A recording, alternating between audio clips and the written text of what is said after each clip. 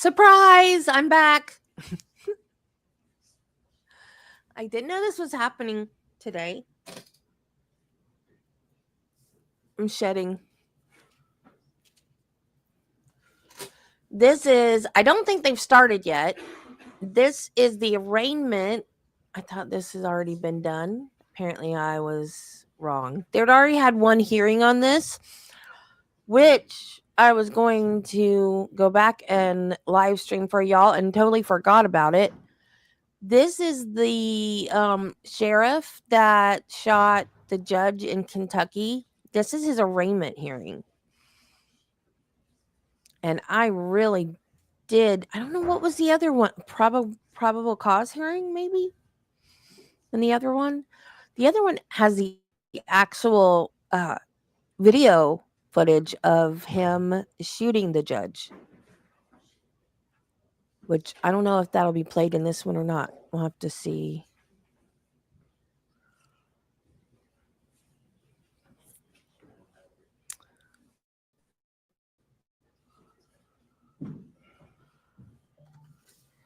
See, when they're Florida cases, they're easy for me to find information about them and when the hearings are going to be and whatever. When they're in other states, it's hard for me to get into the documents. Like the Karen Reed documents, they have a great big stamp across them in red. I mean, I can see them, but they have this big old stamp across them. If you guys don't mind looking at a red stamp, I mean, I could still read them, but. And I didn't try to get the Kentucky documents. I guess I should at least try for those. But the Karen Reed documents, you have to pay if you want like the clean version without the stamp on it. Someplace else I tried. I can't remember where that was.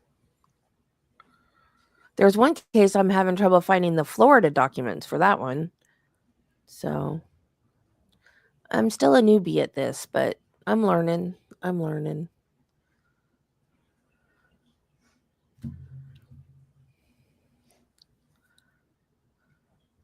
Any day now.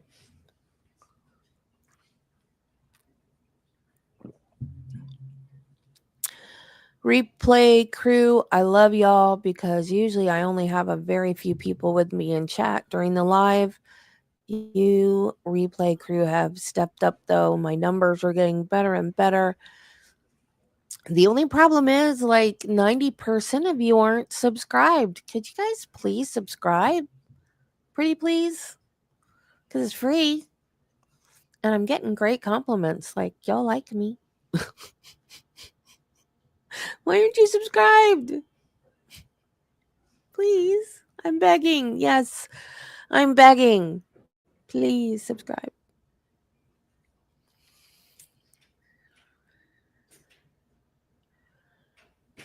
I think this is going to go to trial. Like, even though it's on video and it's very, very plain that, I mean, like we saw it. There's no way he can say, I did not do this because we saw it. But I feel like, what's it called? An EED defense? Is that really a legal defense? Like I hear it on, who's that? Maybe that's his wife. I hear it like on Law and Order all the time, right? Extreme emotional disturbance. So apparently they were out to lunch, the judge and the sheriff, because they're good friends.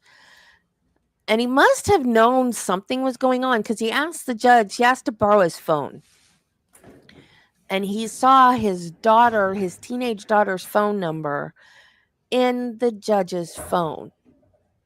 And I guess there was some talk and they were like, well, let's go talk about this in private. So they went back to the courthouse, went into the judge's chambers, and they sat down and were talking. And then that is when the shooting happened.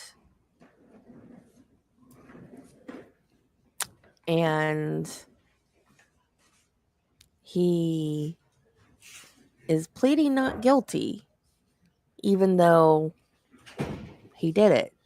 And we clearly see that he did it. So I think that's what they're doing. They're going for like an extreme disturbance. Because, and you know, if he thinks that the judge is doing something inappropriate with his daughter, I don't think that he would care that that's going to put him in prison. Like, I know, not personally know, but I have heard about fathers that would do that, not care that they're going to go to prison, but they're going to do whatever it takes to keep their daughter safe, you know? So maybe he just is like, you know, try to get me manslaughter or whatever, so I don't spend the rest of my life in there or get the death penalty or whatever, you know? I don't know.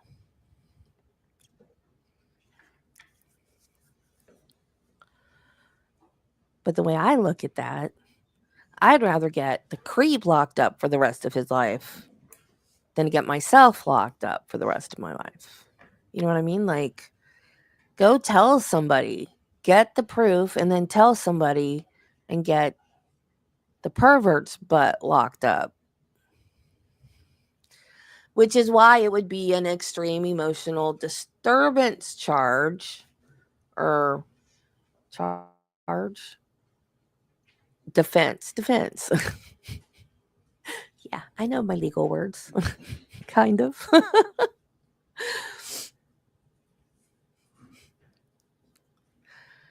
Any day now. Oop, I'm sorry. Headphone wearers, did I just blow your eardrums?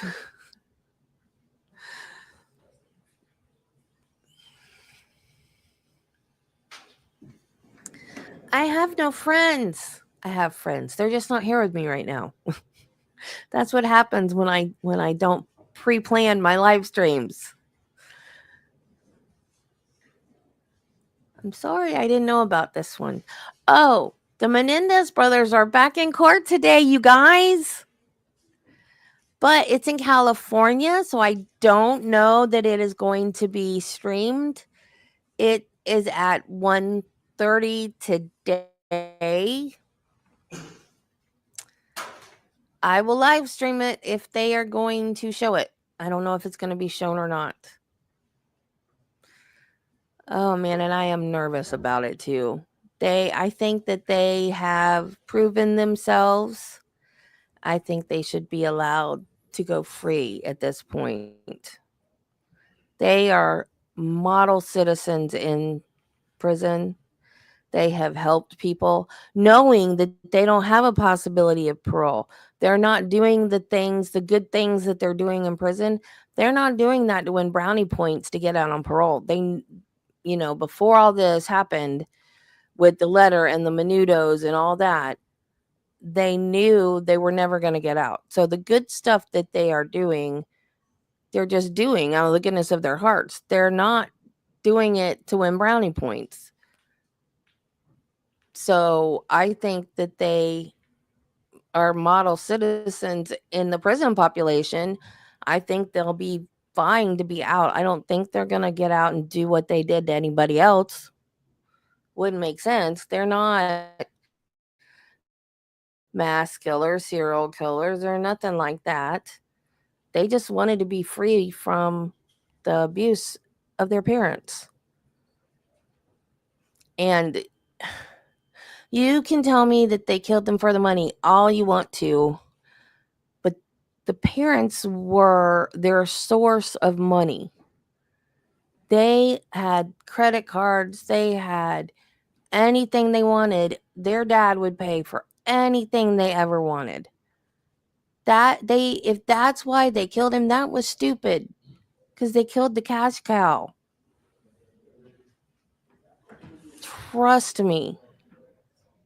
Trust me, I know, because not rich. My dad was not rich, but he was well off. He even left me money in a trust. For 10 years, I got so much money a month. and it's gone now. And believe me, it makes a difference when they're alive versus when they're dead. That money does not last forever. The money they leave behind does not last forever. That's him right there. That's the sheriff. That is our defendant. Big guy. He could have just beat the crap out of him and just let him be a huddled crying mess in the corner, and then walk out and say, that dude did whatever to my kid. I mean, he still would have had to face the consequences of beating him up, but it wouldn't be these consequences.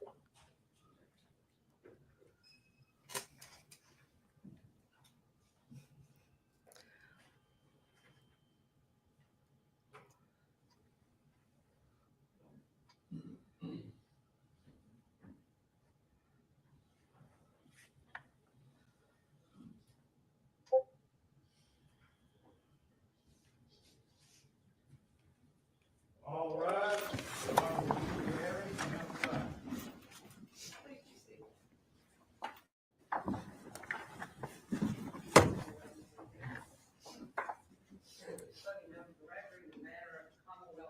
Shawn Stines.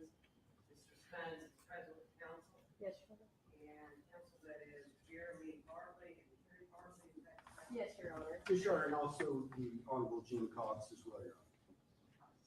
All right, how are you? Thank you. Now, Commonwealth is represented this morning by Mr.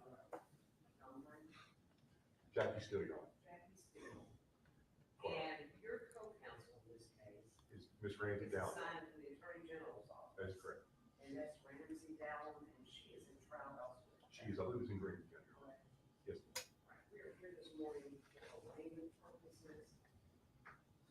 All right, counsel. Why doesn't the judge have a mic? We have, Your Honor, we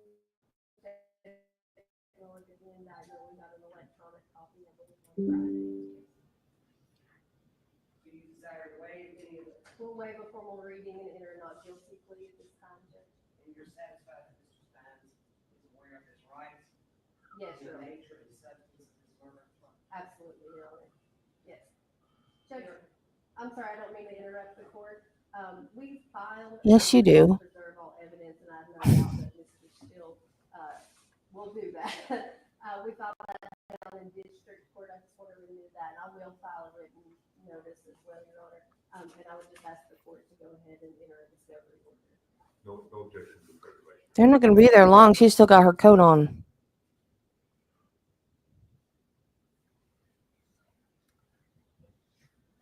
And in terms of the discovery order, I understand that it is your intention to deliver discovery to defense counsel within 7 to 10 days. That is correct, Your Honor. Ms. Dowling actually has that. We didn't know when the arraignment would be and didn't have opportunity for me to get it from her. Fantastic. That works for us, Judge. All right. No entry will be of not guilty. You will note, counsel, my original intention in this case was to review bond for purposes of issuing a warrant of arrest. Yes, Your Honor. And in this case, I went ahead and set a no bond. Yes, Your Honor. After significant consideration, given the implications of Marcy's law, community safety concerns, security concerns, the fact that the defendant is in fact charged with capital offense, together with provisions of Rule 402, paragraph 1, the defendant shall not be admitted to bond at this time.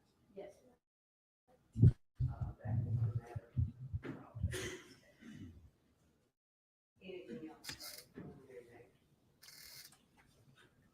Man, you can't even give him house arrest. Oh, absolutely. Absolutely, Judge, and I believe that my understanding was that the court simply doesn't want to take up bond at this time, but we can still file an adversarial bond. You have every right to file for that serial bond hearing and that without any more funds for the trial judge to check. Anything else? No, Your Honor. No, if we go.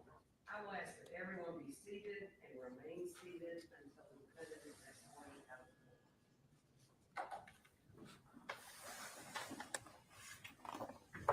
Sir, may we be excused? It's fine if things go directly.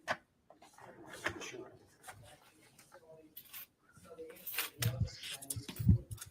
I kind of feel sorry for the guy. I know shooting and killing somebody is wrong. I know that's wrong. I'm not saying that what he did was right. Okay. Not saying that.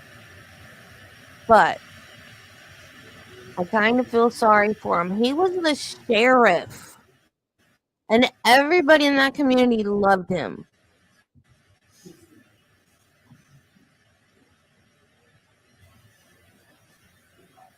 I'm waiting to see if there's a date for the next hearing. But maybe we're not going to hear it because of the white noise.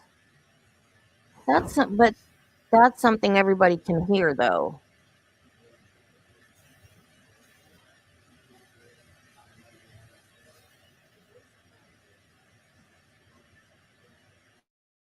Oh.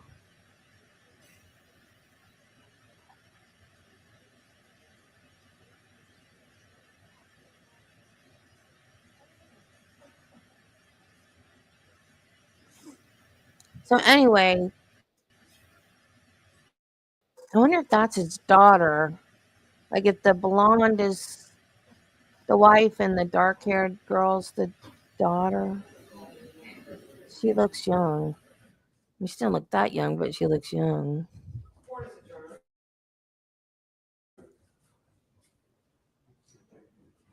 Oh, did she say court is adjourned? There's no date for another. No, like, I know what he did was wrong. But what do you do when you find out that this older man has your teenage daughter's phone number in his phone? So you're the sheriff. You're a good guy. Everybody in the community loves you. It's a small community. Everybody knows you. You're a good guy. You have a good reputation. Great job. Great family.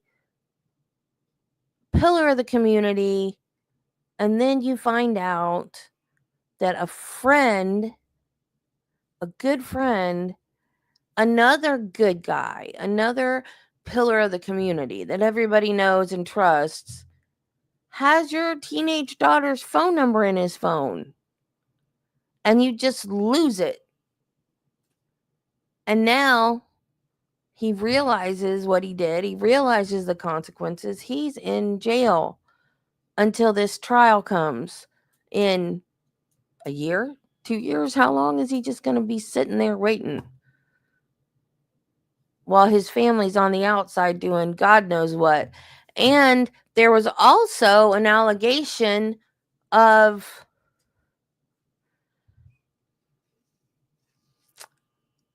I think it was one of the deputies that does like the bailiff.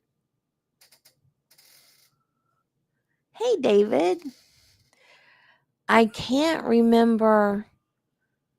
See, I was going to do an episode on this whole thing.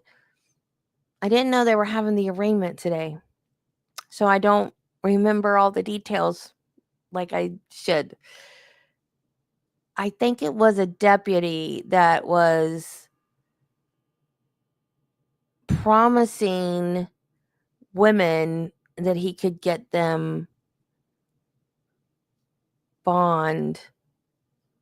affordable bond if they would sleep with him.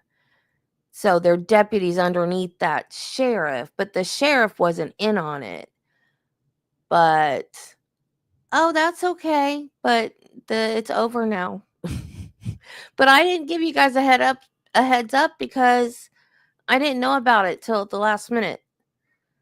because it's in Kentucky and I got to look and try to figure out how to know when they're having their hearings on this one. But let me go back and find the first one where they show the video of what happened. But yeah, I was just saying, I mean, I've been sitting here with no one in chat, just saying my feels about this case. I think he should be punished. Like, yeah, he killed a guy.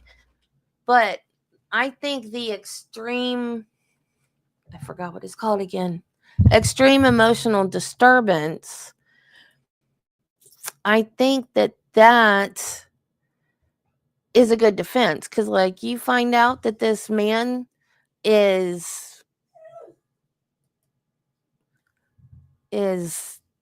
got your daughter's phone number in his phone, like, what are you gonna do?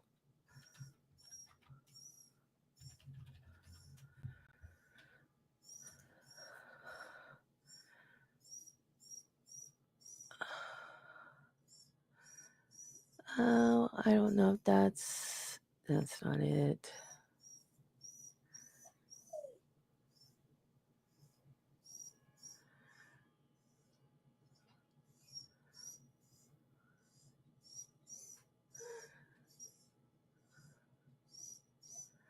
I don't know where it is.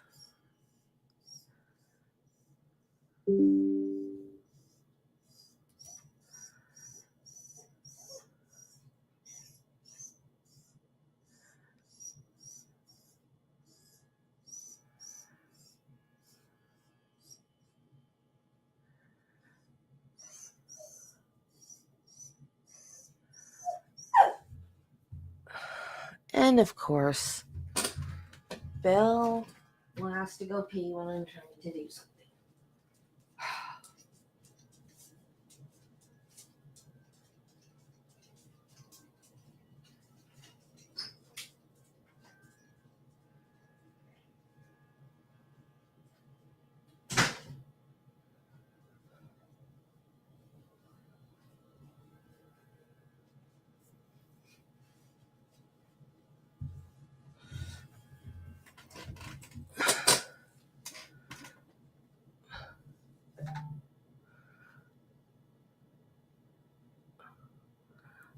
Oh, happy birthday, David.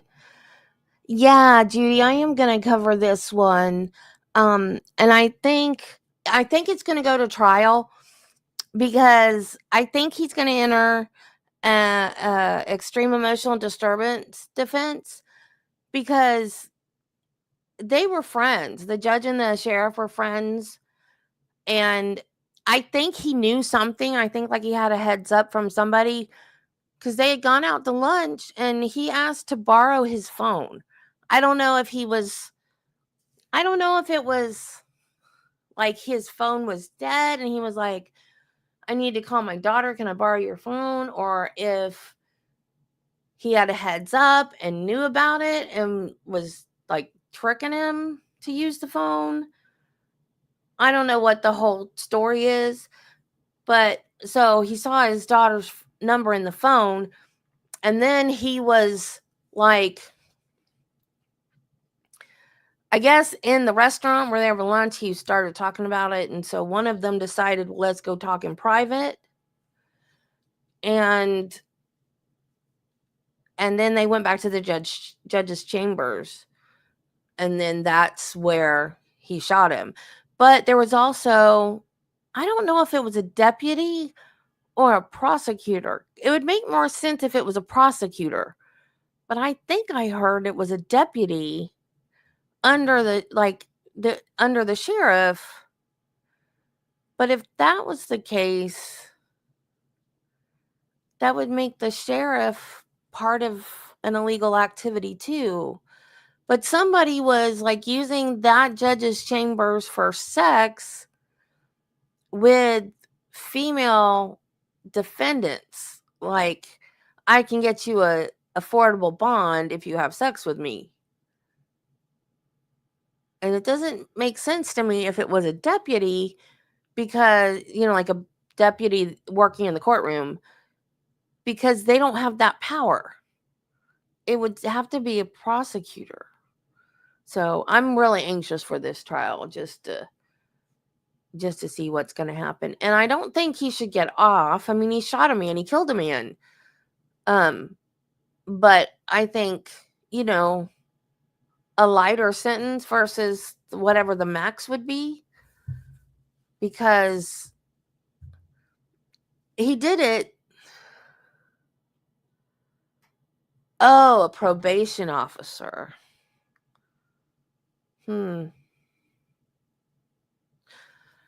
Well, I'm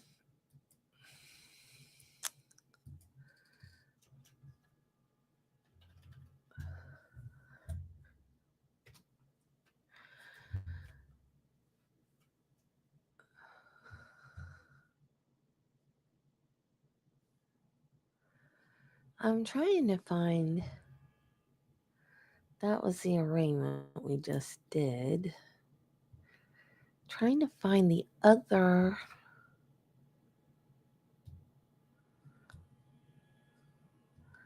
That's not it.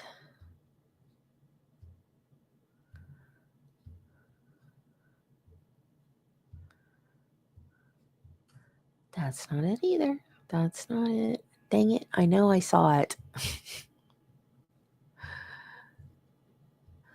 So I don't know if that case, the bribing for sex thing, I don't know if that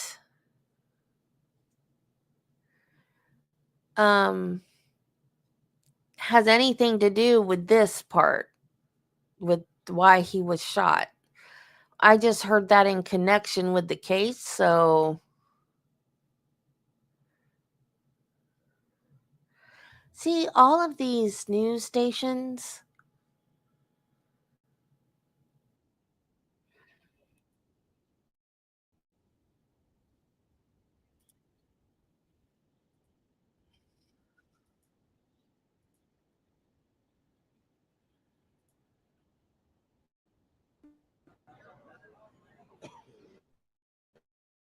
they're all going live. This is outside the courthouse where the Menendez brothers, they're not going to be there. They're appearing by Zoom. So I guess they don't live stream stuff in California, right? But all the channels are going live, and it's 10:30 their time. So that's 1:30 my time, I think. It's 3 hours difference, so 10:30, 11:30, 12:30, 1:30, right?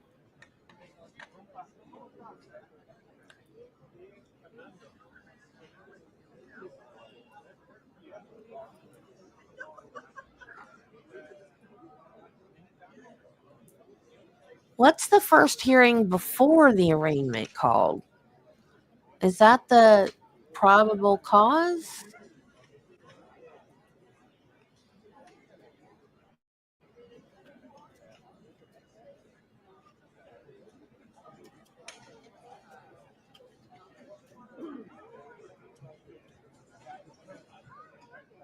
Oh, yeah.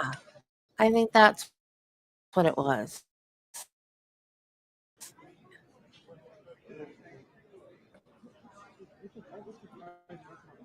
I found it, I think.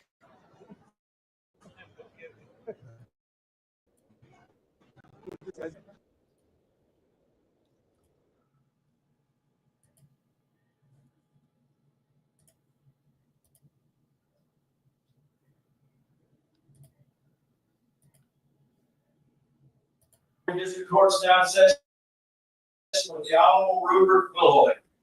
Thank you, sir. You may be seated. Call the case of Commonwealth versus Shawn Stines, 24F-147, on for preliminary hearing. Is the Commonwealth ready? Yes, Your Honor. Is the defense ready? Yes, Your Honor. All right, call your first witness. Commonwealth's plaintiff's name. That's a All different right, let judge. Mr. Neighbor, if you would. So which judge is going to do the Raise your right trial? hand for me. You swear affirm the testimony you're about to give is the truth, the whole truth, nothing but the truth, so help you God. Yes, sir, I do. Thank you. You may be seated.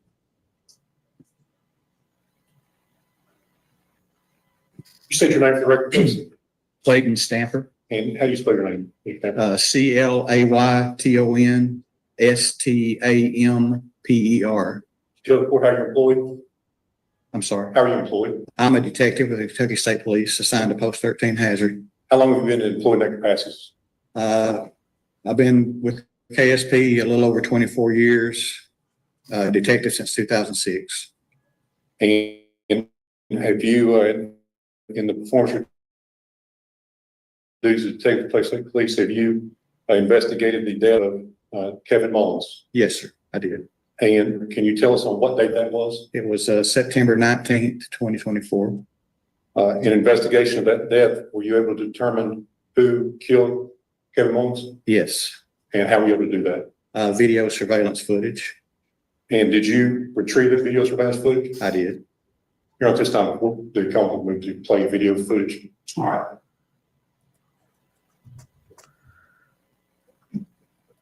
Sure, I will object. You can approach. Yes, approach the bench.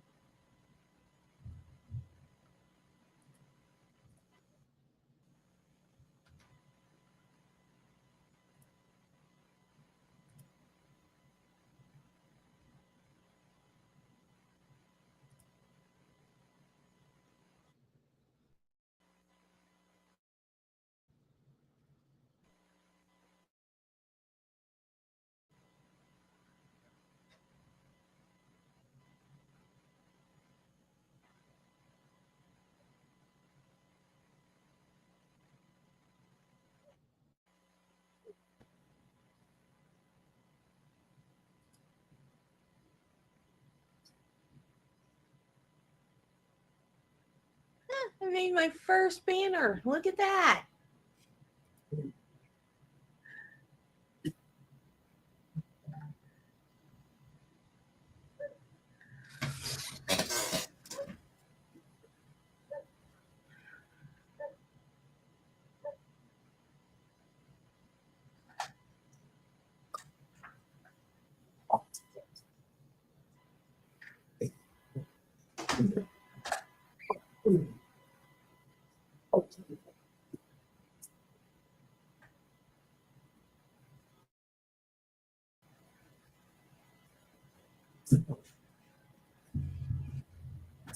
You ready to proceed? Come through. All right, we'll do that.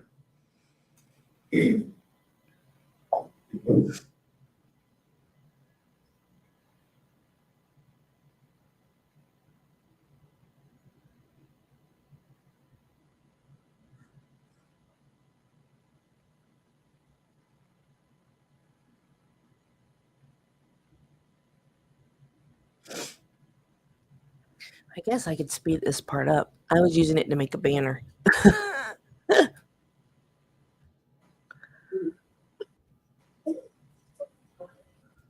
Portion of the video.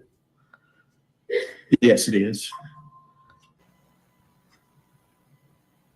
Was Sheriff Mickey Stines and Judge Kevin Mullins. And also, who had the firearm? Sheriff Stines. And then, judge was also in his black robe. Yes, Do you know what portion of the courthouse that is? that is the judge's chambers And where's that located at, physically located? in the Letcher County Courthouse. It's all having on. Like cross-examine the witness. Would you? Did they not play the video? That was a short clip that was played there. How long do you believe that clip was? Did that they we just cut the watched. clip out? Yes, Just 10 seconds, 15 seconds. to 15 seconds. In fact, the video that was taken in the judge's chambers between the meeting between Sheriff Stines and Judge Mullins, it's my understanding that video lasted much longer, correct? Yes, Okay. And have you had an opportunity to review the video I have. of the prior incident? I have. And can you describe for us what happened immediately prior to the clip that we saw? Sheriff Stines uses his telephone to make some phone calls. He then borrows Judge Mullins' cell phone and appears to make a call on that. And that led to what you just saw. Okay, so it's my understanding there were some people who were having a meeting with Judge Mullins prior to the sheriff's entry into the chambers. Is that correct? Yes. Have you identified those witnesses? I don't know the names of them. There's about approximately 4 people in there. Then Sheriff Stines enters the judge's chambers and everybody else clears out. You don't know their names? Not right off, no. Have you prepared a report? In the process, yes. You're in the process of preparing a report, Yes, a lot of information. but you've not spoken to any of those witnesses? I'm not directly, but they've all been interviewed. There's recorded interviews of those people in the case. Okay, so other officers have spoken with those 4 witnesses? Yes. And what is your understanding of what those 4 witnesses have said? I don't recall. You have no idea what they said? No.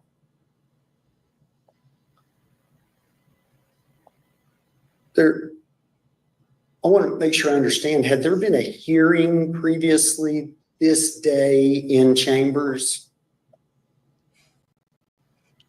In the courtroom? No, in chambers. I'm sorry.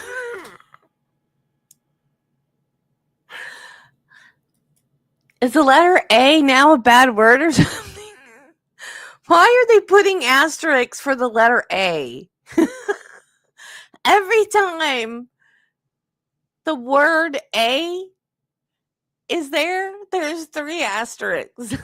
I'm sorry. The closed captions are distracting me. I know it's a serious case. It's just, Judy, you missed my live this morning when I was talking about my weird sense of humor, but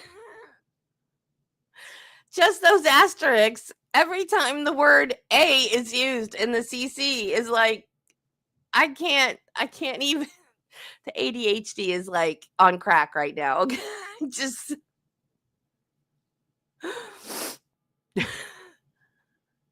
Not that I'm aware of. Okay. And so there's a video camera that is running in the district judge's chambers. Is that on all the time? It's my understanding, yes. And have you spoken with anyone about why that may be? No. I mean, there's cameras throughout the courthouse. Well, fair enough, but are you familiar with district judges' chambers normally, how they're set up? No. I mean, some of them have video surveillance and some don't. Right, but This one does. generally when they have surveillance, you'd agree with me that that is utilized when there is a proceeding going on in chambers, correct? It could be, yes. Okay. And I mean, I'm just asking you, so this video didn't have an audio recording to it, correct? There's no audio. Outside of once the 4 people that were inside that we don't know their names, once these 4 people had left the chambers, were they in an area adjacent where they could hear anything that was going on? Yes, I believe some of them did remain in the next room. Okay. And what did they tell us? Do I? What did they hear? I've not been part, I wasn't part of those interviews. Okay, so if I'm understanding correctly, you're prepared for a preliminary hearing on a murder and there are witnesses in an adjacent room. They heard Now, gunshots. please, my question, please. Yeah, please, that's the question. Thank you, officer. So you are investigating a murder and testifying in a preliminary hearing, and there are witnesses who may have overheard what preceded this edited clip. Yet you can't tell us today anything that they said? I've not personally listened to those interviews. I've talked to the other officers that did those interviews. Fair enough. And I mean, we're here at a preliminary hearing, as you know, that you can testify to hearsay. I'm asking you what they said. They heard gunshots. Okay, Officers who was did there the any interview? statements that we overheard? No, Were there raised voices? there, one person stated that she didn't recognize him as being Judge Mullins' voice, but heard somebody say, help, help. It's every time it's Presumably court. that would be after the firearm was drawn or shot. Objection, Your Honor. I would draw, Judge. Okay, so is there any testimony that you can give us today about any statements or arguments or the content of that argument prior to the shooting? No. So hearsay is allowed in pretrial hearings. Is that what he just said? I want to ask generally, so did you process the scene?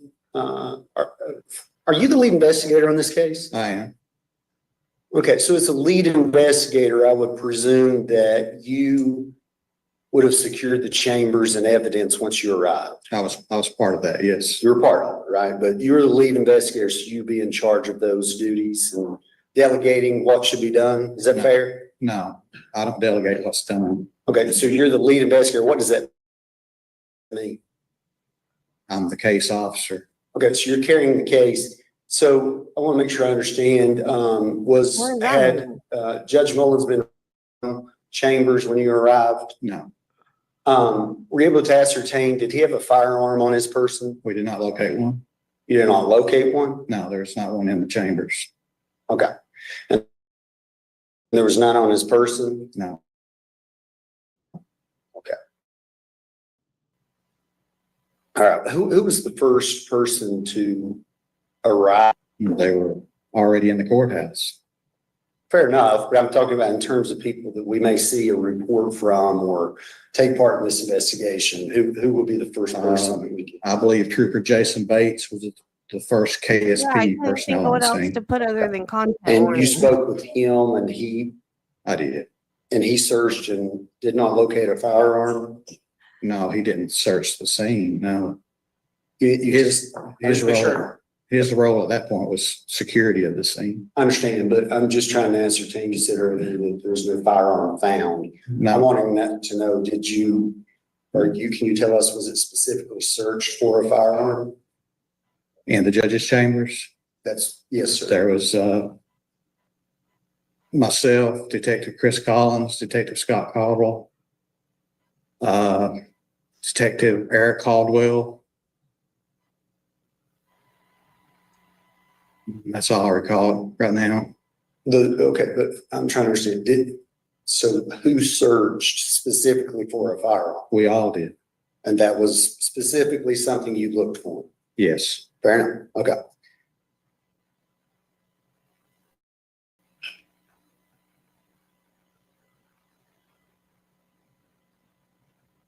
Of course, your investigation, did you ascertain that prior in the day, there had been a lunch meeting between Sheriff Stines and Judge Mullins? There was. Pardon? There was. Sorry, I couldn't hear your response. I wasn't being.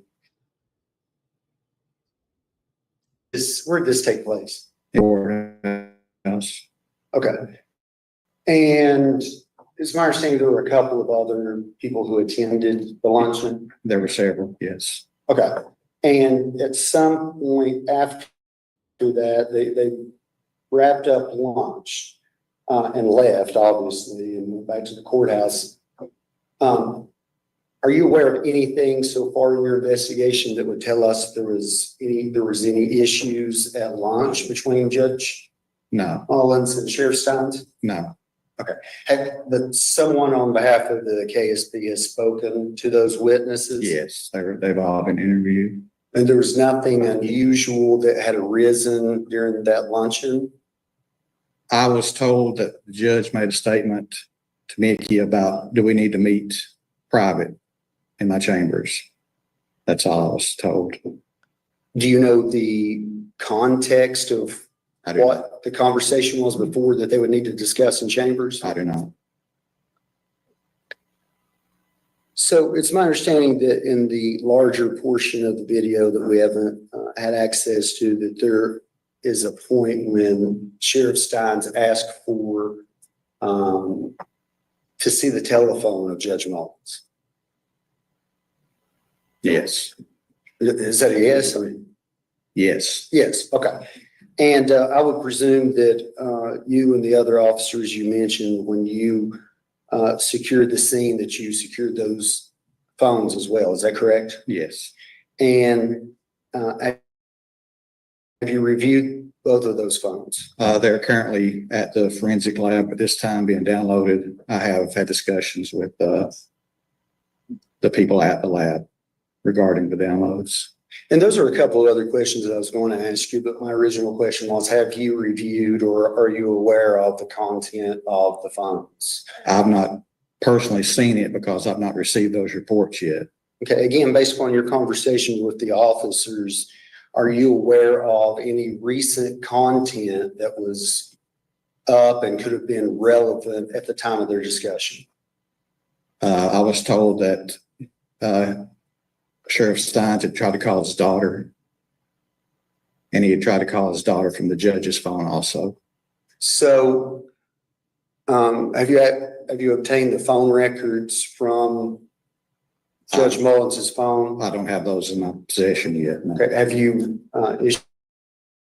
issued a search warrant for them? Yes, Okay, and have officers confirmed that the sheriff's daughter's phone number was on Judge Mullins's phone?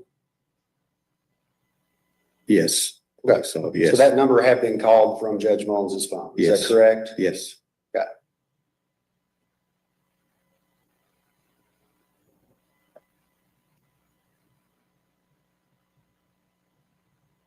So we don't have a viewing of what transpired during that exchange of phones. But based upon your review of those moments prior to, when Sheriff Stines observes that cell phone, was he previously seated? Yes. Okay, so in the clip we saw, he was standing the entire time. He was seated in front of the judge's desk. And he looks at the cell phone. What is it? Can you describe his reaction in the video that we haven't seen? Whose reaction? Well, the sheriff. You can't see his face in the video. Okay. But is it clear that, does it appear to you that, let me rephrase this. Did he stand up after Yes. looking at the phone? He stood up. And how long after he looked at the cell phone and stood up did this occur that you played? Did you make the decision as on edits today for what you were going to present? In terms of, did you make the edit or determine No, which portion of the video we were going to see today? no, sir, I did not. Okay. Both cell phones have been sent to the Kentucky State Police forensic Yes. team, is that correct? Yes. Have you gotten any early report on what was found? No. Were both phones still on the desk when you arrived? The judge's phone was on the desk. Sheriff Stein's phone was on his person. Okay, so are there photographs of, was the phone locked at that point or was it still open? With both of you asking about both of them or? Well, first let's talk about, that's fair. First, I'm talking about Judge Mullins, is since it was the one that was still on the desk and presumably nobody touched it prior to you securing it, correct? No, So, yeah, so I would like to know about that. Have you ascertained what was currently open on that cell phone? no, I don't know at this point. You don't know. No, Okay, do you think that will be important to learn? Yeah, yeah. I hope to learn that when the report's ready, yes. Okay. But as of today, you can't tell us No. what was currently open on the judge's file. No, sir.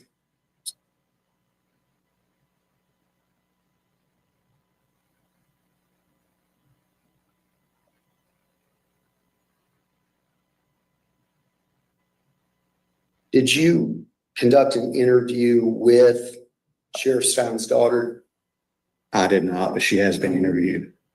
Are you aware of who was present when she was interviewed? Lieutenant Randy Combs and Detective Anthony Trotter. Okay. And she was interviewed with or without her parent? With, So her parent was present at the time you interviewed her? yes, I believe. I wasn't there, but yes, I think so. The law enforcement has not spoken to her without the parent present? Not that I'm aware of. Did the Kentucky State Police obtain her phone? No, You intend to obtain records for her cell phone number? possibly, yes. Do you believe that that will be soon that you'll do that? Could be, yes.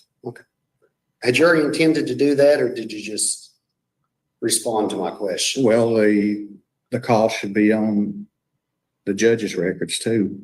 Well, I understand. And she's that. made statements about what occurred during those conversations. I understand that, but I would presume that, have you ascertained whether Judge Mullins also had apps that stand outside of phone records?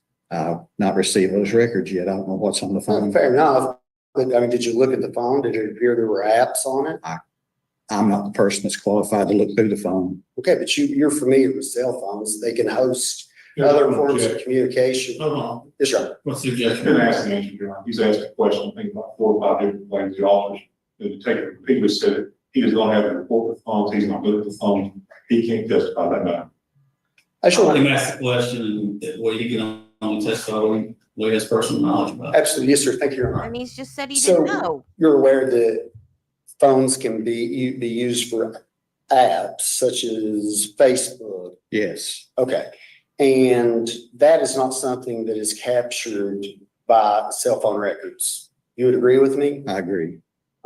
So in light of that, although the records may be mutually the same, right, the same between Judge Mullins' phone and the sheriff's daughter, do you believe that you could also ascertain other information from the cell phone app content? Are you asking what apps are on the phone? Yes. Well, that was my original question. I but don't know thought you did know. without, I've not received that report yet. I don't know what apps he had downloaded on the phone. If he has social media apps, do you intend to? That could lead to additional search warrants, yes. If you would, officer, please let me finish before you move forward, and I'll try to slow down a little bit as well, okay? Sure. Thank you, Trooper. Have you determined whether there were any previous issues, personal or professional, between Sheriff Stines and Judge Mullins? I've heard, Have you heard?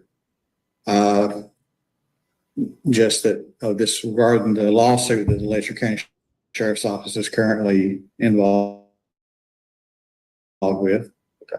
The lawsuit that involved ultimately Chambers, is that the one you're referring to? Yes, Okay, and the subject matter of that lawsuit, the Chambers area, that's the same Chambers in which this occurred, is that correct? I'm not familiar with the details of that case that the lawsuit resulted from.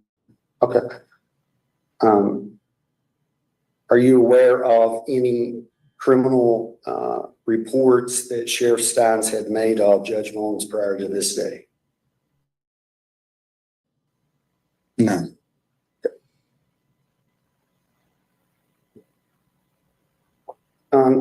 Did you personally observe Sheriff Stines following this video? Did I personally observe him? Well, Did you meet with him? Did you talk to him after? he was in custody when I arrived at the courthouse that afternoon. All right, and at some point, did you draw any observation about his demeanor? He was mostly calm, I thought. I mean, I talked to him, but he didn't say nothing about why this had happened. But he was calm. He was kind of afraid that basically all he said was, treat me fair. That's basically the comments he made. Okay. Did he also make a statement about, I didn't see it in the citation here, but somewhere along the line I saw a statement being attributed to him about protecting his family? I wasn't present, but when he was taken into custody, I was told by one of the other officers that were there that he made the comment, they're trying to kidnap my wife and kid. Oh.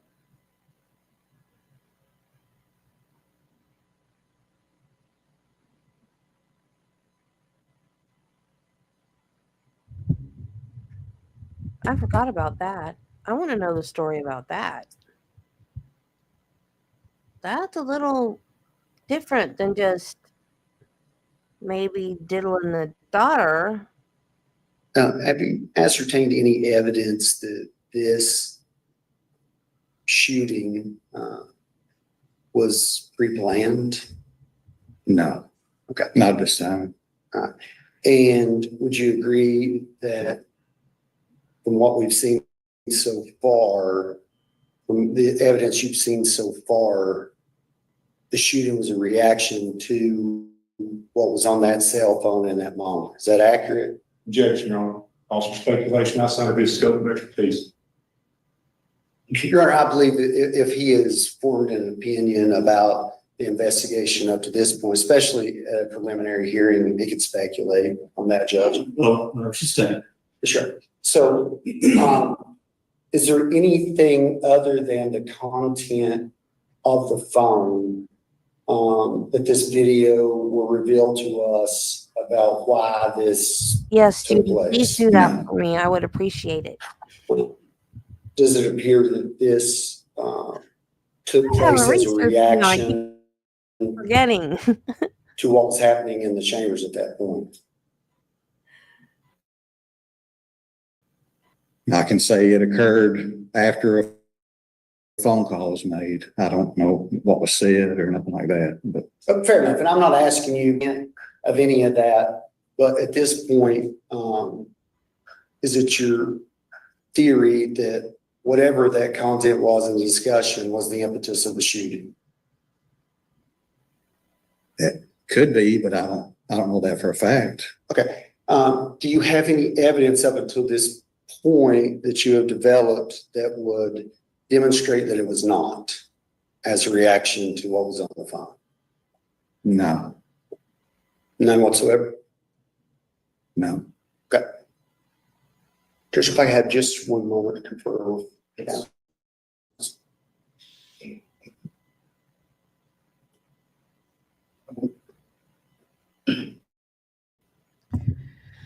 Judy, are you in as the gavel drops Discord group? I think that's what it's called.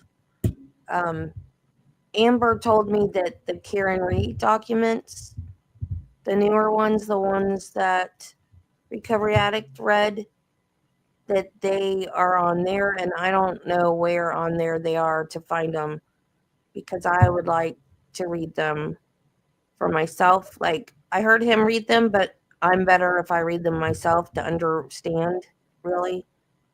And then I would also like to do them on my channel as well. So if you could find those for me too, that would be wonderful.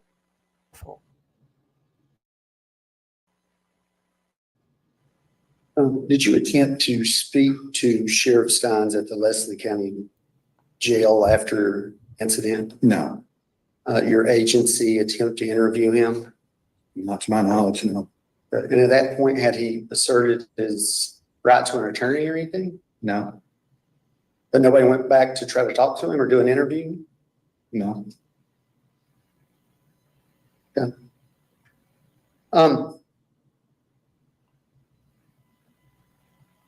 think I have one other question. In addition to cell phones that we've discussed, the cell phone of Sheriff Stines and the cell phone that you found of Judge Mullins, were there additional phones that you were able to obtain?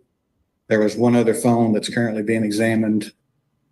And the basic reason it was seized was there was a text conversation between Sheriff Stines and some of his employees with the sheriff's office. Okay, and that was an additional phone of Sheriff Stines. It was a phone of, I guess she's the Letcher County Sheriff's Office. And she voluntarily gave her phone to the person that interviewed her. Okay, and just out of curiosity, what could you explain why that was relevant or germane to your investigation? I didn't conduct that interview, but it was, I guess it was regarding the dinner at Streetside and things that led up to the shooting. But I don't have those results either, so I don't know exactly what was said. Correct me if I'm wrong. I thought when we discussed that earlier that you indicated there was no evidence that the conversations at the lunch. I haven't seen those conversations yet. I've not received downloads from the phone. Right, but I asked you if you're aware of any information that could have been gleaned from witnesses at that meeting. And as I recall, you said no, but there is some information that something was discussed at this lunch. Is that correct? I don't know what was discussed at lunch. I understand, but you obtained this lady that we don't know her name, you obtained her phone in an effort or based on a belief that she would be able to demonstrate what was said at lunch. So you would agree with me, you believe that there is a witness or information that may have popped up at lunch. There's a recorded interview with her in the case, and I'm yet to receive the downloads of the phone, so I don't know what they contain. Okay, well, Dinner and lunch is the same thing in Kentucky. has that phone been sent to for It is. forensic examination as well? Yes. Thank you. Also, that's all I have. Thank you. Just some questions. Is Judge Mullins, he's sent to medical examiner's office for an autopsy. He was. Have you received that report yet? No. Have you had an informal conversation with him regarding his cause of death? Yes. And what was that? Multiple gunshot wounds. The video we showed earlier, that a true and accurate clear copy of what you received? Yes. Probably introduced comes as exhibit 1, Your Honor. Any objection? Ron, I'd ask, of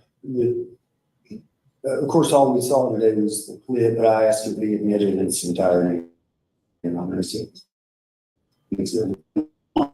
Yeah, I don't think required for probable cause, this established probable cause. I think the entire clip is outside the purview of the his proceedings today. I think you're going to want to see the whole video should check or I'll admit it. Was short earlier. The court. Regardless of shut it.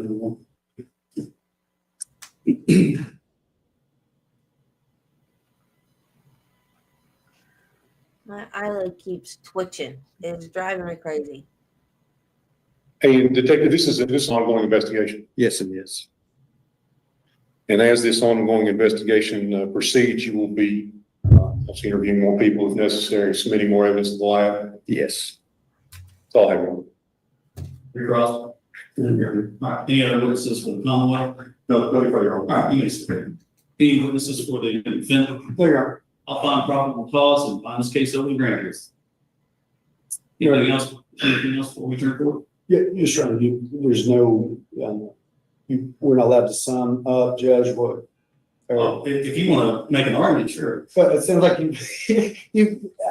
may change your mind, Judge. There's a probable cause hearing, so, but yes, I understand. take your best shot. Thank you, Your Honor. Well, so, murder under our statute, as the court knows, and I'm not telling you anything you don't know, but if there is an issue as to extreme emotional disturbance, then there has to be some evidence that would rebut that. And specifically, when I asked the witness today if there was any evidence to rebut that this occurred as a direct result in the moment of this observation, I don't have none at this point. And I get it's just probable cause, but I think they've established probable cause for manslaughter first, but not murder. Because I've heard nothing that indicates that this is not, an example of an extreme emotional disturbance relative to the phone.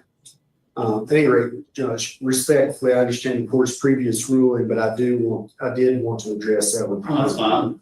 Thank you, Your Honor. I'm going to respond. Thank you, Your Honor. Extreme emotional disturbance is a defense. There's not been a defense presented here at this court today.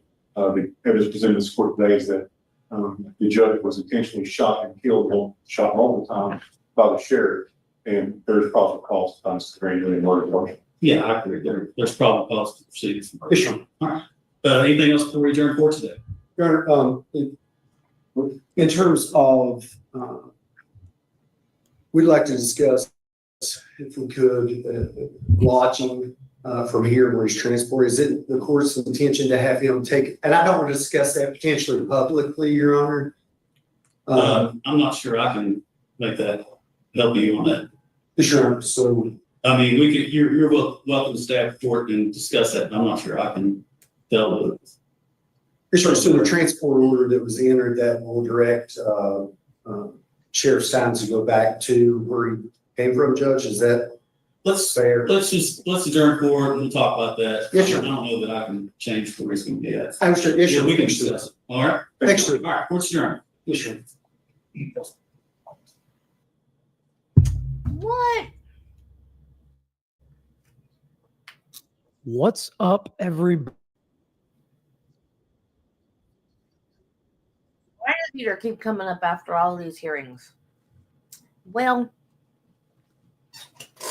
that one didn't have the video in it. Now I'm going to have to find the video. And I'm still waiting for Judy to give me the other half of the thing about the lawsuit.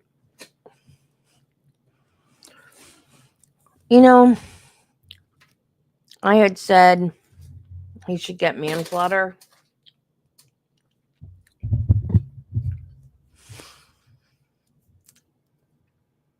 I gotta find that video to show y'all. But he shot him and he didn't get him. And the judge hid under his desk. And then the sheriff stood up and shot over the desk. And the judge was cowering in the corner and he's over the desk. And then he walked around the desk. He didn't stop. He kept going until he got him. So in a way, that is premeditated, right? Because they say premeditation is the time it takes you to pick up something to hit somebody with it, right? So maybe it should be charged second degree or whatever they're going to charge. I don't know. I just know that if somebody's hurting your kid, you see red, at first.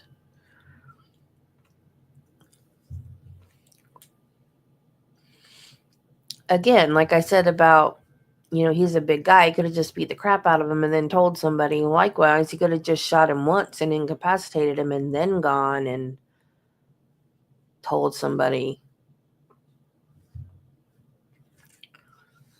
So, Yeah, I put the banner up for the video and then they never showed the video. That was my first banner though.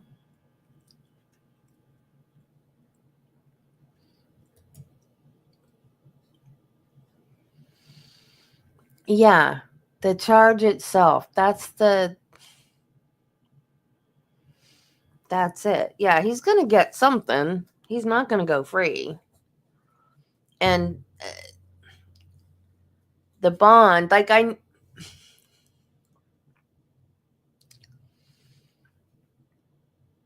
wasn't surprised that he didn't get bond, but I thought they'd at least ask for like house arrest or something. Like they didn't even try to get house arrest.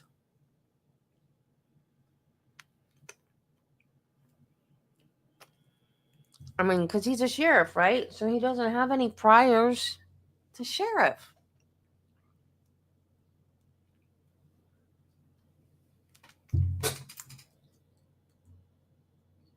I mean, he's going to have to be in protective custody. Is he going to go crazy like Richard Allen did?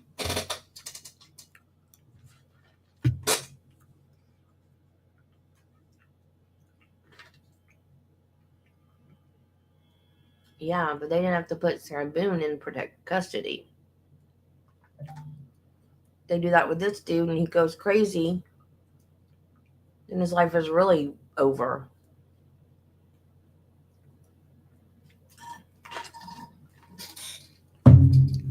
I didn't watch all of Andrea's videos about the Delphi murders, but I watched enough to feel bad for that man.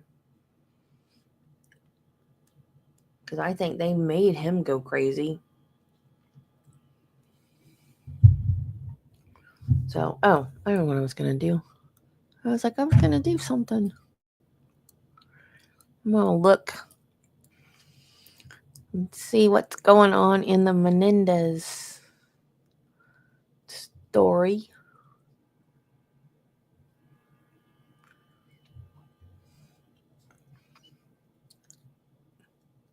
Oh, are you kidding me? There's too much happening today. Oh, dang.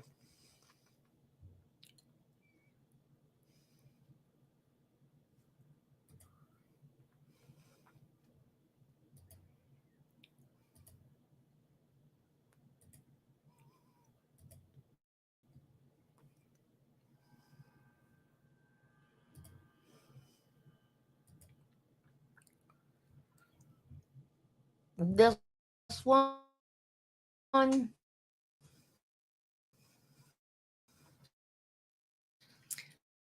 This is the nosy neighbor trial. Sound.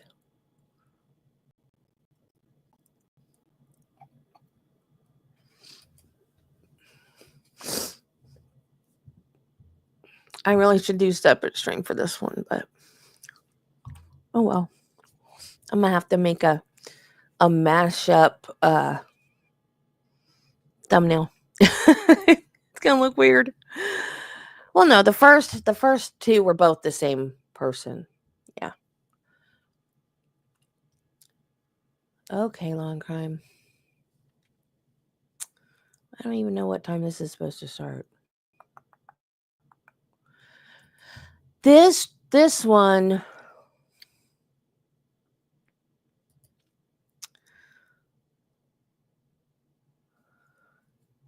started 5 minutes ago. So what time is it supposed to start? 1? It's late.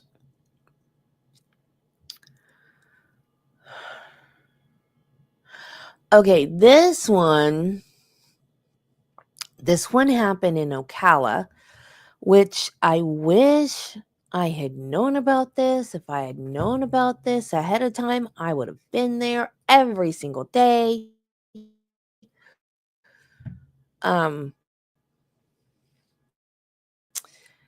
This lady, I guess like a subdivision in Ocala, the house or the property next to hers didn't have a house on it. And the guy that owned that property said the kids could play there. She lived in not a duplex.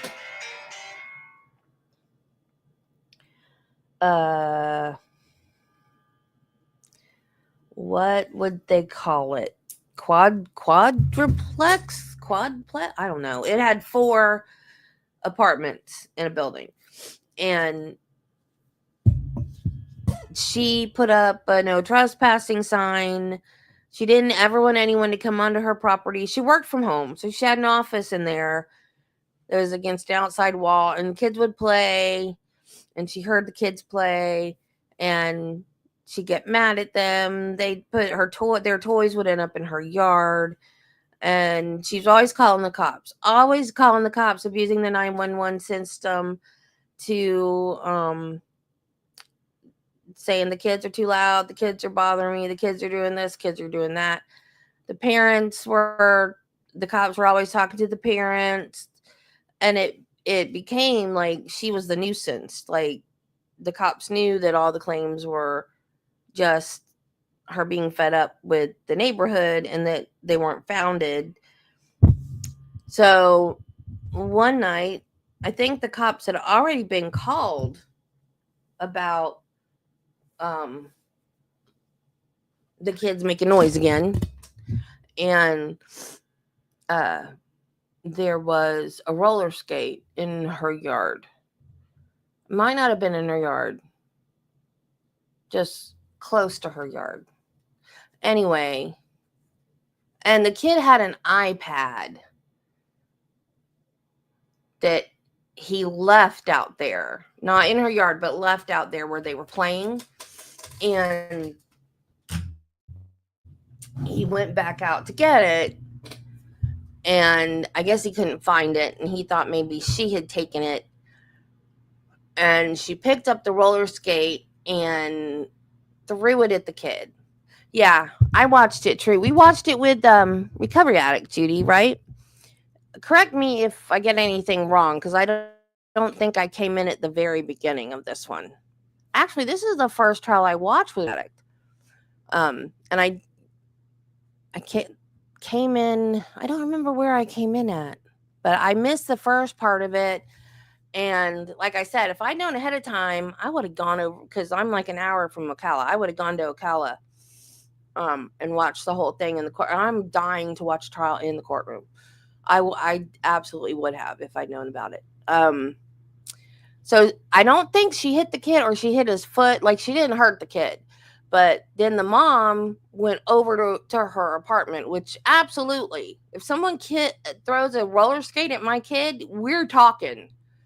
But she was unarmed. She just went over there and wanted to talk to the woman. And the woman shot her through the door.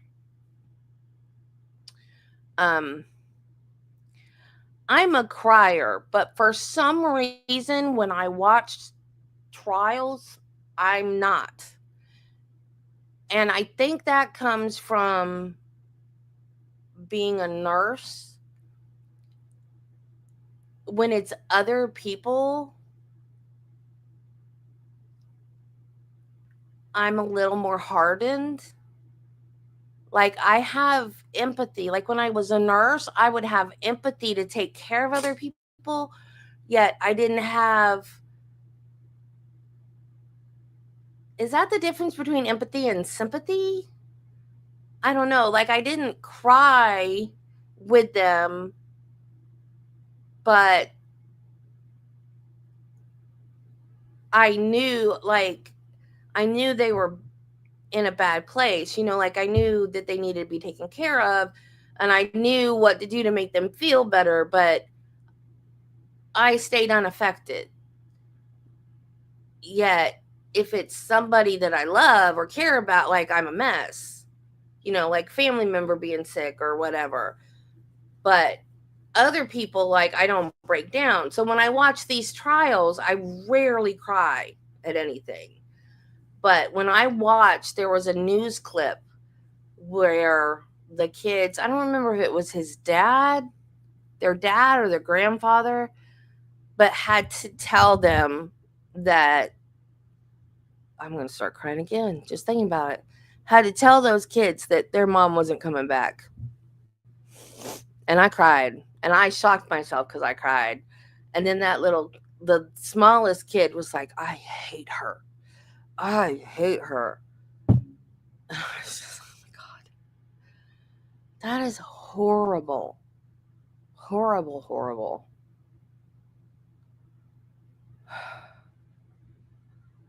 For a little kid to have to go through that, because this woman didn't want to hear the kids playing outside her window.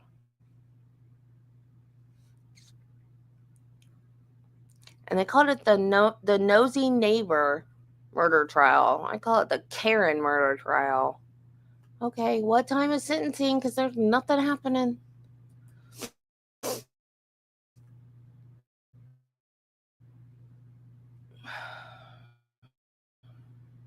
Minutes ago. What time was this supposed to start? Susan Lorincz. Florida woman Susan Lorincz was found guilty of manslaughter after admitting to shooting her neighbor AJ Owens in June 2023.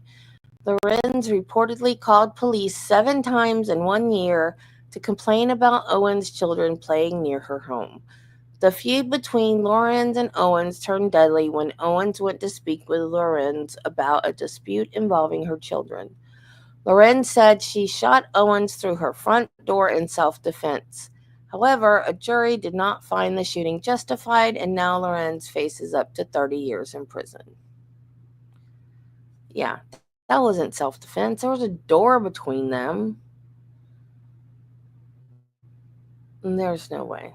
That was not self-defense. Judy, you never finished the second half.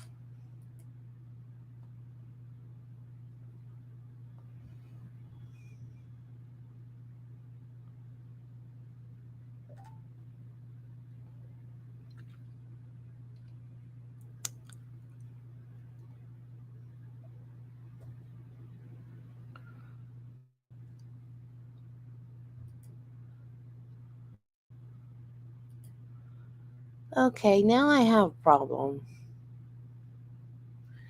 Because if Menendez is going to be televised,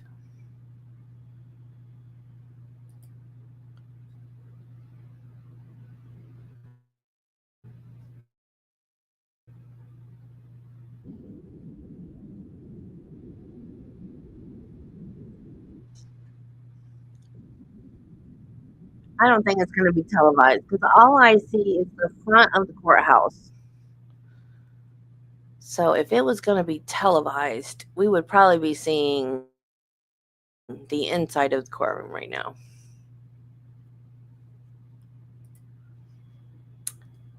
Oh, man. Their sentence wouldn't even be vacated. They'd be on parole. I guess that's better than nothing, though.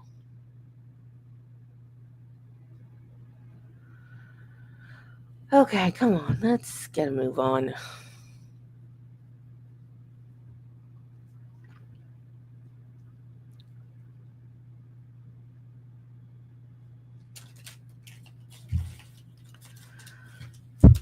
So I started working on, since you guys said you wanted me to tell you guys about Susan Smith, I started working on that.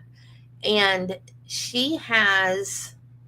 I have got to figure out how to show you guys pictures with StreamYard.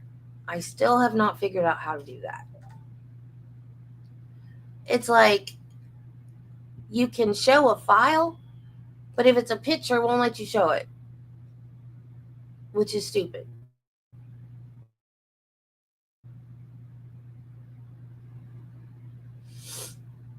But her female defense attorney's name was Judy Clark. She was one of the attorneys for the Unabomber. And she looks like Elaine Bredehoff. They could be sisters. They look so much alike.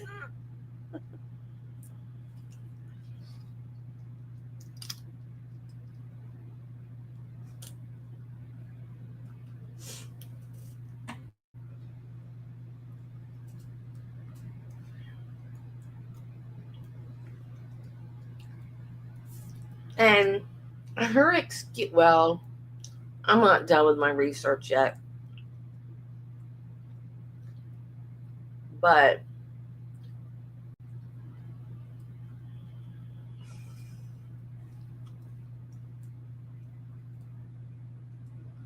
why can't I see it?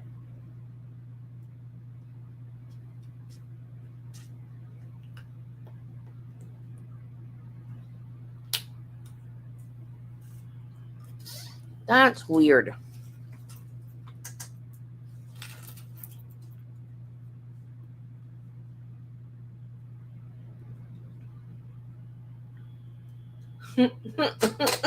It's in throat.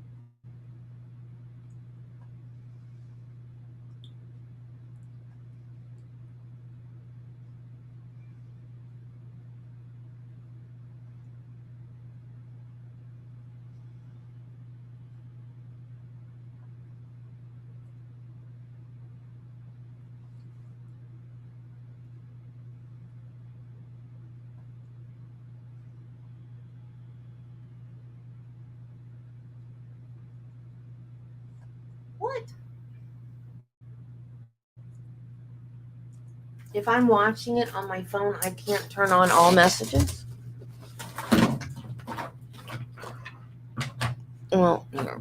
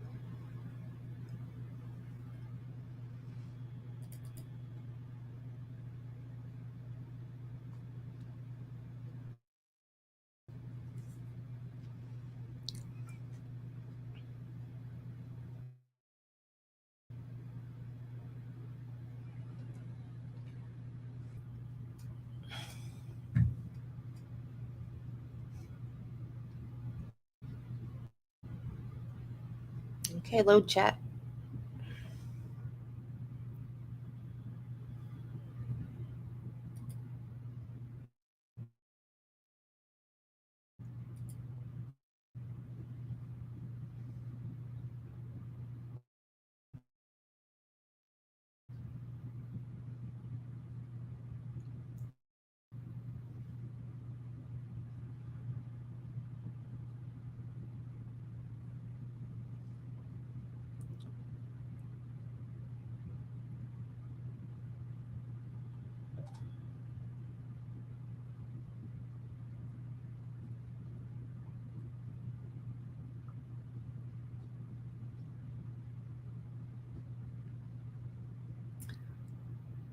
I still can't see it.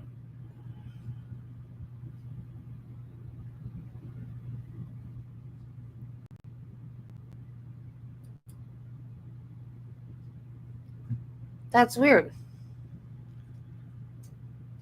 Wait, you reposted it? I still can't see it. That's weird. Maybe YouTube's not letting it go through. But wait, didn't David say he could see it? Somebody said they could see it. I can't see it.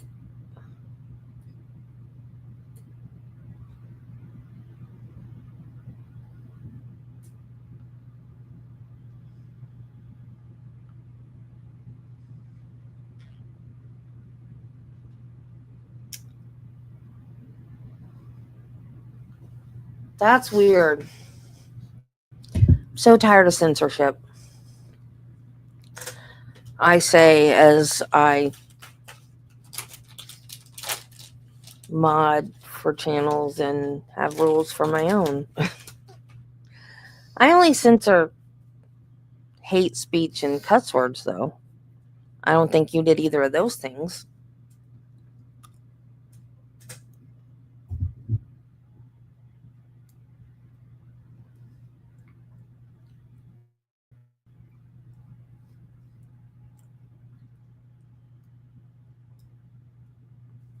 I just saw movement. Come on, you guys. I hate it when courts aren't prompt. I hate being late. I used to be like chronic late, and one day it just, nope. I just see it as rude now.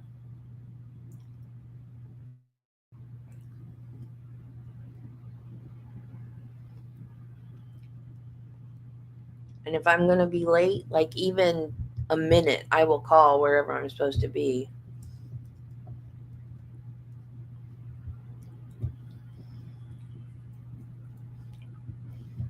Well, was anybody arrested? Did it say anything about, because it was just like, was it a lawsuit by the woman that was essayed? Like a civil lawsuit? Why weren't charges brought against anybody?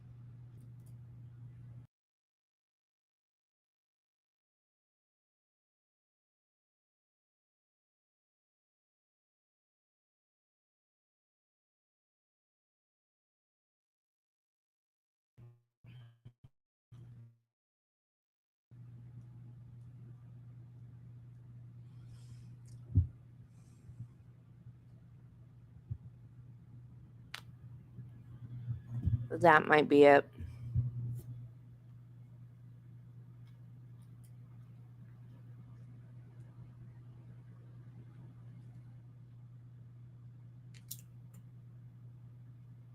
But I don't even have the words blocked yet. I don't know how to do that. You know, where you have the list of blocked words that they automatically flag.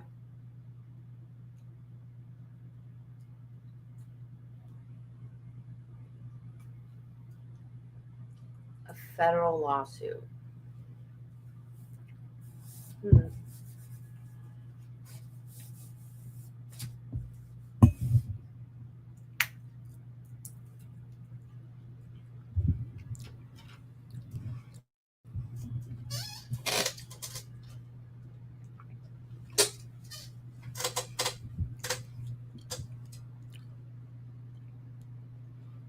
Well, Judy, I'll send you an email. I want to find,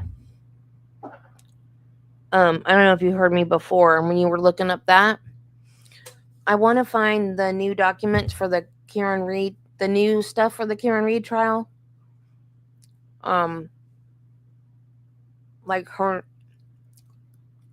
Bev's decision about the continuance and all that. If there is a written one, I know she's got the other hearings that are coming up, but the motions, the ones that RA read, Amber said they're in the Discord,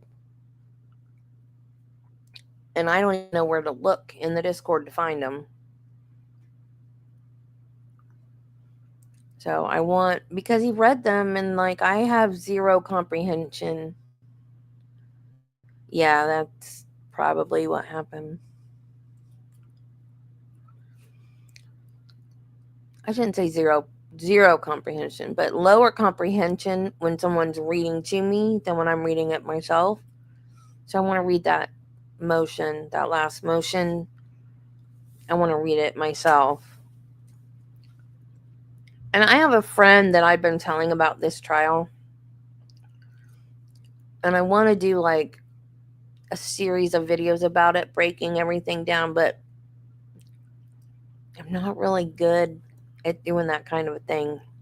I'm good at doing like a basic overview of something. But like, you know, like I've told him about the red Solo cups and the dog and the butt dials and I watched the whole trial, but I'm not a detail person. Like I know like little bitty details I miss.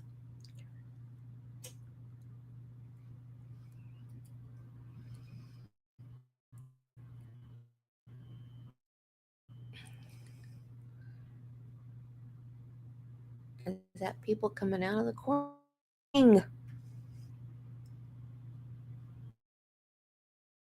Oh, no. No. It's just buffering.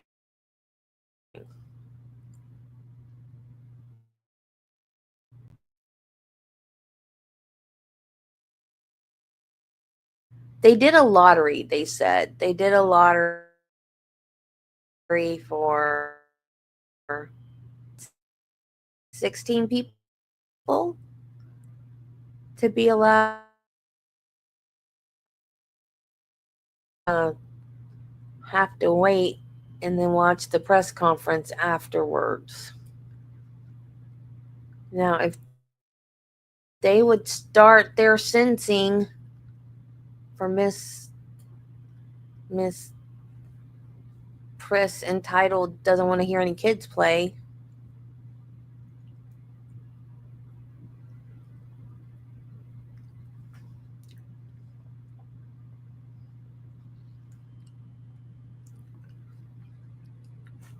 Yeah, I woke up thinking, oh, I'm just going to stream this one little short thing today. And everything's happening today.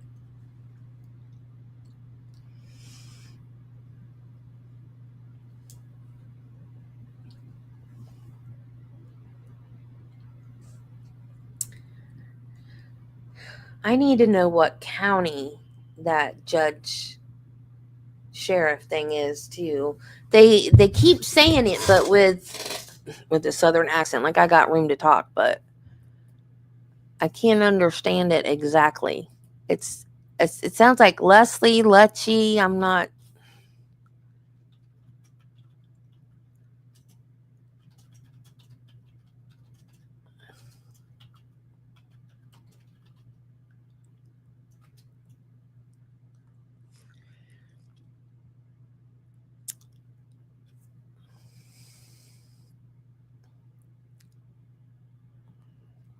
I'm getting lots of articles about. Oh, there it is. Letcher. Okay, Letcher County. Let me see how hard it is to get.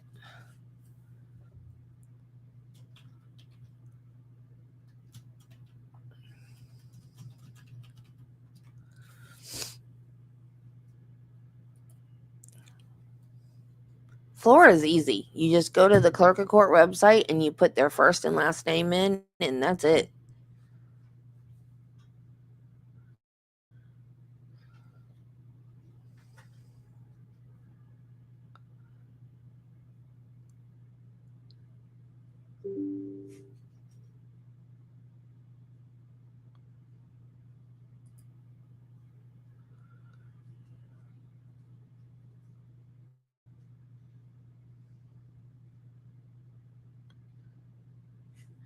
Those are land records. I don't want land records.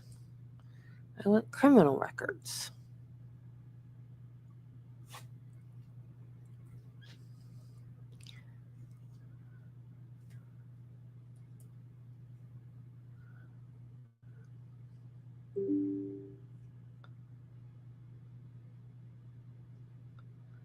Oh, good Lord. More Lori Vallow dramas going on, too.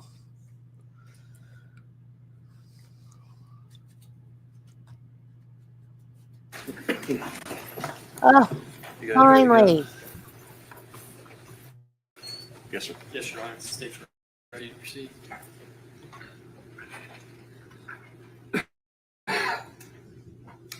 All right, we're here. Number 23, CF 2236. What? Give me 1 second to get this going.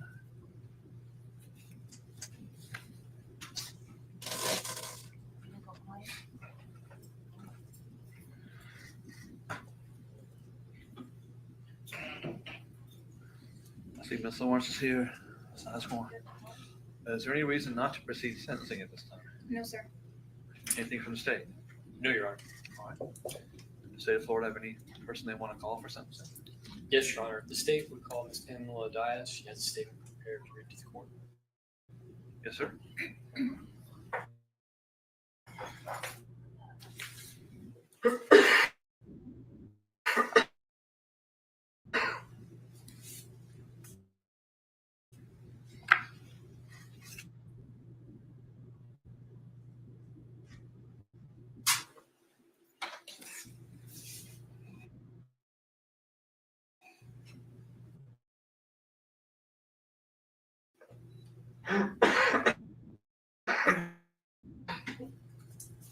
My name is Pamela Diaz.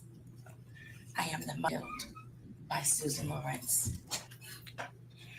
I stand before you with the burden of articulating and conveying the depth of our grief and the trauma that Lorincz inflicted on our lives.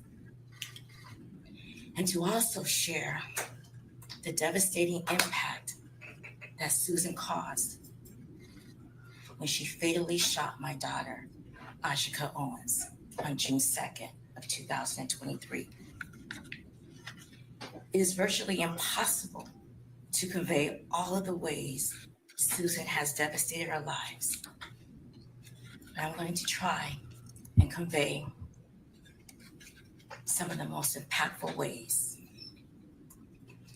My baby girl, my only daughter, AJ Chantrell Owens, whom I gave life to, is gone forever.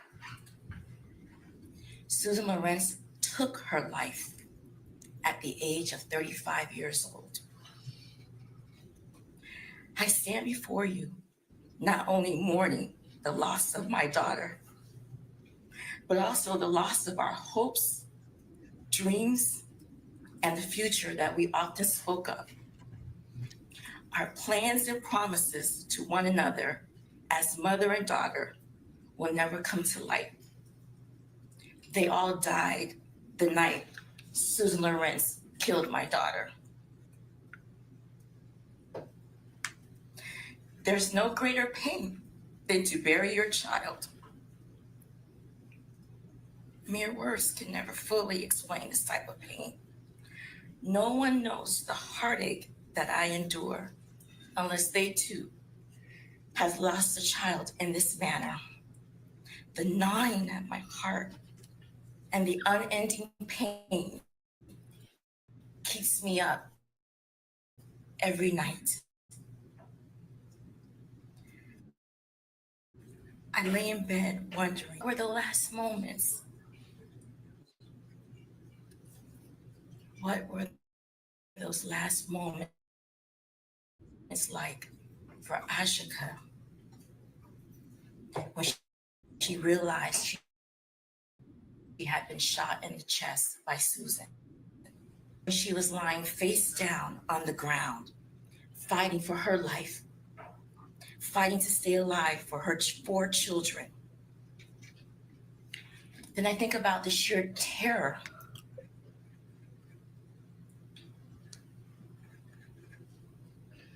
and the distress that my grandchildren went through, witnessing their mom dying at the hands of Susan. I think about the pain she must have felt as she took her last breath. This haunts me each and every night.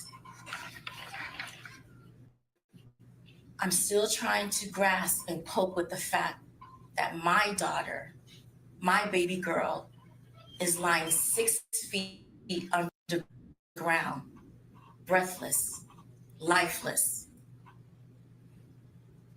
and will never be with us again.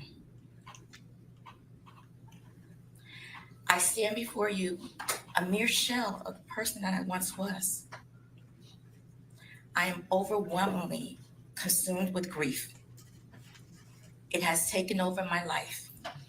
Every hour of the day, I fight back the tears, fight the urge to scream, but I cry silent tears. I've lost that natural smile and happiness and zest for life that I once had.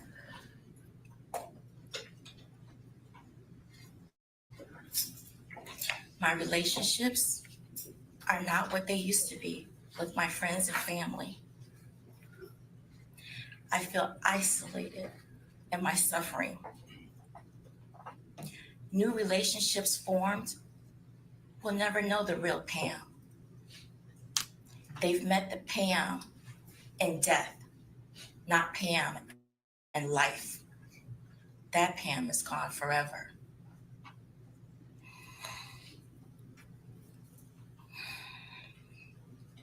Every part of my life has been impacted. When Susan killed Ashika, she took away my freedom, the plans that I had for my own personal life.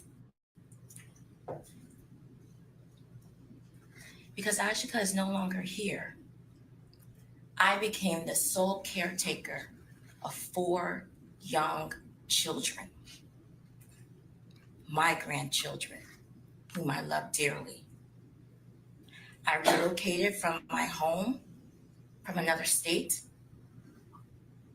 I was forced to resign from a career that I loved as a flight attendant, where I was traveling the world, happy. I lost time from work, and I still struggle to maintain the ability, the mental capacity to concentrate and maintain employment.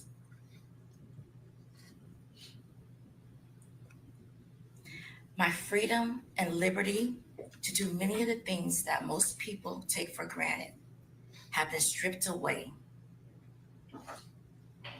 Simple things that most people take for granted no longer exist for me. I left behind my social life, my friends, because my grandchildren needed me. They had no one, because Susan killed the most important person, their rock, their support, their constant. She took that from them. I don't get the luxury of instinctively waking up and rolling out of bed. I have to make a deliberate attempt to get out of bed, to be present, choosing life outside of my four walls in order to be present for my grandchildren and not to succumb to the pain and the grief and the sadness that I carry daily. As you can imagine, this is an enormously difficult time for our family. I am faced with the challenge of meeting the needs of the children alongside my own emotional and everyday needs. I worry for them. I worry for the future of my grandchildren. I wasn't financially prepared to raise children at this stage of my life. Susan took away their vibrant young mother. Now they have their grandmother raising them. I stress over what life will be like for them if something were to happen to me. Who's going to care for them? Who will support them? Will they become a burden of the state?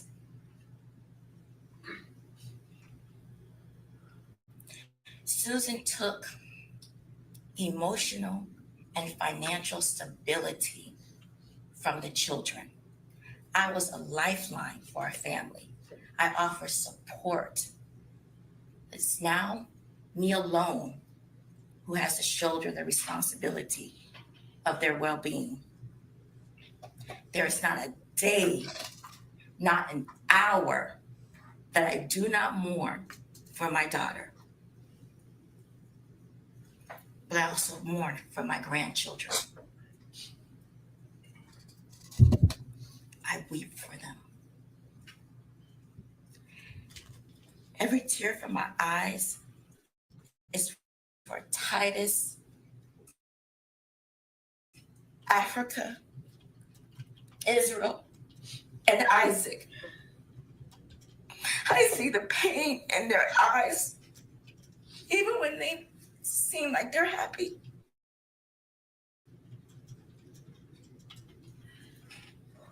I recognize it because I carry that same pain. Who we once were is gone forever. But we put on a brave face to face the world. But on the inside, we're hurting with a pain that will never, never go away. There is a hole in our heart that will never mend.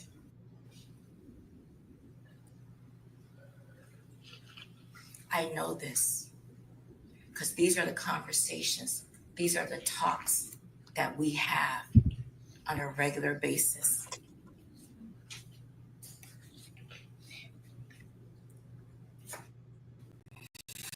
No one can fully understand the turmoil, the gravity of Susan killing my daughter. Susan killing Isaac, Israel, Africa, and Titus's mother.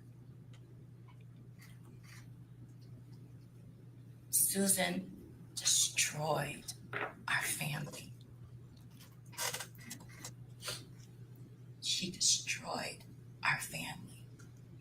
She killed our family.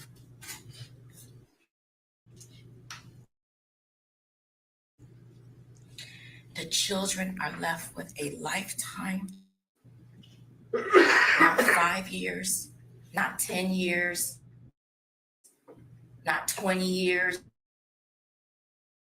not 30 years, a lifetime of. It's unfair and it's not right. It's not fair and it's not right that these 4 babies who are still in the early years of their development have to endure such complex and massive trauma. Witnessing their mother shot and killed by Susan. The frenzy of having to go from door to door to seek help that ultimately would not have saved their mother. Then burying their mother at the ages of 3, 7, 9, and 12.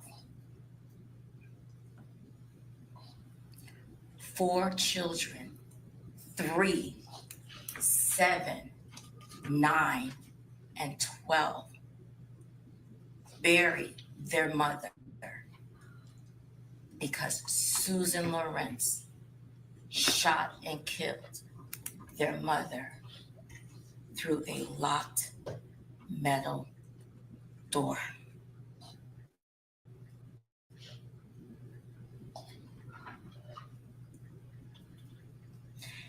This type of trauma that they've endured so early on in life will ultimately alter the course of their future development. It already has. Everyday activities, going out to eat, going to the movies, trips to the grocery store, they all can be triggering. Whenever they see an older white woman that remotely resembles Susan, the fear, the uneasiness,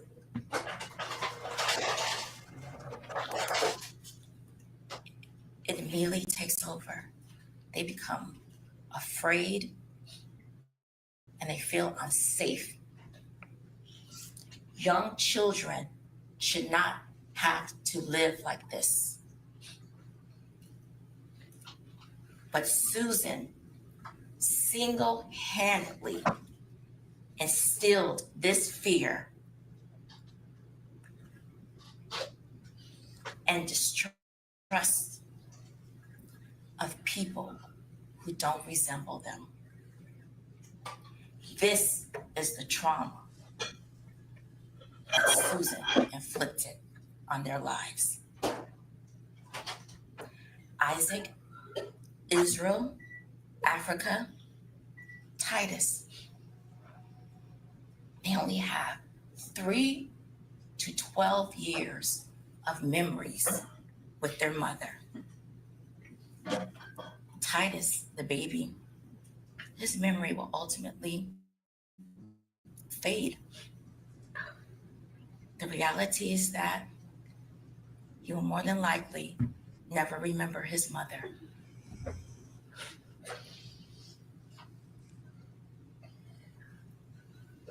His recollection of his mom will never be of his own. It's all going to be of the stories and the memories that we share with him. He'll never remember what it was like for her to sing to him at night. How old is the youngest one? I For forgot. her to rub his back to sleep. It breaks my heart when I hear this sweet boy say, I want mommy. I miss mommy, knowing she's never coming back. I miss her too. I want her back too. Isaac, Israel, and Africa, her friends, her loved ones want her back. She's not coming back.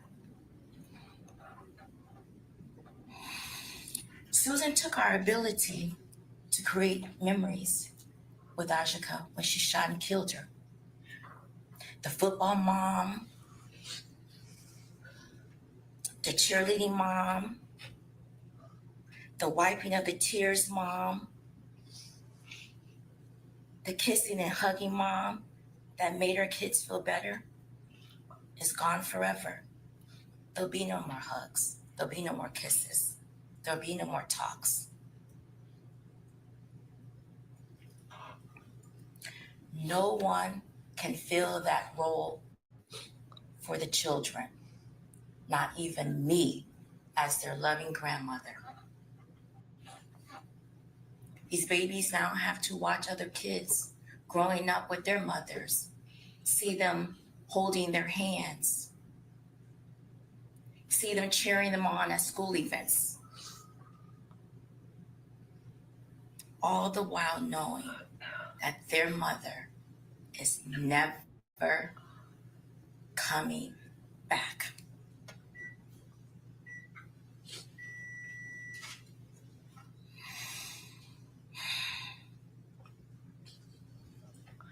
I can't Every find the ages second of the Sunday, kids. Lots of in May. articles. Mother's Day is now a reminder of what they've lost, of what they no longer have.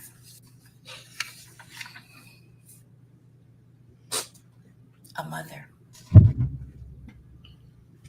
It's a day of mourning. Birthdays and holidays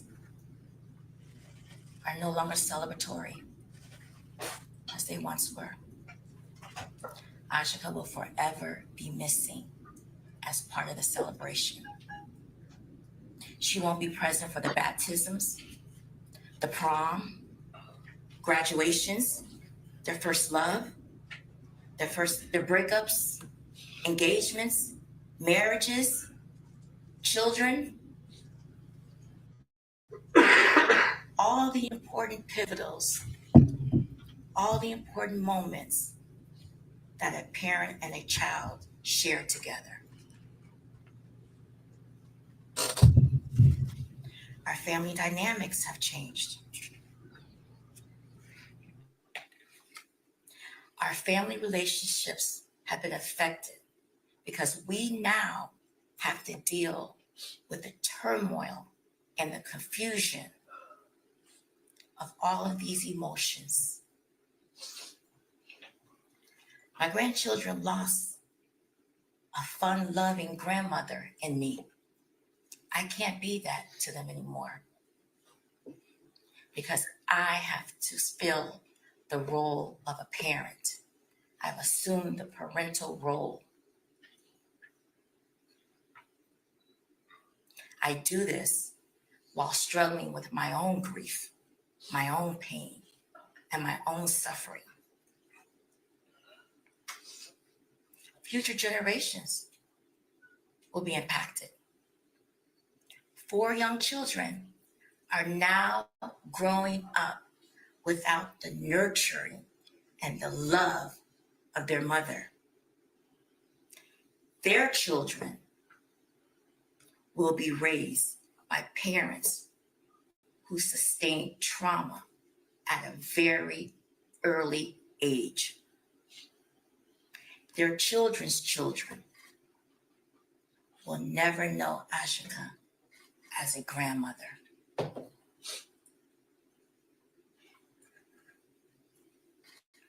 Ashika was a beloved daughter, sister, aunt, and friend to many.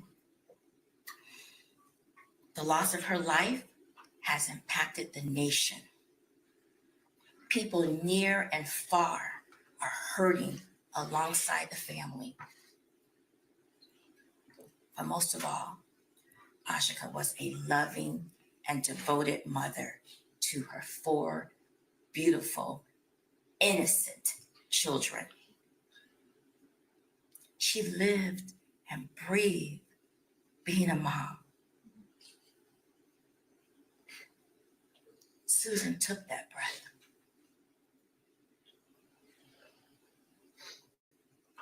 So we all know being a mother doesn't end at age 18 or 21. Children need their mother well into adulthood. But Susan's reckless act of manslaughter rendered my 4 grandchildren motherless. Sadly, Titus, Africa, Israel, Isaac have to live their remaining lives as a motherless child.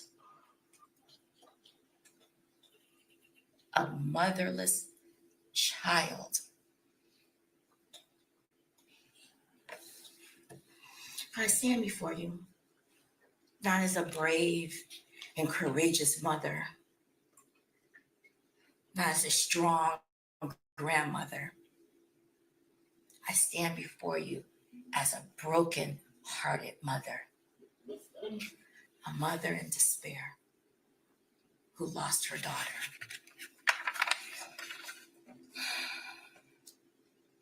I stand before you as an advocate for Isaac, Israel, Africa, and Titus. I stand before you for our future generations to come. Our pain and suffering didn't end when we buried Ashika. Our pain and suffering didn't end when Susan was found guilty of manslaughter. Our pain and suffering won't end with today's sentencing. Our pain and suffering will last a lifetime. A lifetime. Ashika died protecting her children from Susan Lorincz. Susan antagonized the children for years. She belittled them. She berated them. Her heinous act showed she doesn't have respect for the law. She doesn't have respect for law enforcement. Within 2 minutes of law enforcement on the way, Susan knew they were en route. Susan made the hateful act. She chose the hateful act of shooting Ashika who was unarmed, through a locked metal door. A single mother of 4. Susan was safe and secure in her home with law enforcement en route. She was not in danger. But Susan chose to shoot and kill. Many are saddened. I'm saddened. The children are saddened. I miss my daughter. The children miss their mom. Friends, loved ones miss Ashika. We loved her and she loved us. We will carry this feeling of pain and loss for the remainder of our lives. Susan killed Ashika. Ashika is never coming back. This was the ultimate tragedy. And there's nothing more devastating than the loss of Ashika that should have never, ever happened. Susan hasn't shown remorse for shooting Ashika. She has not shown remorse for killing Ashika. She has not shown remorse for leaving 4 children motherless.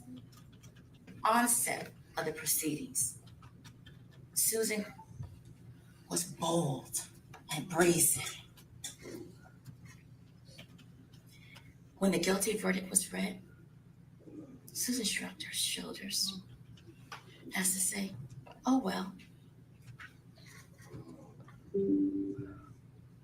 If she showed a modicum of remorse, it was not for Ashika. It was not for my 4 grandchildren. It was for her own selfish reasons. Susan Louise Lorincz was unanimously found guilty of manslaughter by use of a firearm by a jury of her peers for shooting Ashika through a locked metal door. For the pain, the suffering, the life-altering consequences of Susan's heinous actions that have been inflicted on our lives. I am begging you, I am pleading that you hold Susan fully accountable for her actions.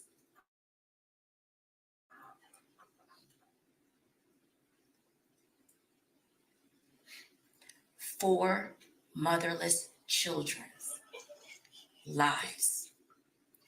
4 motherless children's future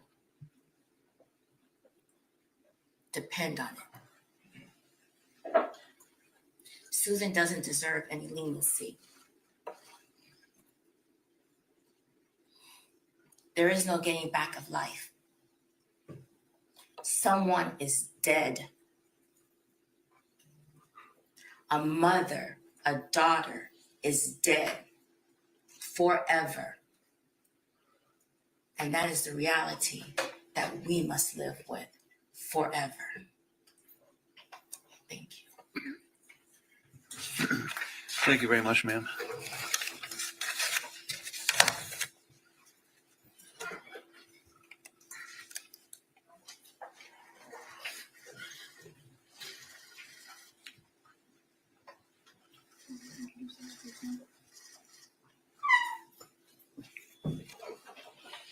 We have nothing further to present, Judge. Okay, thank you, sir. Judge, may I approach the clerk?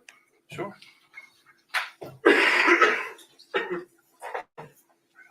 Showing Mr. Smith with and pre-marked for identification purposes only in defense A.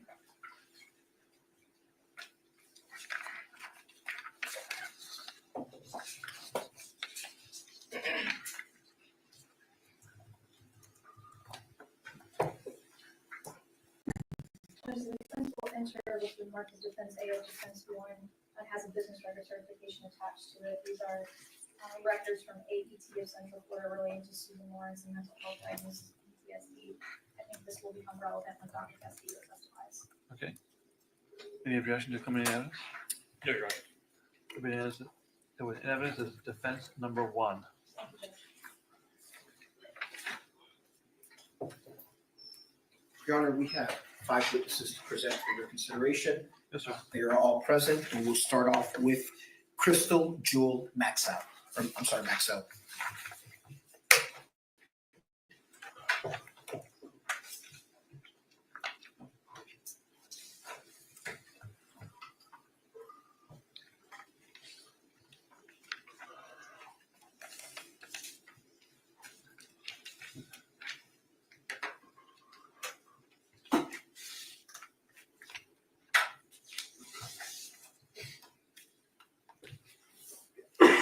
Ma'am, standing before the clerk, raise your right hand.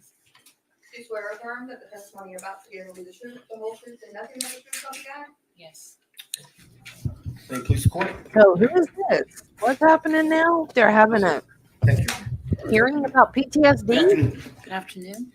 Please tell us your full name. Crystal Jewel Maxu, And will you please tell us what you do for a living? I own a cleaning company. And are you local to the area? Yes, I am. How do you know Susan Lorincz? I have known her probably since 2012. I met her at a church called Ocala Farm Ministries. Is Susan a devout Christian? Yeah. Was Susan always praying for you and your family and other people? Yes. Did there come a time where your niece was having a very difficult time in her life? Yes. And did Susan help in that process? Yes, she actually mentored her. How did Susan mentor your niece? She would call her. She was in and out of some issues with the mental health, and she would go and check on her and bake her food and call her and pray with her. How would you describe Susan in general? Very kind and generous. Pretty consistent. Would you describe her as a good friend? Yes, yes, yes, yes. Did Susan speak with you about her difficult childhood? Briefly, I know that she had some very specific trauma concerning her childhood with her father. Now, she never got into details with you.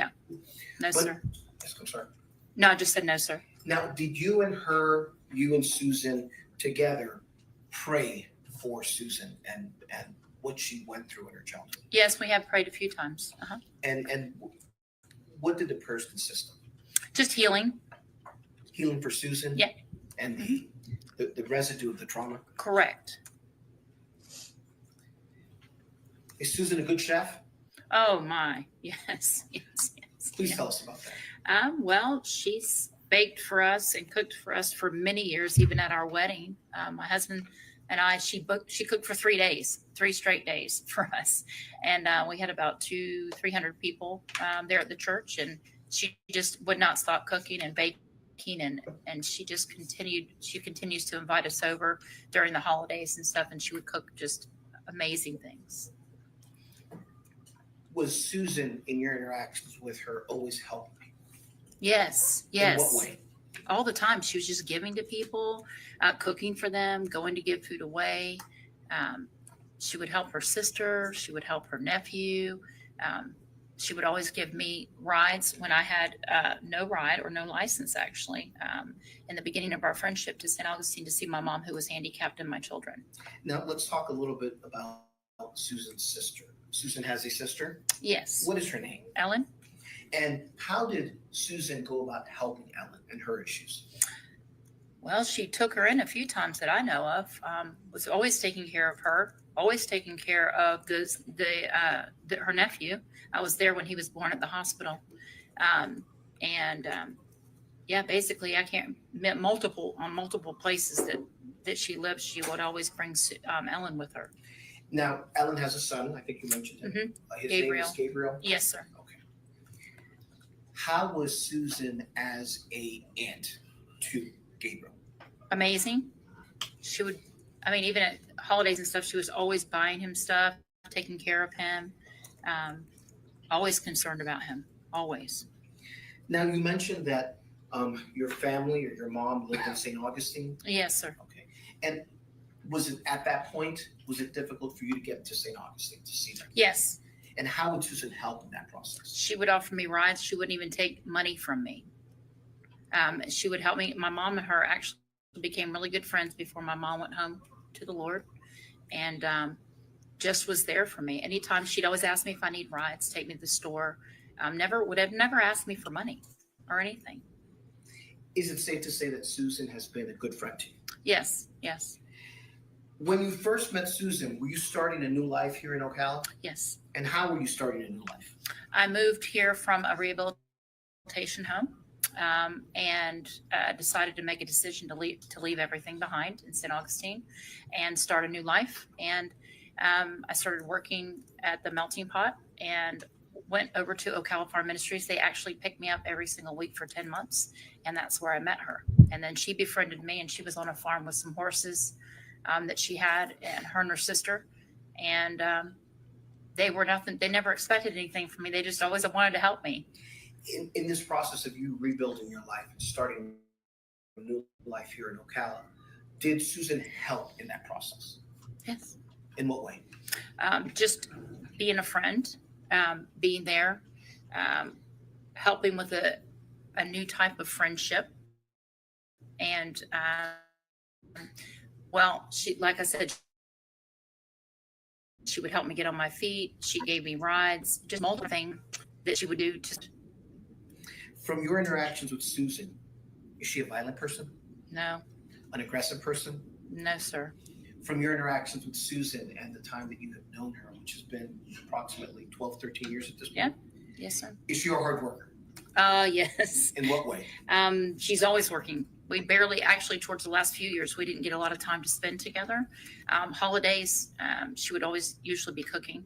But she was working at different places, and she was working like 50, 60 hours a week. And then she had some licensing she got from home and was working at home, but a lot of working. Did she financially maintain herself and pay her own bills? Yes. Have you had an opportunity to see Susan interact with people? Yes. How does she interact with people? Normal. Nothing abnormal. She was very, actually, with a church event she would invite me to because she sang. And she was really close to the church and the events. And she would always invite us to do like the monthly church, I guess maybe eating and where they have fellowship. And we went down there and yeah, she was just always friendly. Does Susan have a big heart? Yes. You mentioned her singing at church. Did she sing in the choir at church? Yes. Does she have a talent for singing? Yes. What kind of voice does she have? I think it's called soprano. Not sure. Opera. It's like an opera. She sounds like an opera singer. And would she always sing at church and volunteer her Yep. time in that way? Did there come a time where Susan confided in you that she was having problems at home? Yes. A few times she would ask me to pray for her for the next door people in the neighborhood. But she never gave you specifics. Not exact specifics, no. Did you ever go to her home? Yes. Did you hear, was there a lot going on in the neighborhood? Mm-hmm. It's loud. Was Susan one to discuss her feelings with you? Here and there. She was mainly getting to where she had mentioned the neighborhood, like she was thinking about moving. Have you ever been in a situation with Susan where she has felt like she was in danger? No. Were you shocked when you heard that Susan was involved in this incident? Very. And why is that? Well, I had to actually look on the internet to find out, and just that it's almost completely opposite of the person that I know, to be honest with you. How has Susan's friendship helped you become a better person? My past has led me to where I'm at today. And she was one of the very first people that befriended me. I didn't even know what a friend was. I didn't know how to be a good friend in my past. And it was always either take, give and take.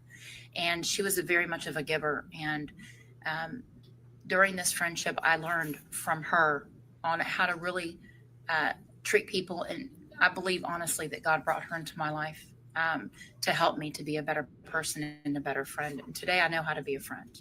And so it was for me, I thought about that for a long time. And she's been a consistent friend to me. Who would I be if I didn't come up here and say this today, the truth? Thank you. Your Honor, I have no further questions. Anything from the state? No, Your Honor. Thank you very much, man.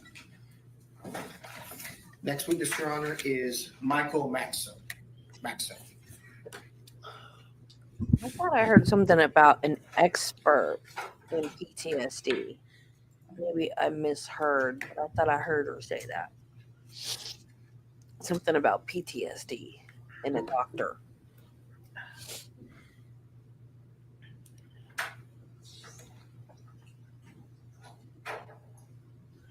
Ocala is about 3 hours from St. Augustine. Swear or affirm that the testimony you're about to give will be the truth, the whole truth, and nothing but the truth, not again. I do. We used to have a melting pot in Gainesville, but it's not there anymore. Good afternoon. I wonder if they Good stopped afternoon. one in Ocala. Please tell us your full name. Michael Antoine Maxu. And what do you do for a living? I do property removal. And do you live in the area, the What Ocala are you area? looking for? Yes, Now, Crystal, is that your wife? yes. What's And how long have you all been married? 8 years. How long have you? November 10th was our anniversary. Yes, sir. How long have you known Susan? About 8 years.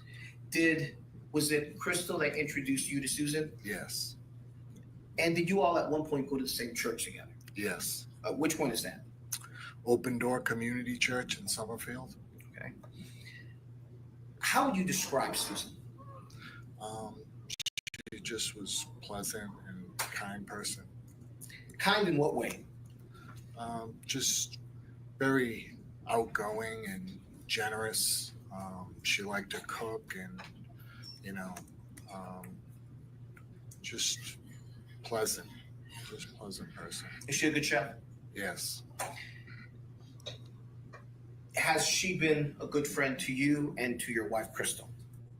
yes, we've done, a few holidays together and, like Thanksgiving and whatnot. Was Susan always helping people? Yes. In what way?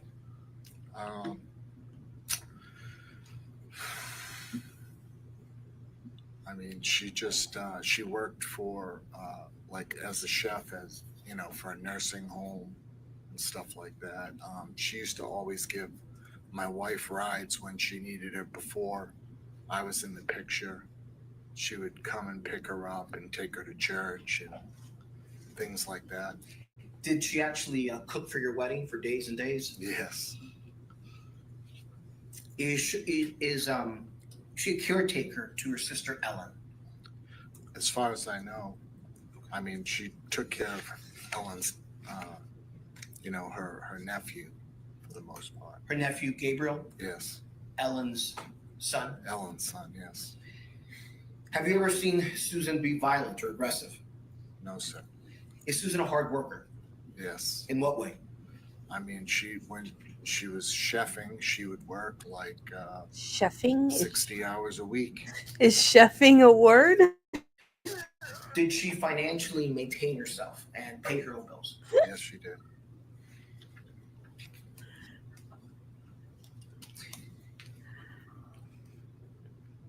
Did Susan sing at the church that you all attended?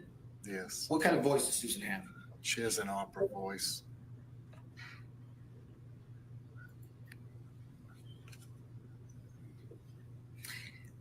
Have you ever been in a situation with Susan where she felt like she was in danger? Not that I can recall. Were you shocked when you heard about the incident that Susan was involved in? Yes. And why were you shocked? Just out of her character. In what way? Just, I guess you wouldn't expect someone that you know and have been close to do something like that. Okay. I have no further questions, Your Honor. Do you have any questions? No, Your Honor. Thank you very much, sir. Next is Shannon Harris, Your Honor.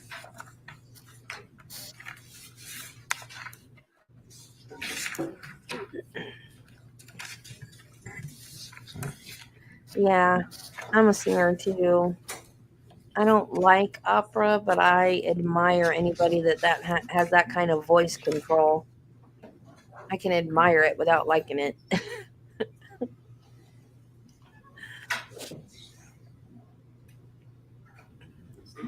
I can sing first and second soprano and And face. Sorry. Thank you. alto. Swear affirm that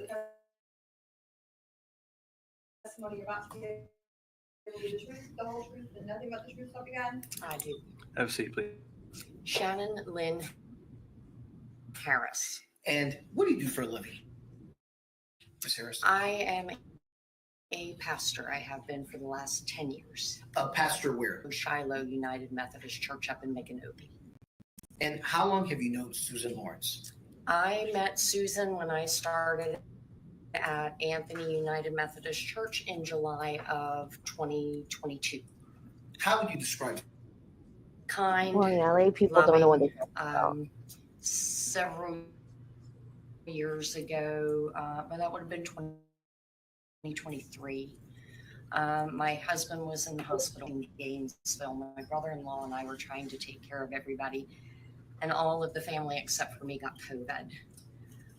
So things were difficult when we brought them home, and Susan brought over a large thing of lasagna, some salads. She said, if you need anything, if you need to just talk, if you need to vent, I'm here.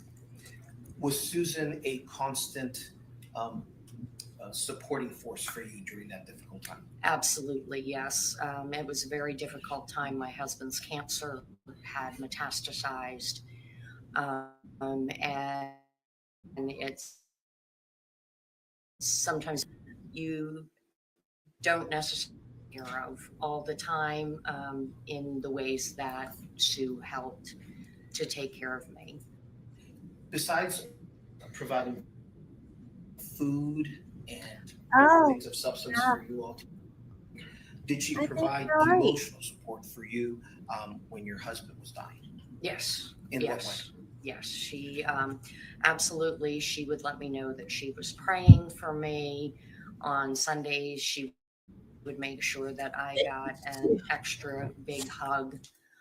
She would ask how my week was, was I doing okay, and reminding me that I needed to take care of me if I was going to take care of others as well. Did Susan make this very difficult time in your? Yes, absolutely, because she was such a calm presence. Have you seen her interact with her sister, Ellen? Yes. What kind of sister is she to Ellen? Oh, she was fantastic. Ellen faced a lot of health challenges, and Susan was always there to help her, to encourage her, to lift her. Yes. Does Ellen's son have some issues, if you will? Yes, he does. And did Susan help Ellen in taking care of her son, that being Ellen's son? Yes. In what way? Well, the first couple of times that I met her son at church, he was with his aunt. And he was with Susan? Yes. And I didn't know whether I thought maybe it was either her child or a grandchild. And come to find out that she was actually his aunt. And it could be a challenge. Particularly in service. They want their hairstyle back. The parishioners were gracious. But he could be a little tough to wrangle in sometimes, I guess we could say. Do Susan and Gabriel have a close bond? Absolutely, yes.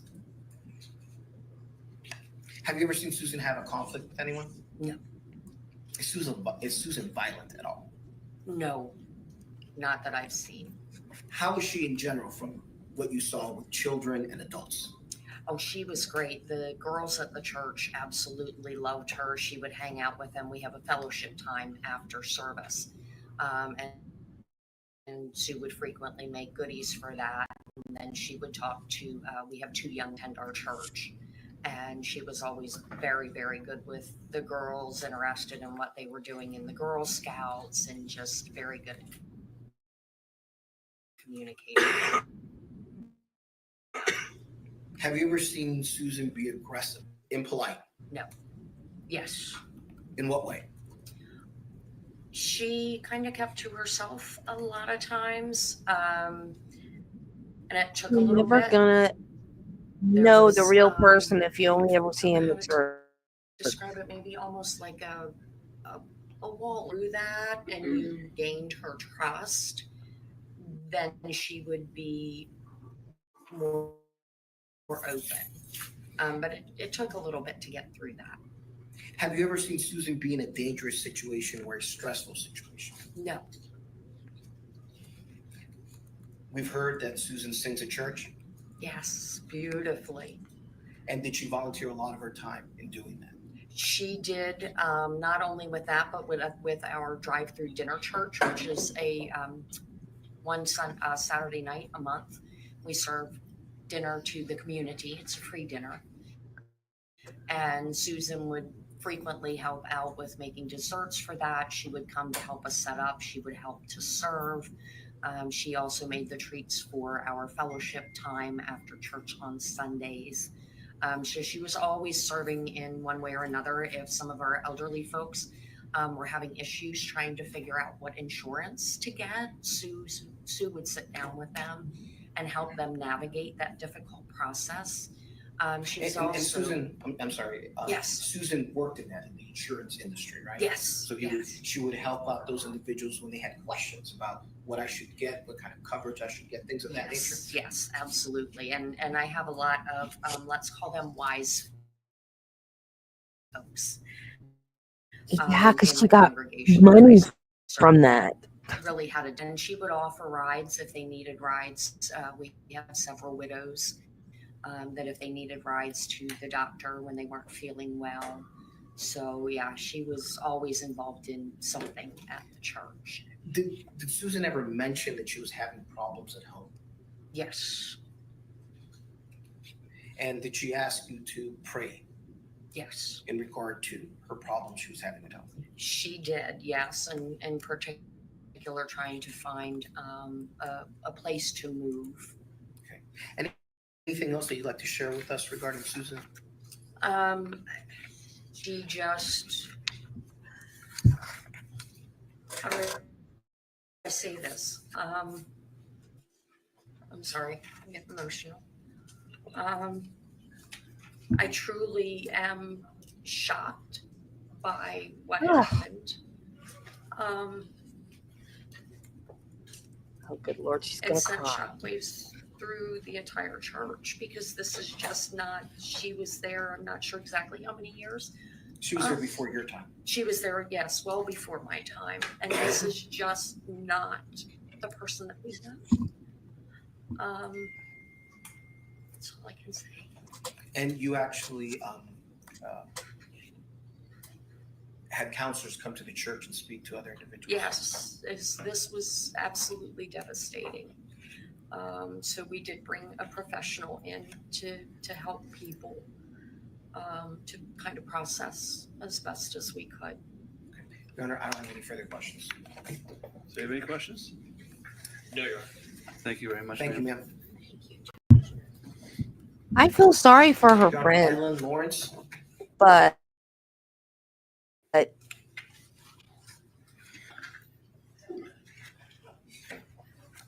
everybody has a private side. And if you only know somebody from church, and I'm not saying that she wasn't really a Christian. I'm not saying that because I'm a Christian, but even people that are really Christians, you're different at home than you are at church. Even if you're a real true Christian, you're still on your best behavior at church than you are when you're at home. Can't. Yeah, you can be shocked. You can be upset. But you can't say a person is not capable of doing something like that. Now, if you're really, really friends with somebody that you know from church, then maybe it's different. Hold on one second. You can Right, sit down. exactly. That's my point. That's what I mean. She can sit down and be You said sworn. it much better than I did. My balance is a little That's off. fine. Don't worry about it. That's no requirement to stand. That was my point. Do you swear or affirm that the testimony you're about to give will be the truth, the whole truth, and nothing but the truth, so help you God? Amen. Yep.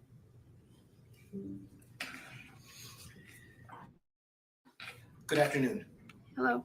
You just need to follow me Please around. tell us your full name. Phrase everything. Ellen you say. Dorothy Lorenz. You always know what How I do you know mean. Susan? She's my sister. Are you older or younger than Susan? I'm younger. By how much? 4 years. Were you raised with Susan? Yes, I was.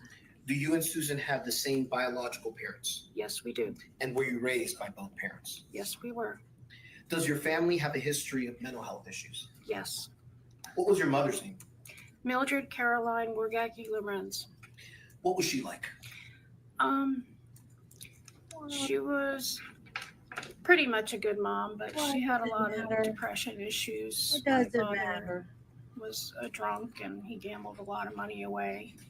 So my mom always had to work extra to keep, the family together. And you said she suffered from depression? Yes. What was your paternal grandfather's name? Because he hung himself about a month before I was born. Whoa.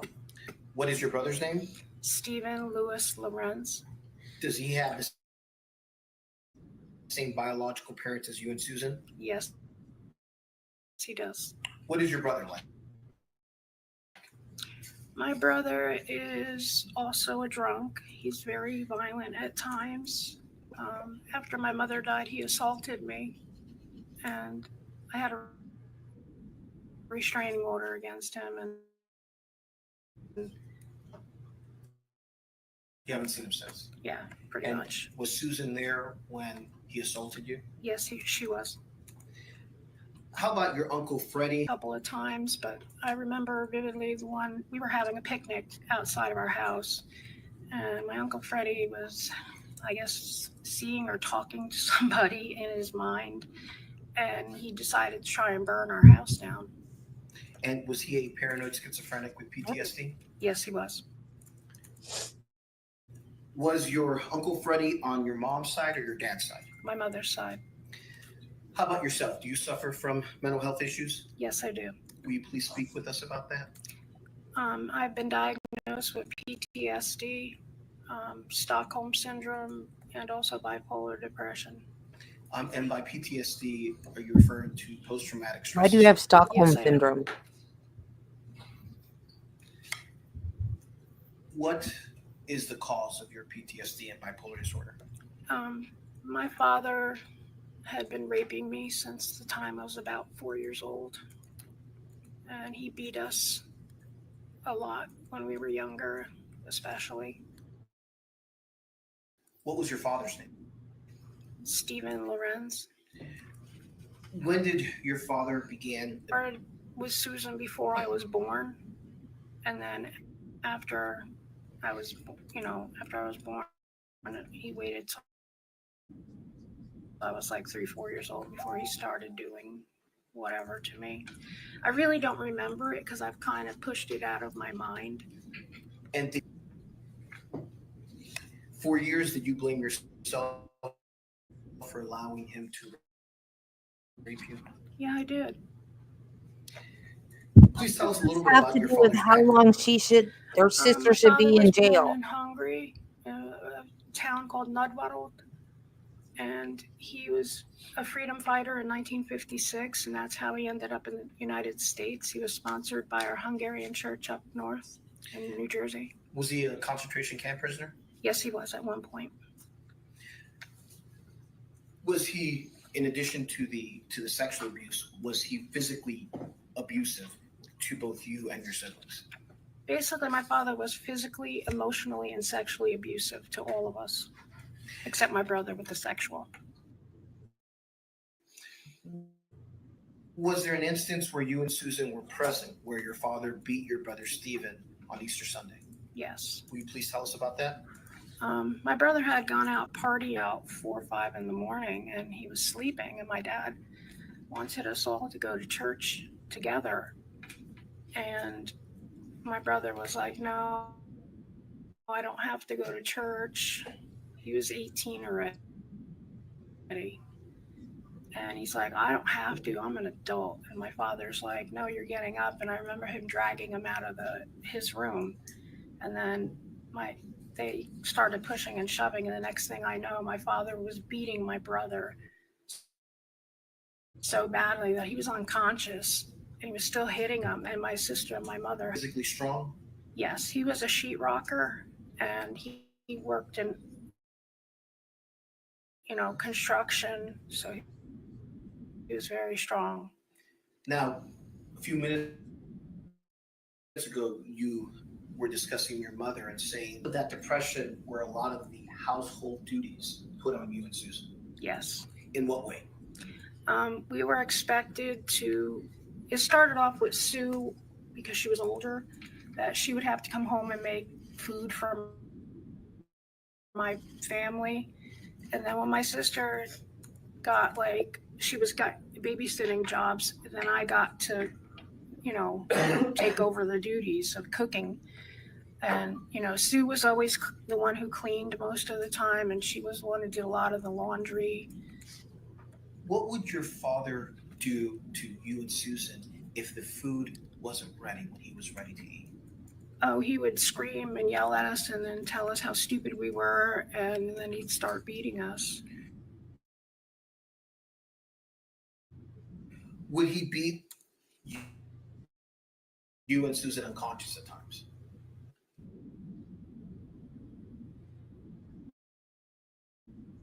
To run away from home because I live in New York City and find a way to get away from him. And he's like, well, you're going to be homeless in New York City. This is what they do to homeless people. And he proceeded to beat the living snot out of me to the point where we had a central heating register in the one house we lived in. And I remember waking up on that, and I was over, and he was just like, see, that's going to happen to you. Was your father psychologically abusive as well? Absolutely. In what way?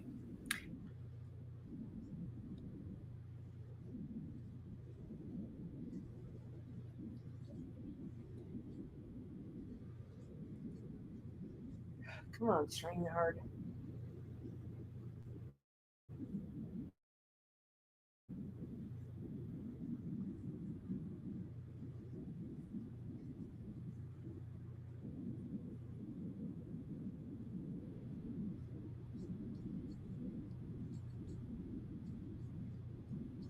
To like 199 pounds, which was huge for me. And I was trying to get some new clothes.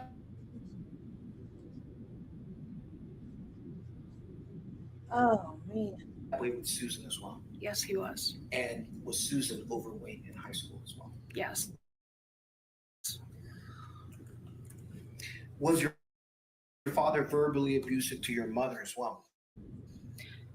On occasion, yeah, he would tell her she's a stupid, educated dummy. That was his favorite saying. And you're a fat pig. And he would tell her to stop eating, and just nasty in general.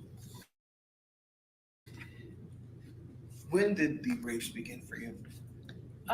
Apparently, I was 4 out shopping, and between my legs, and it was covered. My mom that I had done a Russian split and split myself, and that's why I was bleeding so heavily. Yes. Was he violent during these rapes? Yes. He would,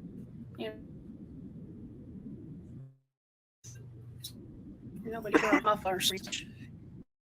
Where your father was abusing both you and Susan? She didn't find out until I was in my late 20s because I was ashamed.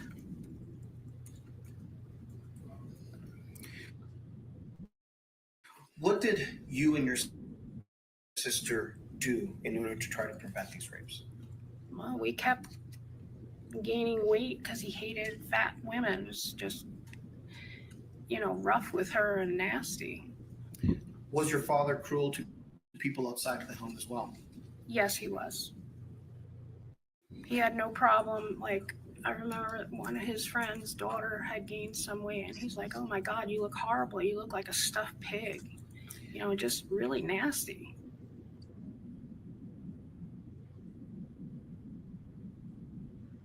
Sorry, when your mother passed away, yes. When my mother passed away, we had a service down here for our friends here, and he was asking women out. And then we had another service a week and a half later, and we went to New Jersey to our church we grew up in, the Hungarian church. And a lot of people, came because they knew my mom. None of this is And real. I remember he asked the one lady, Lois, out that had been, he tried to get with her when he was younger before he married my mom. And he was like, oh, and she's like, she actually introduced her husband, who was black, and he's like, "Oh, you married a black man?" My father was extremely prejudiced, and he's like, "You're tainted now." I mean, just cruel, cruel words. Once your mother passed away, did your father kick you and Susan out of the house? Yes, he did. Has Susan suffered through a lot of bad car accidents Yes, she has. and suffered several physical ramifications because of those accidents? Mhm. She also had a couple of horseback riding accidents too. What does any of that have to do with her sentencing? None of that has You have a anything son. to do with her Yes, sentencing. I do. And what is his name? Gabriel Michael Lorincz Dunn. Is Susan and Gabriel very close? Very. How would you describe their closeness, their relationship? He absolutely adores her, and she's like a second mom to him. Does Gabriel suffer from disabilities and mental health issues? Yes, he does. What kind? My son was born legally blind.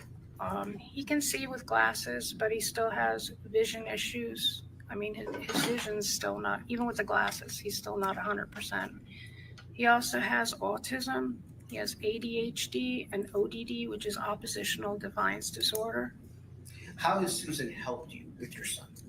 Oh, she would take him on the weekends so that I could get a break and, just get myself together. And she absolutely loved him. She took him all over the place, and he had a blast with her. You spoke about when your brother attacked you, the last time you saw him. Susan was there for that, right? Yes, she was. Can you tell us about that, please? Well, my brother Stephen had come to live with us right after my mom passed away, and my dad was in Europe getting his next wife, and Stephen came in and he was, kind of drunk already, nasty, and we had just finished supper, and we made supper for all three of us, and my brother just left everything, and I had yelled at him. I'm like, "Stephen, just bring your plate to the sink at least, and clean off the table." And he's like, "I don't have to do crap. I'm a guy. You're a woman. You need to do it." So he ended up, I'm like, "Don't be a pig." And he finally brings the plate over and he throws it in the sink. And then he started screaming at me.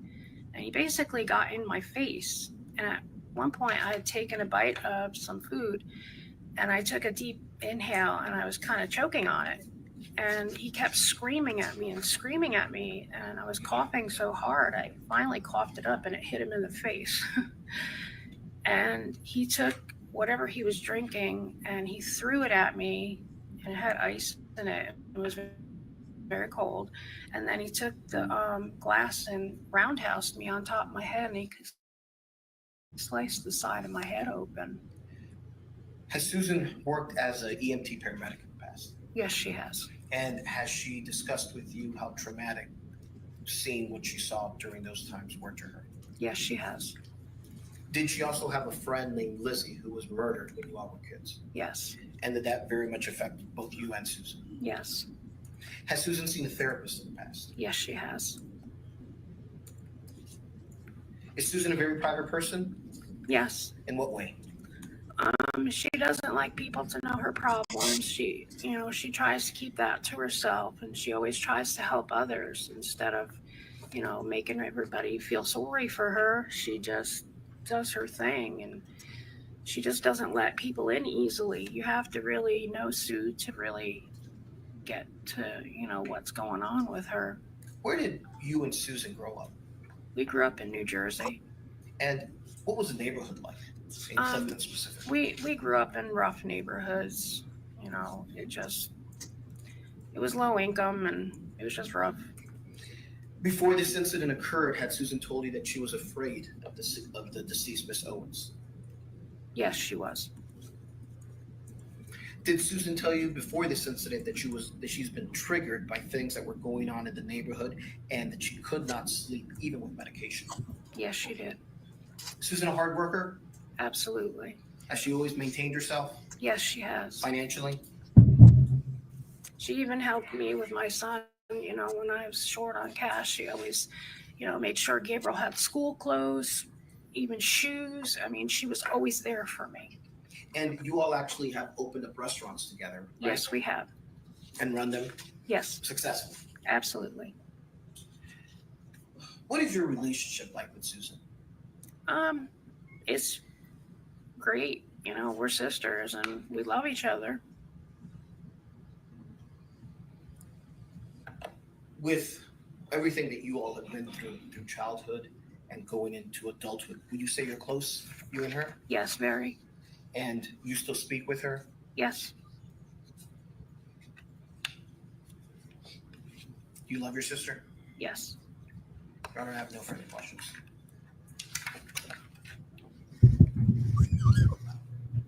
None of that was relevant. No question. I mean, Maybe you're excused. Thank you very I much. feel bad for them. Horrible things happened to them in their childhood, but it has nothing. In fact, it should make Dr. the Denise world Castillo. nicer to kids so they're having a good childhood. No, she took a good mother away from 4 kids. I'm sorry. Having a crappy childhood does not give you the right to grow up to be a crappy adult.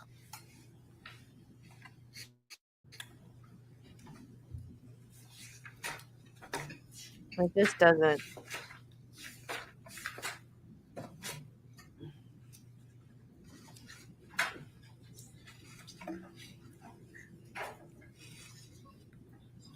And stand face the clerk. Raise your right hand, please. Thank you very much.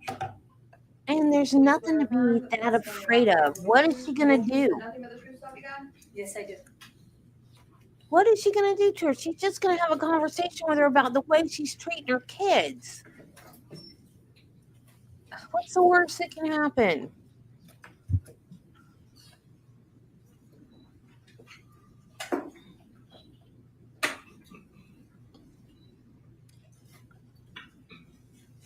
If you please put the bottle of water someplace other than yeah.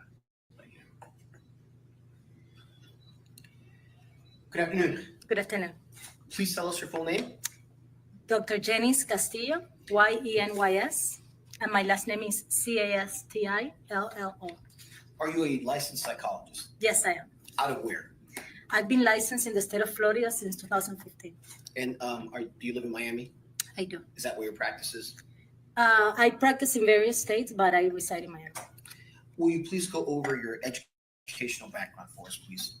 So I have an associate's in science degree from Florida International University, a bachelor's degree from Florida International University, a master's degree in clinical psychology from Barry University, and a doctoral degree from Nova Southeastern University. This is within the criminal justice system. So towards the beginning of my career, I would say that maybe 20%, but now it's more like 95% of my cases are within the legal system. Have you testified as a witness who was qualified to give opinion testimony as a psychologist in court before? Yes, I have. In what capacity? So I have testified as a trauma expert, as an expert on adolescent brain development, forensic psychology, clinical psychology. How many times?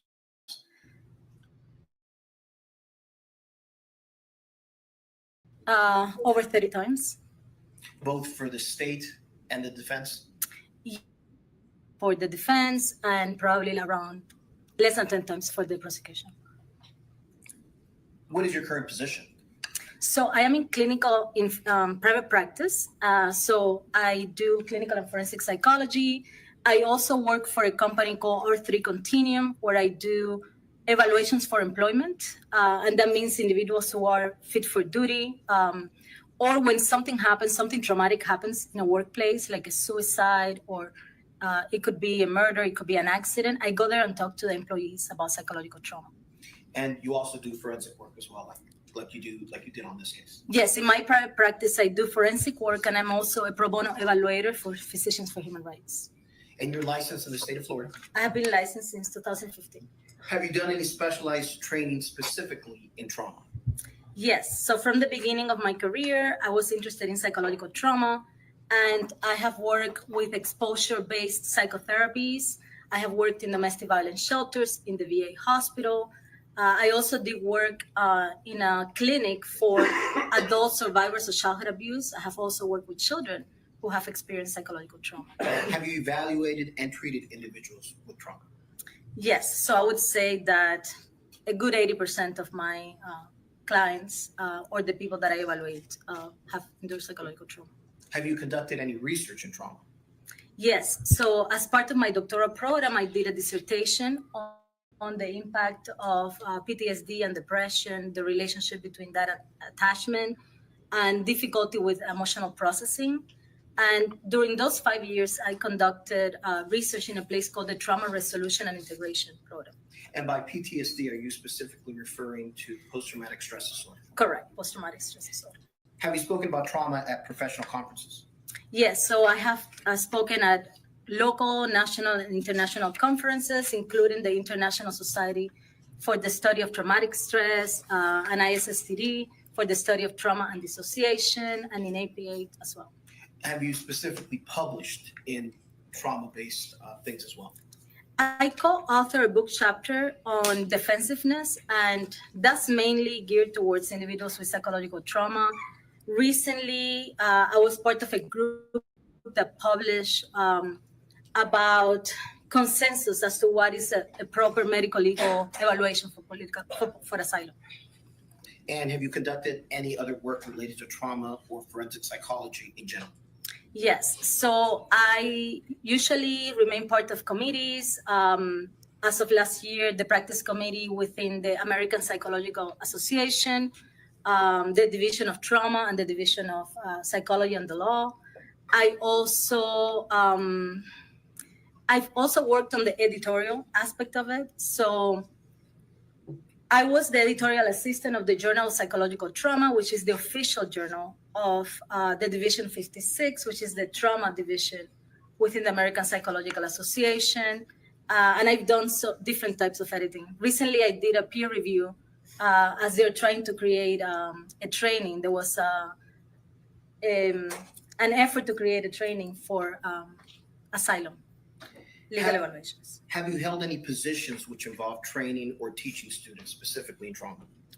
Yes, so I have taught at Berry University, and I was the clinical director of South Florida Evaluation and Treatment Center and the director of psychology there. So I was training students who were either pre-doctoral students or postdoctoral residents on how to conduct evaluation, forensic, and clinical. Have you worked specifically with legally involved individuals who have a history of trauma? Yes. So in addition to all this work, I was also the chief psychologist of the Miami-Dade County Jails. So and most of my cases involve individuals who are incarcerated. Your Honor, we request permission to allow Dr. Castillo to give opinion testimony in the fields of psychology, forensic psychology, and specifically trauma. There's no objection. What do you mean by trauma? Psychology of trauma or trauma? Yes, psychology of trauma. Okay.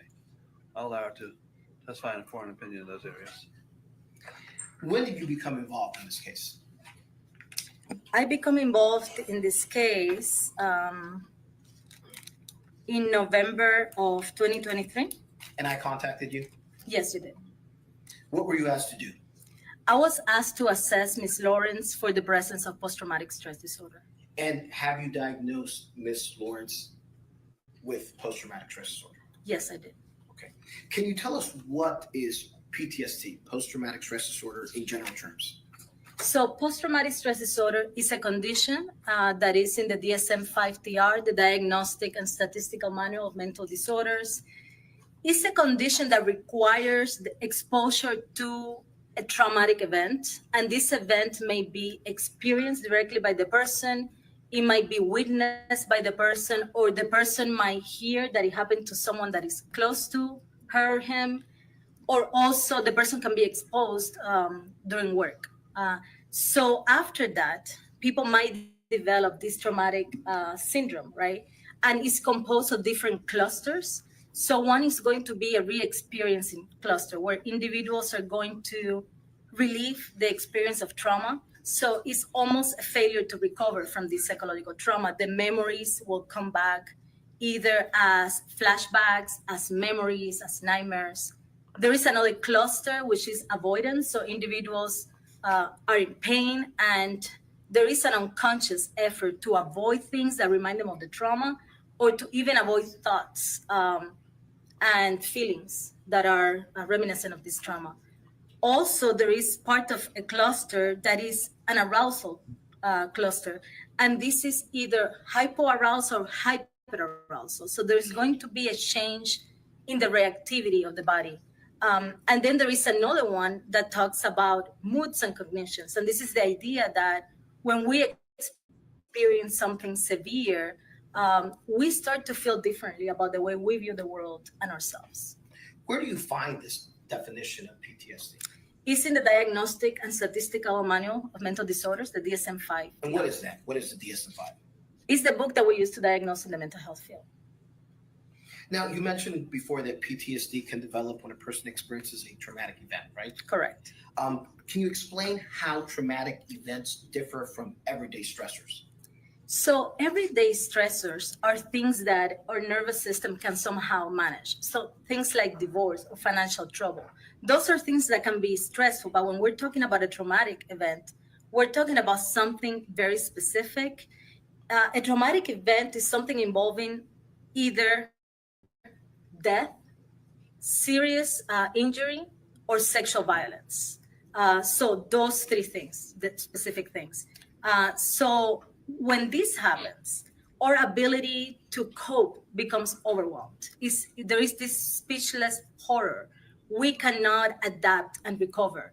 And this is when we develop these disorders. Does post-traumatic stress disorder, PTSD, look the same in every individual?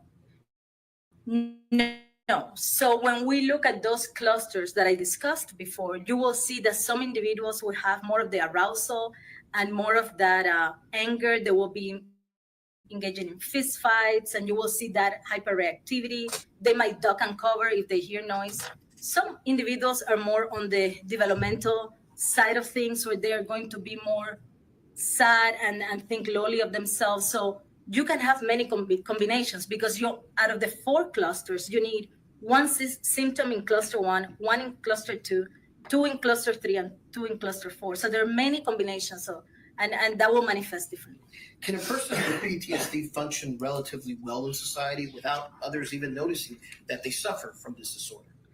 Yes, and that kind of depends on the person and their way of coping. So if individuals are more in the re-experience side of this spectrum, and they're fighting all the time, the people might notice something is going on, but they're also like invisible signs of PTSD. So if somebody's constantly thinking about the trauma and having a flashback, others around might not notice that. If a person is having nightmares, others around might not notice that. So there are signs that are invisible, and there are others that are visible.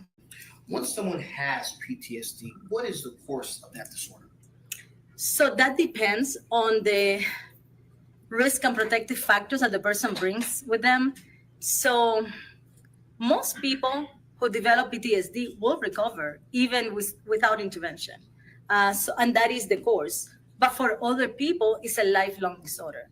And for example, when individuals suffer trauma in childhood, that's a poor prognostic factor, or that is going to be a bigger risk factor for developing PTSD. Before we get into PTSD itself, can you tell us how the normal stress response works? In other words, how do we inherently respond to stress in the absence of PTSD?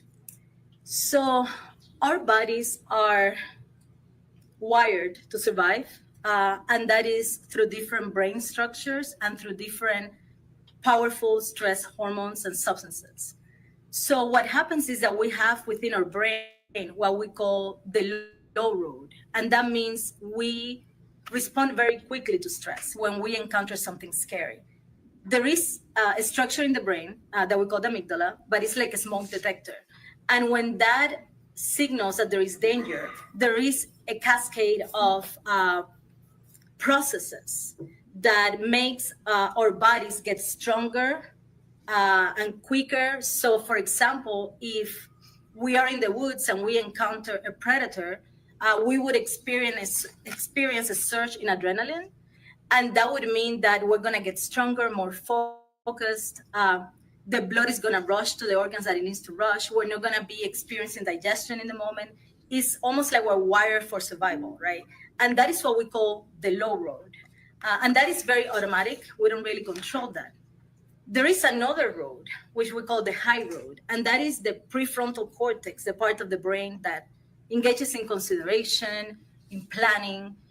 So when we encounter danger, actually, that part that is engaging in planning comes and says, okay, there is no danger. Even though like you feel this alarm, your heart is beating really fast, everything is safe, right? What happens in PTSD is that in essence, there is an overdrive of that fire alarm of the amygdala is very overactive. And the part of our brain that considers options, that thinks, that tells time collapses. Actually, during PTSD, there is a part of the brain that might collapse in such a way, we call it like the prefrontal, part of the prefrontal cortex, where we cannot tell whether something happened in the past or something is happening now.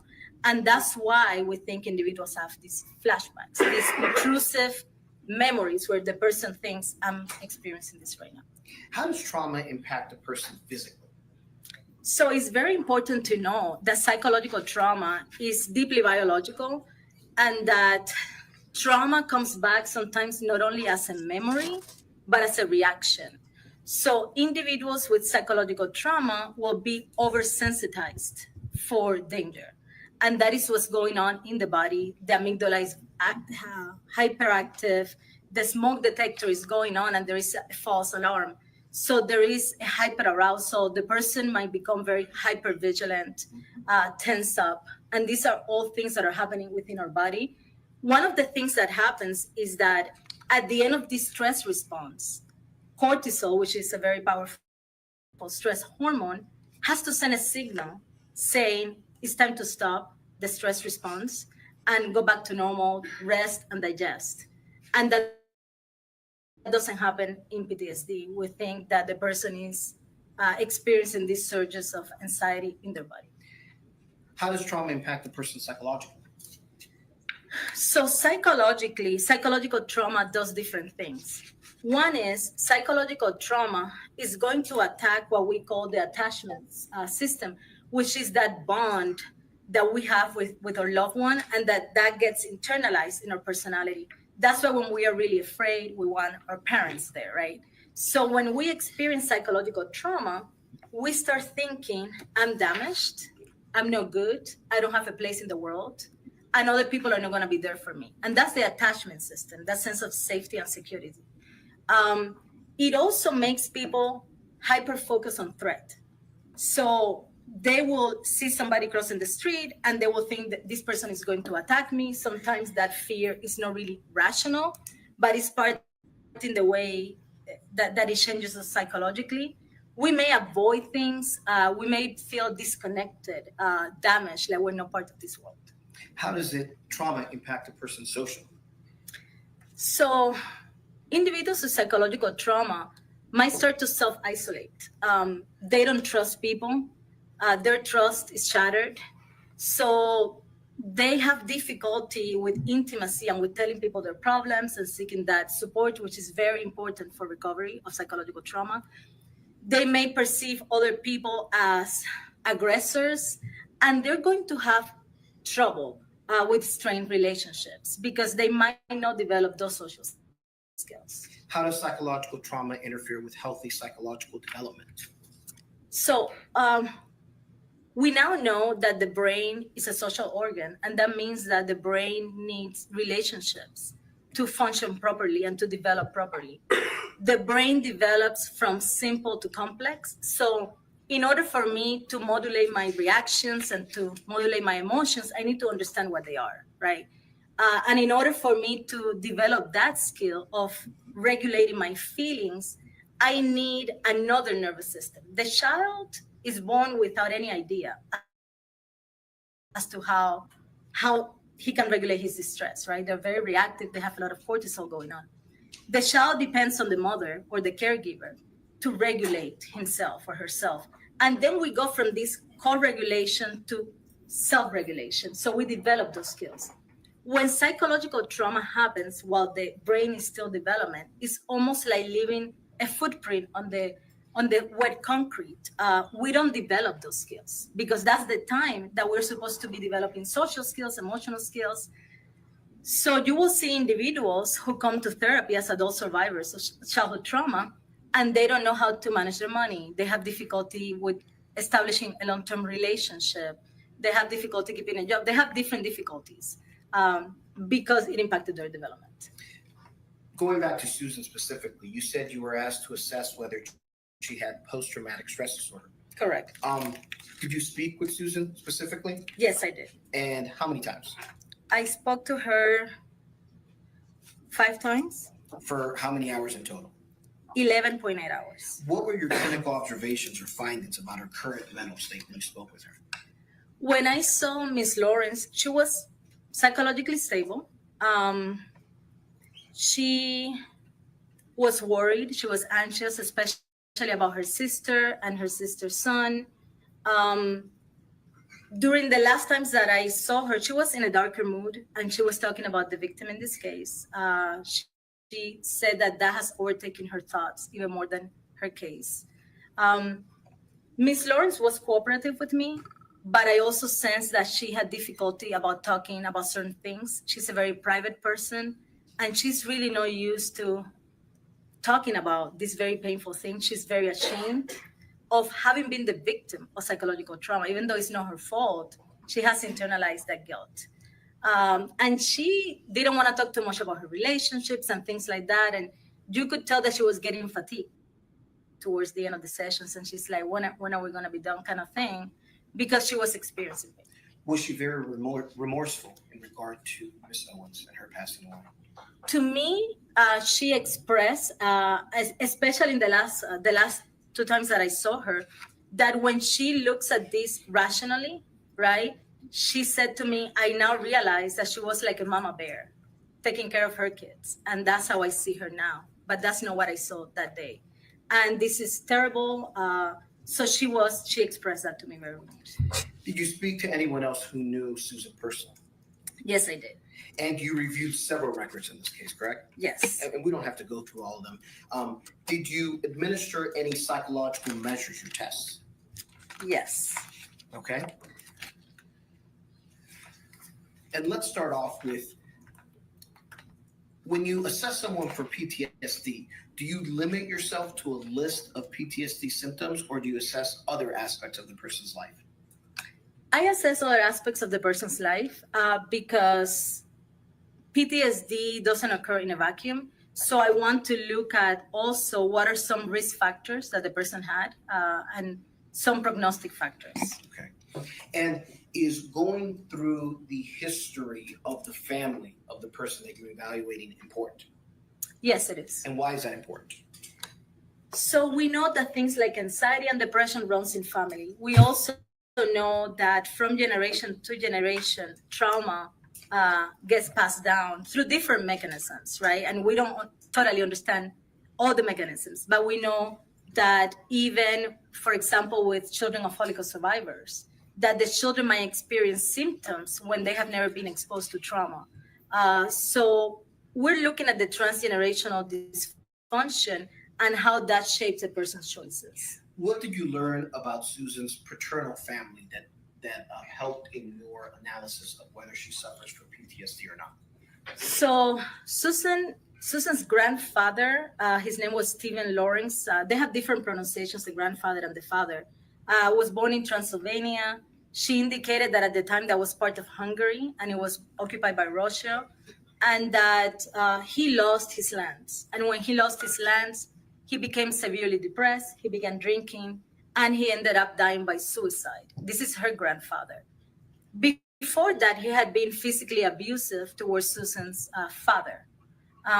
The father leaves home at an early age, and he ends up in a concentration camp at around age 12 or 13.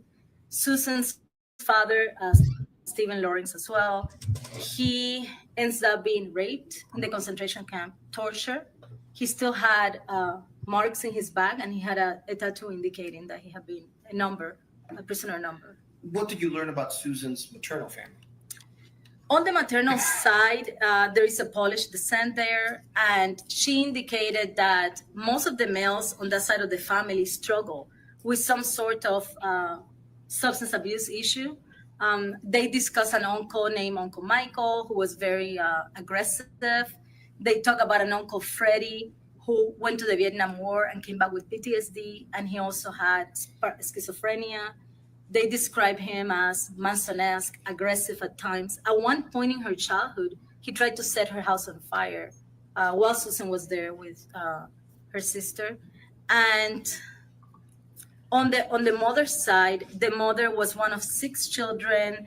She lost her father early, and there is reports that she was sexually abused by some of her brothers. And her mother was suppressed as well. Her mother, both Ellen and Susan indicated that their mom was depressed, was very overweight. She weighed over 300 pounds, and she wouldn't do much. She would sit there and be depressed. Why is this family history significant to you as a psychologist? Well, one of the things is this damage that goes from generation to generation, this impairment in the parents. And then we'll see how Susan's father becomes an aggressor towards her and the sister and the brother. And then as well, this idea that they're not going to be protective of her, and they're actually going to be the biggest source of her trauma. You spoke to Ellen Lorincz, Susan's sister? Yes, I did. What information did she give you about herself that was significant in your analysis on Susan Lorincz? So Ellen indicated that she struggles with PTSD, with depression. She has done a lot of work, but she still struggles a lot with mental health issues.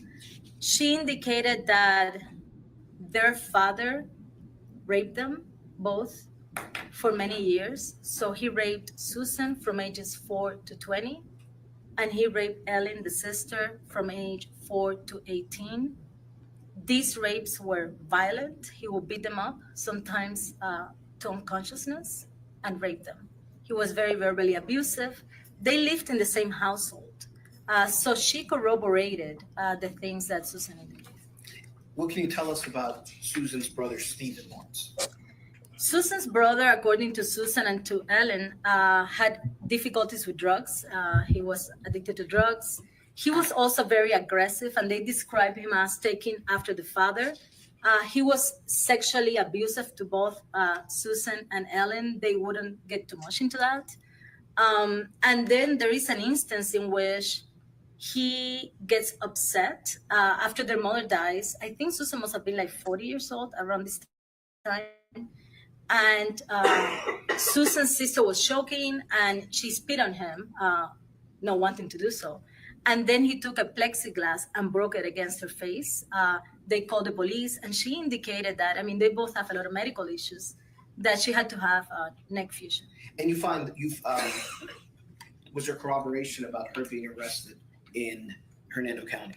I'm sorry, him being arrested, Stephen, in Hernando County. Yes, I saw a record indicated that he had been arrested, and in the record, the record matched with what Susan told me about the event and what Ellen told me. And actually, in the record, Susan gave a statement. What is the relevance of Susan's siblings' history of mental illness, substance abuse, and aggression? Because these are individuals who are living in the same household, and they all get damaged in different ways. But it's also this legacy of silence, of protecting the abusers, is going to prevent these siblings from really supporting each other, either because of conflict or because of lack of ability. Now, you mentioned that PTSD requires the presence of traumatic events. How did you assess the presence of traumatic events in Susan's life specifically? So there is a checklist called the Life Event List that has, I think, 16 traumatic incidents and one that is kind of like an additional catch-all. And this fits that definition of psychological trauma, sexual violence, serious injury or death, or the potential of these issues. So I administer that. And Susan endorsed 13 of 17, right? Correct. And you mentioned before that, now is the purpose of LEC-5. The leg 5. Leg 5, thank you, to see if someone actually suffers from the issues in regard to PTSD. So the purpose of this is before we assess PTSD, we need to make sure that the person actually has trauma, a traumatic incident. So this is a checklist of events that fit that definition. So the purpose of this checklist is to get the worst event, the event that haunts the person the most, and then assess PTSD according to that stress. And what was it that haunts Susan the most? Being raped and repeatedly raped and beat up by her father since age 4 to 20. Are the results of this test consistent with someone who has post-traumatic stress disorder in regard to Susan? So for the checklist, what I'm assessing is that she has all these traumatic incidents. So it's not about symptoms, but she has a lot of different traumatic incidents, which would worsen the possibility of getting PTSD. Now, you mentioned that both Susan and Ellen told you about the rapes that her father perpetrated, right? Yes. How old was Susan when the rape started? She was around 4 years old. And did it last for decades? It lasted for decades. They were unpredictable. And they were actually accompanied by psychological abuse. He would call them fat blobs. You're ugly, nobody's gonna love you, put something on your face. So this was a very painful decades of their life. And in addition to the sexual abuse, there was physical abuse as well. Correctly. He would beat them up with anything he had at hand. So it was very physically abusive. And like I said, there is a part of trauma that is even worse when it cannot be predicted. They will have to walk around eggshells. So he would come home, demand fresh meals. He wouldn't take leftovers. They had to cook soup every day. And if they didn't do things exactly like he wanted them, he would just beat them up. At one point, they wanted to leave, and he's like, this is what I do to sluts or whores. And then he would beat them and rape them. So it was very intense. And Ellen corroborated other traumatic events that happened to Susan? Correct. So with Susan, we have natural disasters because she used to work as an EMT at around age 20. So she saw fires. During her work as an EMT, she saw the grotesque. She saw people cut. She saw a lot of things. She worked near an airport, so she saw plane crashes, victims. She's had a lot of car accidents that would fall under the definition of psychological trauma as well. So she's had a lot of knee surgeries as a result of that, and spinal surgery. She's fell from a horse. She's fell at home. She's fell on the street. One of the worst events that she described was her mother dying from a condition. Mesothelioma? Yes, yes. And part of that is this idea that the reason the mom acquired the disease is because the father was exposed to asbestos, and they will have to shake his clothes. So Susan and Ellen have also been exposed to asbestos because of this. So there is a big fear that they might develop this because this is something that may lay dormant. Did you find records where Susan reported these traumatic incidents to other individuals? Yes. So prior to this, the Ocala records were there was a diagnosis there, right? So I didn't see medical records when she disclosed this before, but when she was arrested, they asked her very pointed questions about, have you ever been robbed? Have you ever been sexually abused? And she gave the same answers about her traumatic incidents. She had a friend who was murdered. She mentioned that. And the friend was kidnapped and raped and left to die. And there was a lot of screaming. So to her, screams are triggering for her. She mentioned that to the police. She mentioned to the police having been beat up by a boyfriend. She mentioned having been sexually abused, having been robbed. So yes, she did mention some of these things. And some of those traumatic incidents are also the Marion County jail records, which are in evidence, correct? So yeah, so in the Marion County jail records, when they asked her, she reported incidents as well, and she also reported post-traumatic symptoms in those records.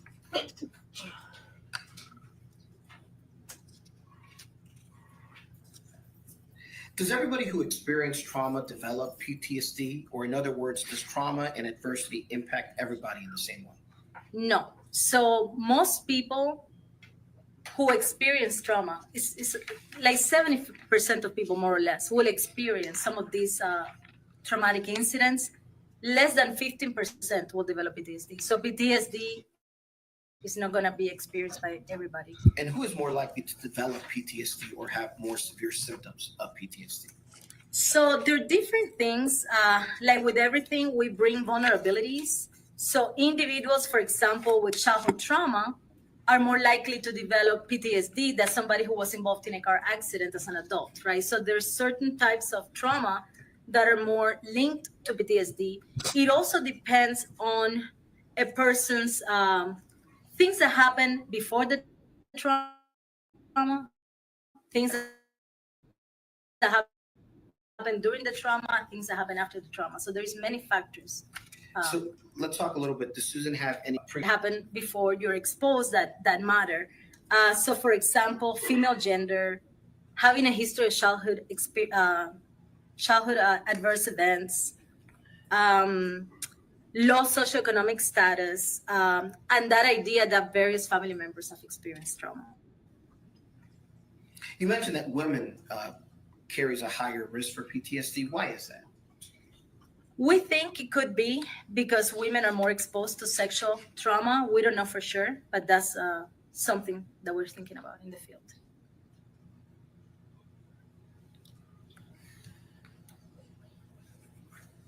Now, you mentioned, so we know she's a female, obviously, and she has a history of prior trauma exposure. Can you tell me about any additional history of adverse childhood adversities that she has? So yes, so when we look at her life, her mother had those mental health issues. The mother was depressed.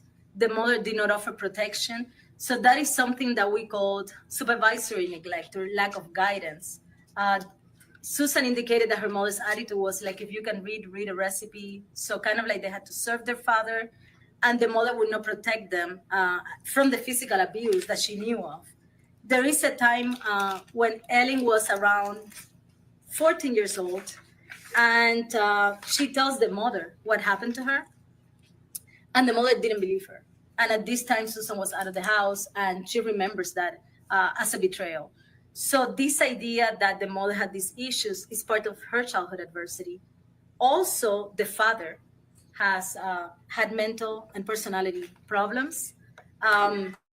He was extremely violent and aggressive and verbally abusive. They indicated that at one point, he made fun of somebody from outside the family, a young girl, and she ended up dying by suicide. So he exposed her to domestic violence and things like that as well. There are like also multiple forms of neglect, not being taken to the doctor for regular appointments, not being fed, not being taken care of. So Susan and her sister had to cook, had to fend for themselves. And in addition to the physical and sexual abuse that's covered, obviously there was psychological abuse, correct? The psychological abuse was a big part of it. And there is a point in which Susan has to make a lot of adaptations in her personality. She wanted to please her father. So even as an adult, she would try to give her father gifts or to hug her father. And it might seem irrational unless you have a trauma bond, a bond where this person that is a source of your trauma, you also depend on this person for love and acceptance of your personality. The father also told her, you cannot go to West Point Academy, even though she had passed the test and all of that, because you should be a secretary. And that may seem also irrational. Why would she do what the father wanted? But she did for a long time.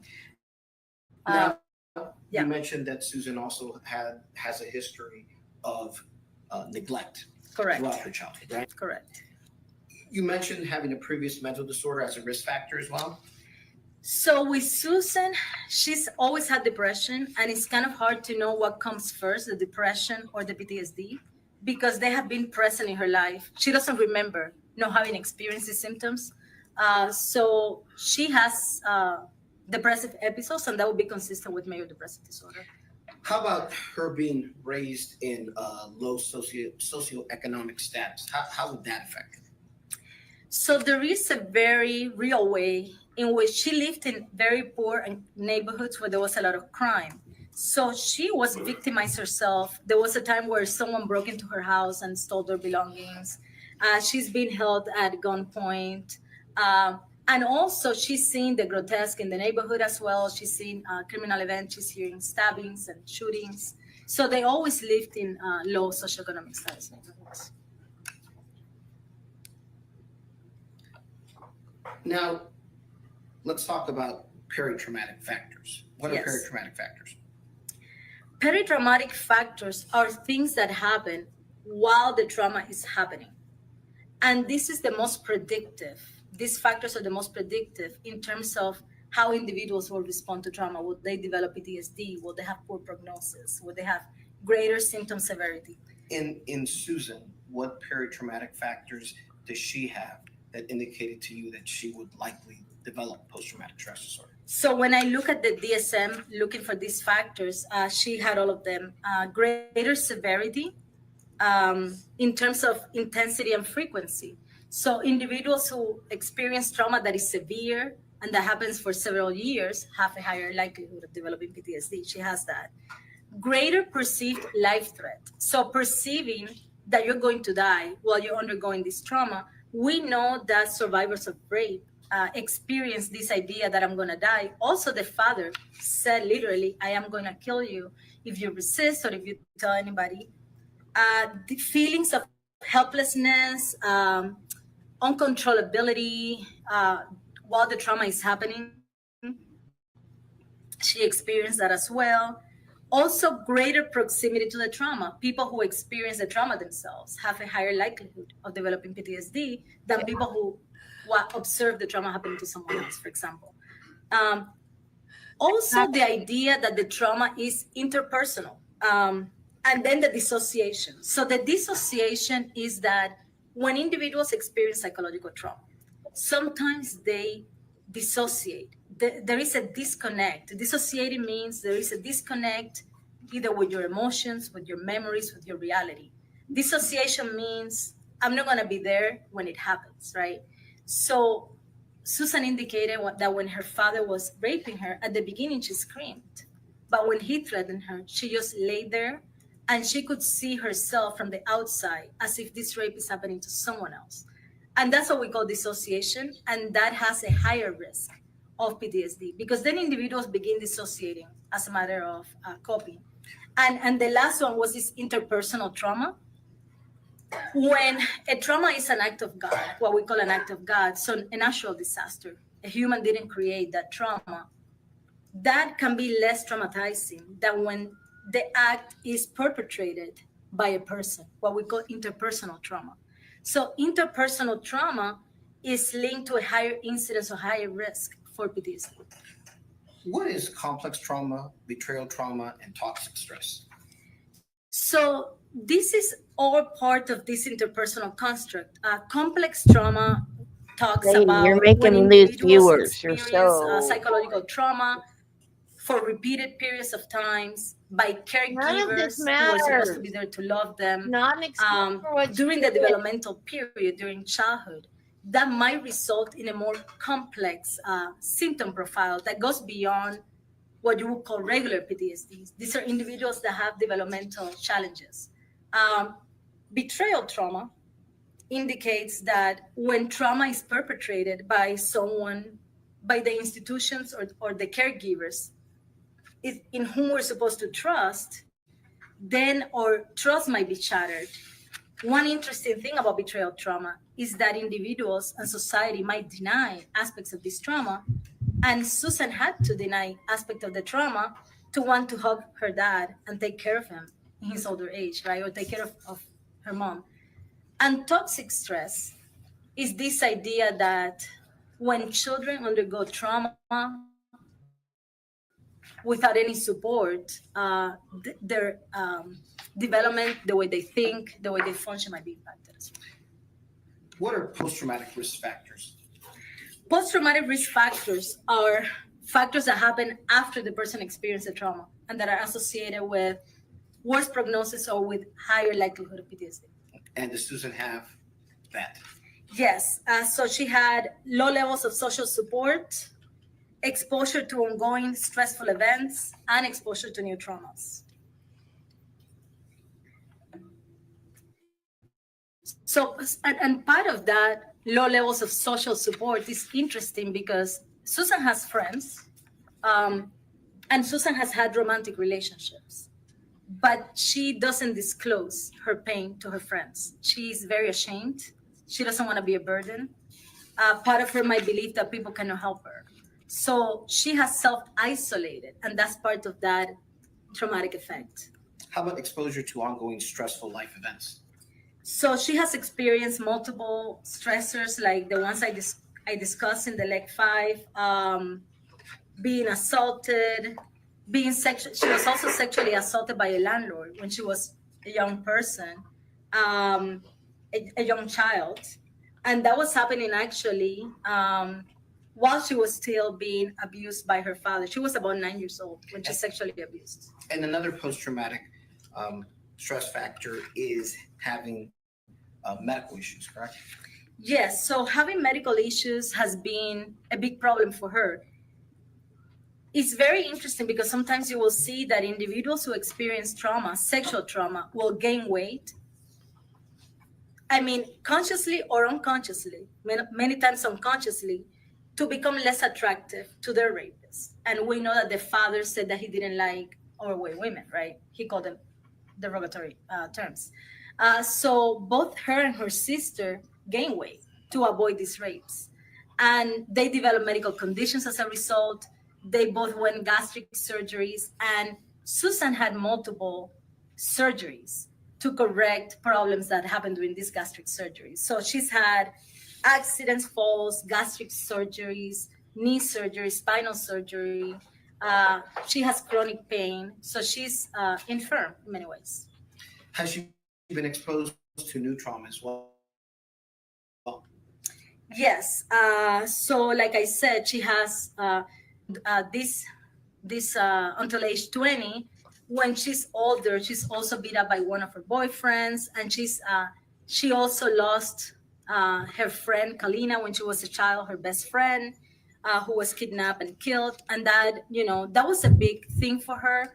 I think she talked to me about that the first session, and she cried about this. Like, it was very rough for her. Everything is happening to this woman. She also talked about another student who died in a car accident, and she also cried during that time. So she has experienced multiple events. And the death of her mother, dying from mesothelioma, that was very traumatic. And the death of the woman that she killed that had 4 kids. So we may not consider something traumatic if the death is natural, but there is a belief in their minds that the father exposed them because he was not careful enough. So kind of like the ultimate thing. And when the mother was dying and she was taking care of the mother, the father didn't want her to have pain verbally as well and once physically, and he was withholding medication from somebody who's dying in pain. And also, once the mother died, it was very traumatic the way the father kind of kicked them out of the house. So after the mother dies, the father had a mistress who was actually the wife of his brother, and he brought her from Hungary and married her, and told Susan that her sister was not welcome in the house. So Susan left the house as well. Now, after you assessed Susan's history of traumatic incidents and traumatic risk factors, did you also give her That's a good question. Psychological test by the name of CAPS-5? So the CAPS-5 is a scale. It's not a test, but it's a structured clinical interview where you have to go through all the criteria for PTSD. Yes. And what were your conclusions regarding the CAPS-5? So she has enough symptoms of enough severity to warrant a PTSD diagnosis. And why is it important to do, not just speak to the individual itself, in diagnosing PTSD and post-traumatic stress disorder? Why is it important to do testing as well? Well, obviously, in forensic context, individuals may have a motivation to not be honest, right? And they may have a motivation to exaggerate their symptoms. There's other individuals who might underrate their symptoms, underreport their symptoms. So when we assess PTSD, it's important to look at different sources of information. So I'm not just trusting what she's saying. I'm talking to Ellen, and I'm going to see if this is consistent with what Ellen is saying. I'm also going to see if there are records corroborating that. I'm also going to see if there is the possibility that she's exaggerating symptoms. And I'm also going to do objective testing. And these symptoms based on the CAPS-5 lasted over 50 years. The moment in which these symptoms began, that she's always had these symptoms, but I did discuss, so like there are different ways of assessing PTSD. One is, do you have the symptoms now, the active symptoms now? And there is another way in which I can look at the worst month. And what this will do is it will give me a lifetime diagnosis. Does this person have PTSD? Is there a lifetime diagnosis? And she has a lifetime diagnosis. Should it? Yes. Why should this matter? She indicated that the worst time was at around age 20. This is the first time that she's leaving her father. So the rapes stopped at age 20 and the beatings. She leaves because a friend says, let's go with me to California, and she goes there.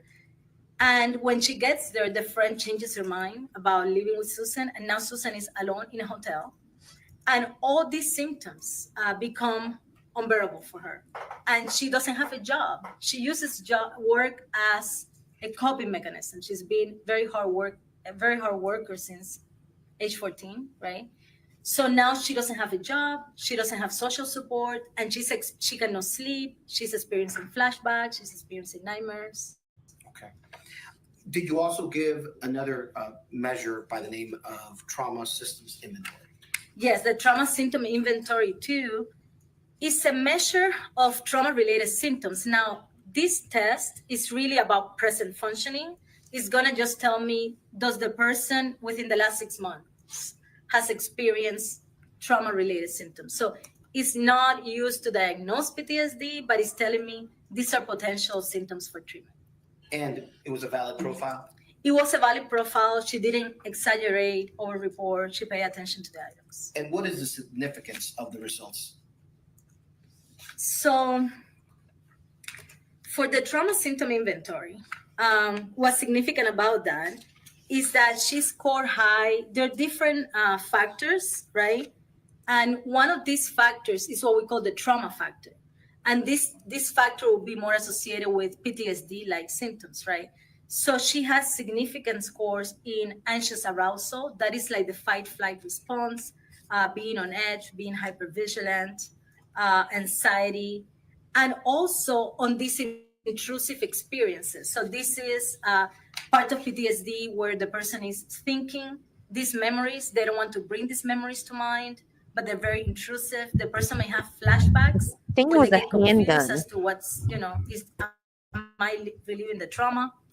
She also has significant scores in defensive avoidance.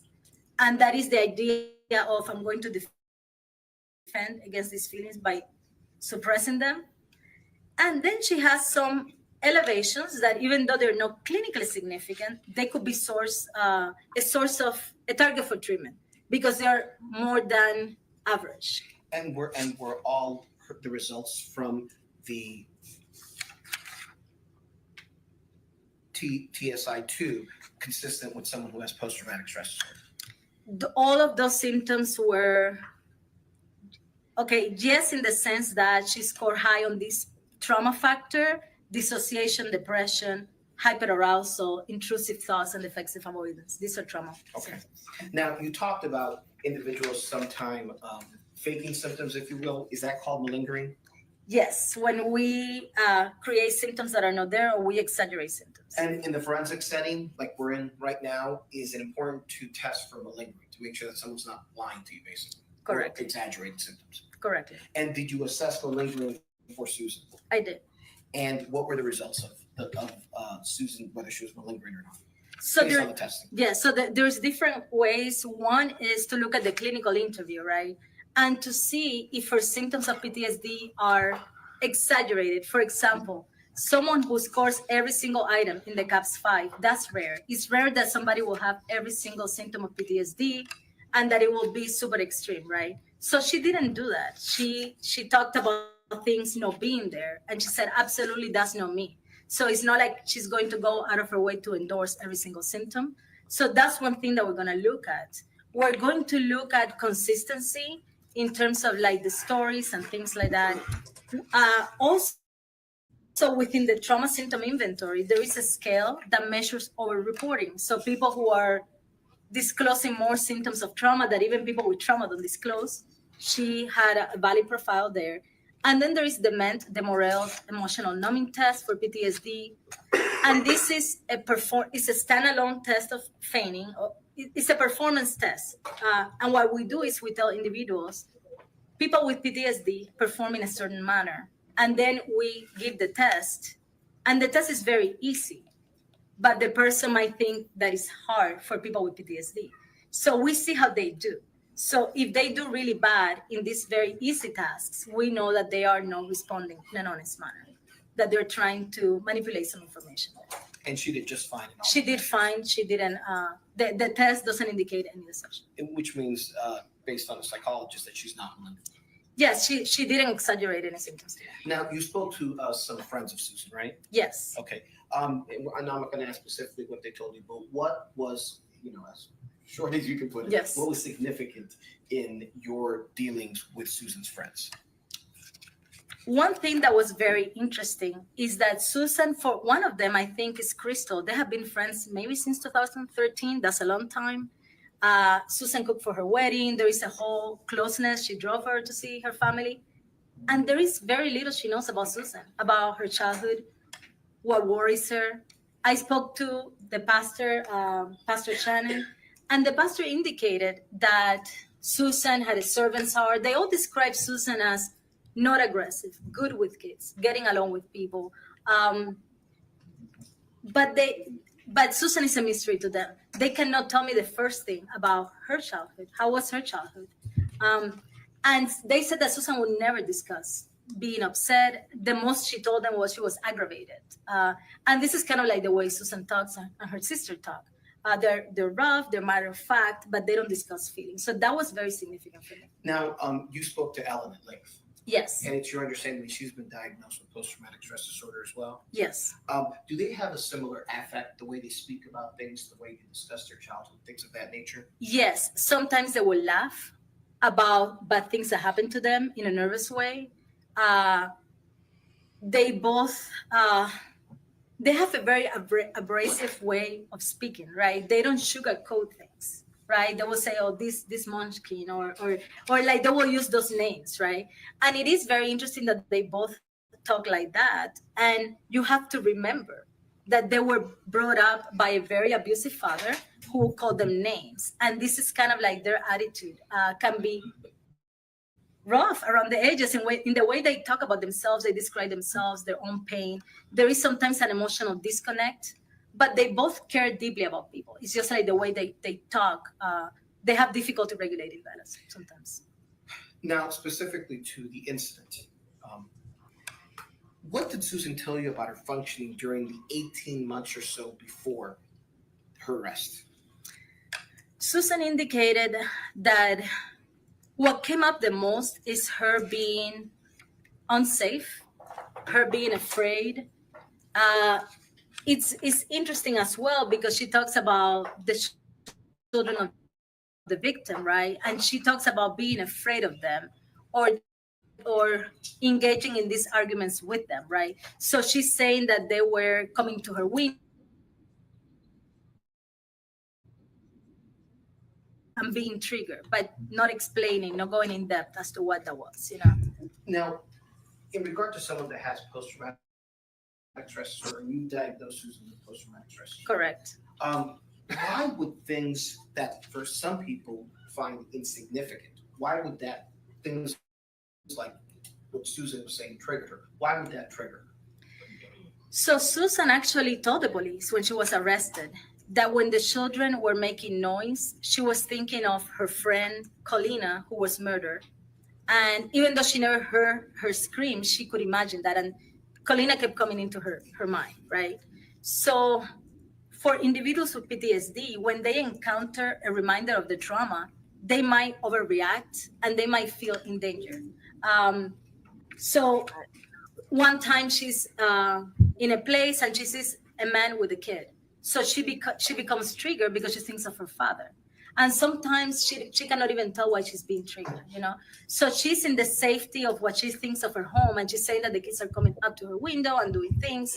And she cannot explain that she told the sister at one point, this is triggering, but this is not the story. She's telling everybody because she's very private. But she told me that she was becoming unsafe, that she felt her privacy was being invaded because they were looking through the mailbox, that at some point she had to go to change her tire multiple times because they put something on her tires, that they put marbles so she would fall.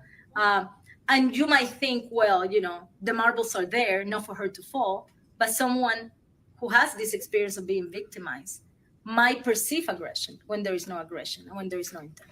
Did you find any documentation regarding Susan's functioning within 3 months of the incident? So there is a record. It happened at around 3 months before her arrest. I have PTSD, and you get triggered, but you're still aware of what's really going. Maybe I don't have it that bad. I don't know, but you're still aware of it what happened really on happening. March 14, 2023, right? And she went into a tire place, a place thinking it was a tire place, but it was actually a parking lot, and the door locked.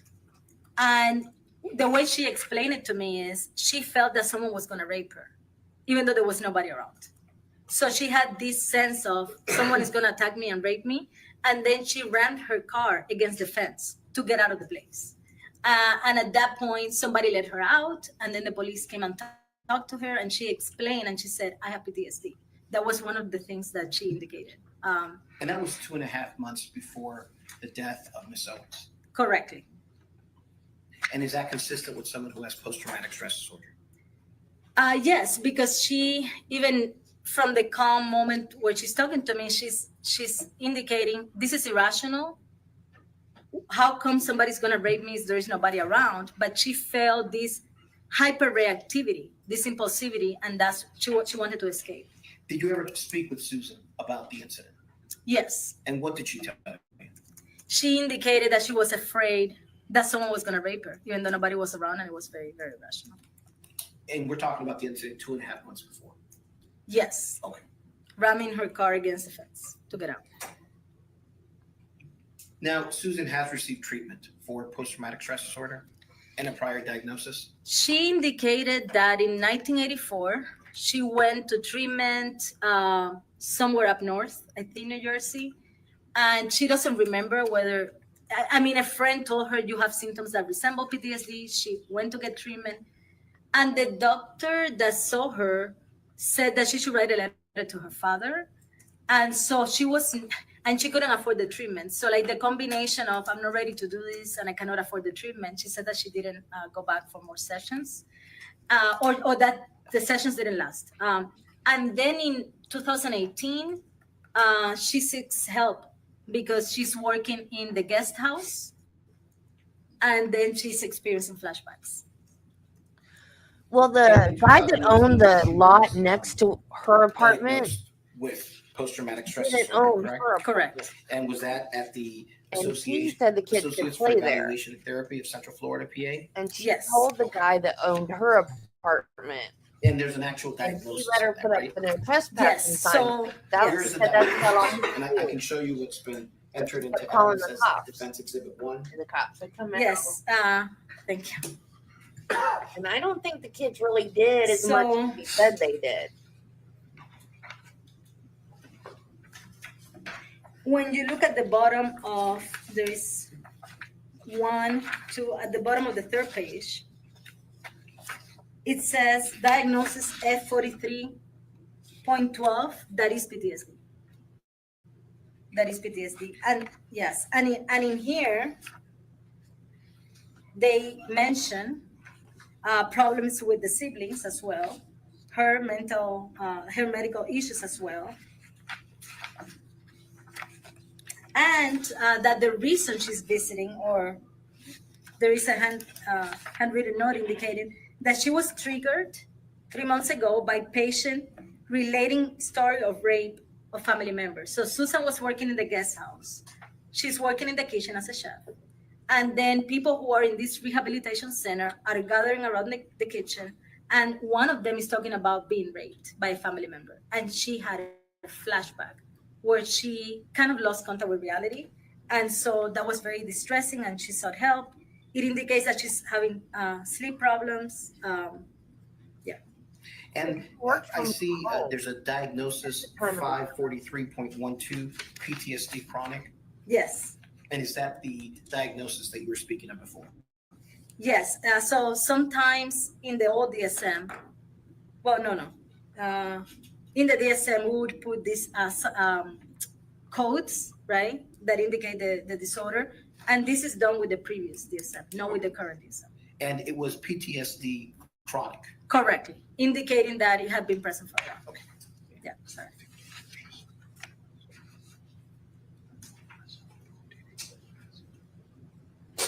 I got one of the blinds missing in my vertical blinds. So to conclude, what is your diagnosis of Susan Lorincz according to the DSM-5 TR? Post-traumatic stress disorder with panic attacks and dissociation. Okay, and we've already spoken about panic attacks and dissociation, right?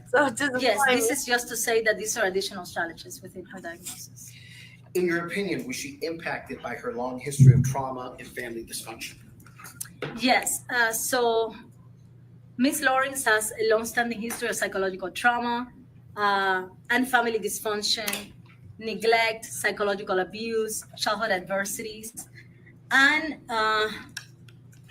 post-traumatic stress disorder and depression. She has difficulties with self-isolation.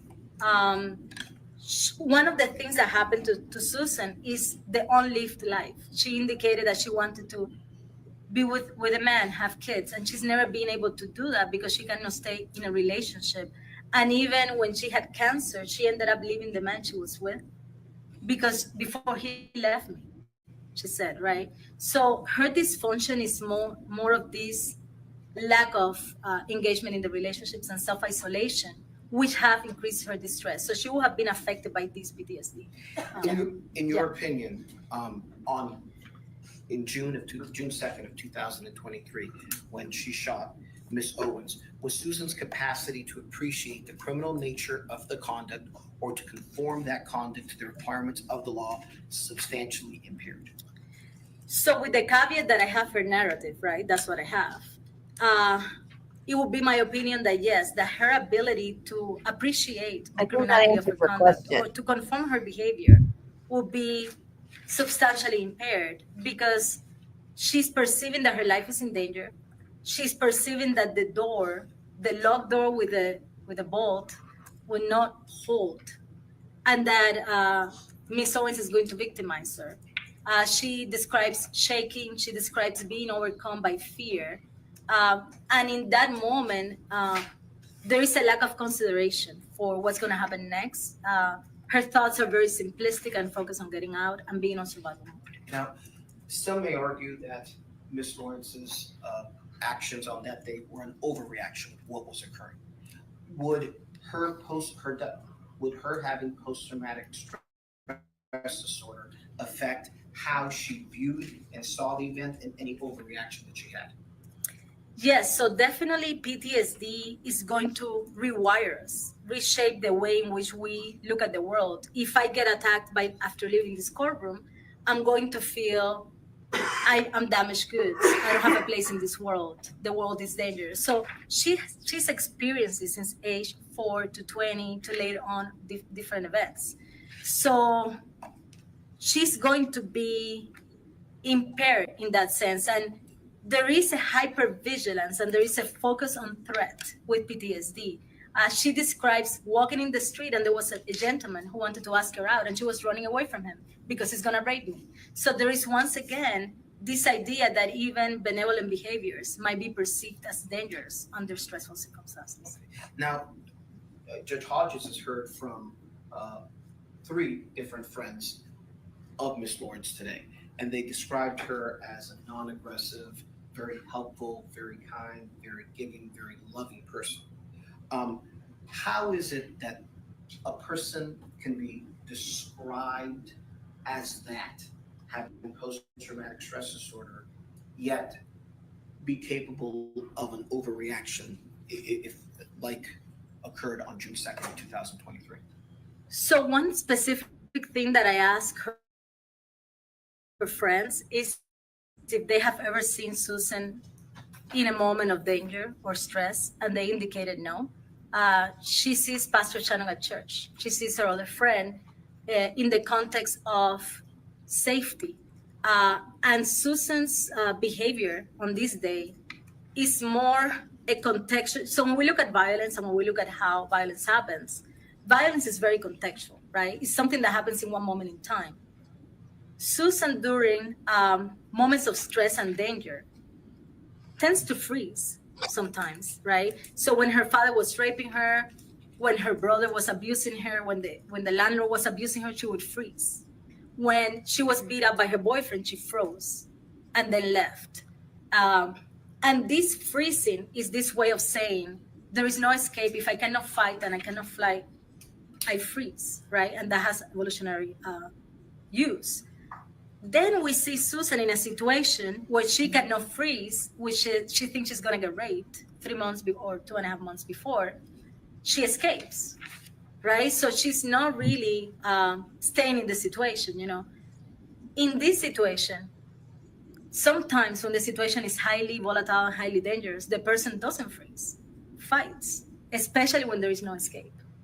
And that could be the reason why they've never seen her under conditions of stress. And did Susan indicate to you that on the day in question, she felt that she could not escape, that she could not leave the situation? She indicated she felt trapped. She said just the way she described her thoughts. Remember, like when we experience psychological trauma for a person with PTSD, that part of the brain that thinks and reasons and it's like, hey, this is not as dangerous, like it assesses the situation, goes offline. So her thoughts are very simplistic. When she describes her thoughts to the police, they don't have this narrative component. It's like, get out, leave me alone, go away. So like these are very simplistic thoughts, which are very consistent with somebody under a stressful situation who has PTSD. Now, obviously PTSD is a mental disorder. Yes. Does Susan require specialized treatment for PTSD? Yes. So individuals with PTSD benefit from treatment, right? And there are many lines of treatment. But I will say one of the first lines is antidepressants. I'm not a psychiatrist, but that's part of that. But that medication is an adjunct to psychological treatment. When an individual has experienced the severe, pervasive trauma that she has experienced of being raped for many years, during her formative years, this requires something more. So usually we see with PTSD that people will expose the person to the trauma, right? If you have a car accident, you go to a therapist, they might put you in a car and drive, right? But someone who has been the victim of sexual abuse like this will require someone kind, patient, and well-trained to identify all the issues that need development within her. So it's a specialized treatment. Okay. And could Susan benefit from? Yes, Susan doesn't have any condition that would keep her from benefiting from treatment. Intellectually, she can benefit from treatment. She says that she wants to experience treatment, right? Treatment has not been very helpful in the past, in part because of these trauma symptoms, of this idea that I cannot trust my therapist. She doesn't trust providers in the jail. So that's an issue there. But yes, she can benefit from treatment. And she can recover. And she can recover? Yes. With the right treatment? Correctly. Was Susan's behavior and actions the night in question consistent with someone suffering from What's she gonna PTSD? do in prison? Yes, so like She's gonna be triggered with her left and narrative, right? She's indicating that she was shaking, and that would be consistent with a body that is full of stress hormones, adrenaline. The simplistic thoughts that she's describing of just get out, the idea that she believed my life is in danger and the door will not hold. That was a big thought in her mind, that the victim was going to come through the door. It's a locked metal door. And this narrative isn't just what she told you, it's also what she told law enforcement as well. Yeah, it's been consistent. This is what she told me and what she told law enforcement as well. Are all the opinions that you have shared with us today within a reasonable degree of psychological and trauma-based certainty? Yes. Your Honor, I have no further questions. Smith? Yes, Your Honor. Yeah, she said this is her narrative. So just because I don't think she verified Good any afternoon, Dr. Good afternoon. maybe by How talking many to her hours have you sister, worked but in this other than case? that, and I don't think it has any bearing on what she, 80 hours, I really don't. 43? Totally different. 80.3, Oh, 80.3. counting travel and all that. Yes, ma'am. And you've been retained by defense counsel in this case, correct? Yes. How much are you charging per hour? Oh, I knew that was gonna happen. 250. So you worked 83 hours, charging $250. Doesn't matter. No, I charge 100 for travel. So I have made a total of 16,490. Okay, so total in this case, you were charging over $60,000. Yes, 16. Yes. You're saying 16 or 16? 16. 1 6. Oh, 1 Yes. 6. Okay. 1 6. All right. Thank you, ma'am. All right. Now, you would agree that traumatic events are different than everyday stressors. Yes. And would you agree that a child experiencing their mother dying from a gunshot wound would be a traumatic event? Correct. And that traumatic event could affect that child. Correct. It could affect their children in the future. Correct.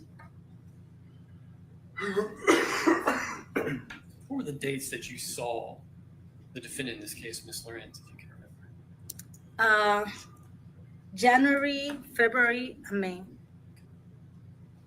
And so this crime happened in 2023, but you did not see her until 2024. Correct.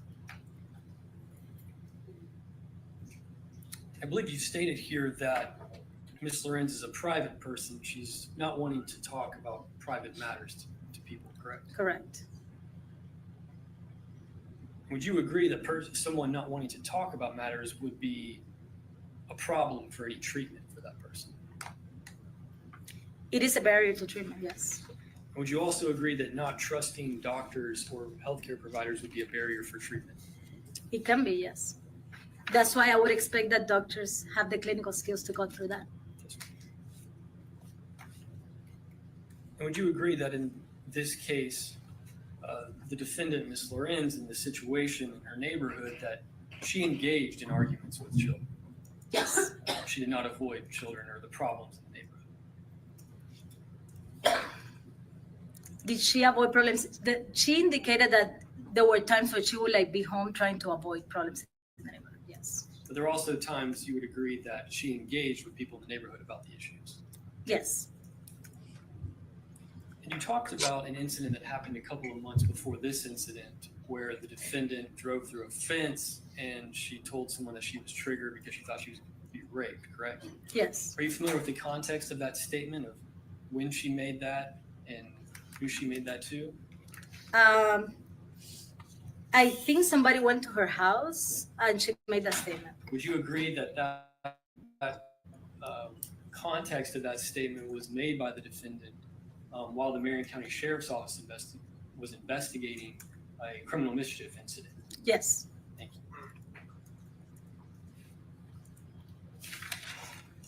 Now, PTSD, the basis of your diagnosis includes statements made to you by the defendant, correct? Yes. And the defendant's statements to you played a significant role in your diagnosis. Correct. And you interviewed the defendant while she was in the Marion County Jail. Yes. And you performed a trauma symptom inventory test upon the defendant while she was in the jail. Yes. Would you agree that that test is not designed specifically for an incarceration setting? So the test was not specifically designed for incarcerated, but it can be given to anybody who's experiencing trauma symptoms. Yes, ma'am. Yes. But would you agree that you were unable to say whether the defendant's responses in that test were a result of being incarcerated or as a result of the trauma in your life? So the trauma symptom inventory is about how the person is functioning now within the last 6 months. It's not tied to any traumatic incident. So it's just what this person is experiencing now. And Yes. by the time you'd seen her, she'd been in the jail for about 6 months. I don't know how long, but she had been there a while, yes. Okay. And so there's no way to conclusively exclude what she's been experiencing in jail when she's responding to your questions. Yeah, like I said, these are not tied to any specific event. Yes. And would you agree that sometimes during the interviews, the defendant gave vague and superficial information? Most of that superficial information that was about her relationship with men and things like that. So she was cooperative, but there is a big part of being a victim of childhood abuse and avoiding the pain. It's part of the PTSD. But yes, there were times in which she was vague, more vague. Yes, ma'am. And you would also agree that you did not explore the actual shooting with the defendant? Correctly, yeah. You did not? No. I mean, she talked about the shooting. I didn't go play by play, but she did talk about it. But you did not explore the actual shooting with the defendant? Correct. All right. And you did not ask the defendant whether her intrusion symptoms occurred at the time of the shooting, did you? Correct. No, because you're getting paid by the defense. Now, I would also point out that the defendant had no evidence of hallucinations, correct? Oh, no hallucinations. She didn't report that. And there was no evidence of delusions, correct? Correct. And the defendant did not endorse a history of psychosis. Correct. And I believe you noted while depression was elevated, it was not to a point of significance in your opinion, correct? Depression now, being in jail. Yes. Of course, Correct. she has depression now. And you also mentioned that the dissociation was elevated, but not to a point of being clinically elevated. Would you agree? The dissociation now, not the dissociation as a child. Yes. But when you were talking to her? Yes. In the moment that I was talking to her, she was not significantly depressed and she didn't have significant dissociation according to the trauma system. And you would agree that the defendant was stable when you saw her? Yes. And you reviewed medical records from the Marion County Jail, correct? Yes. And the defendant was not diagnosed with PTSD in the Marion County Jail records? In the Marion County Jail, no, she was diagnosed with adjustment disorder, I think with anxiety and generalized anxiety disorder. But I say this with the caveat that in jail, people don't get in-depth trauma assessment. And she did report trauma symptoms, but they didn't diagnose. Yes, ma'am.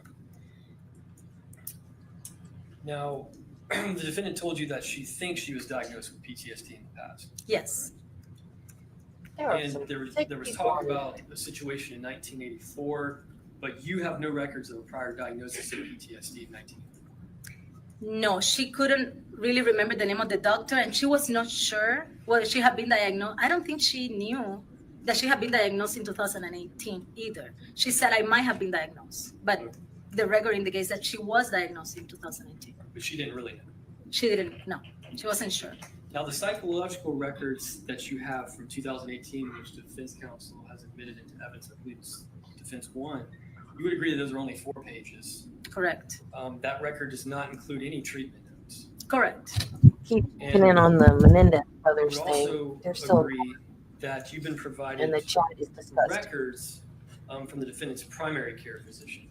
Yes. And those records were, I believe, from 2018 to 2023. Correct. And there was nothing of significance regarding PTSD in review of those. No, I think they mentioned that general physicians don't tend to look for PTSD. They're not that nuanced. There might have been mention of Paxil, which she received Paxil after her mother died because she had anxiety. and depression, and she was prescribed that, but then she started having suicidal thoughts, and she stopped that.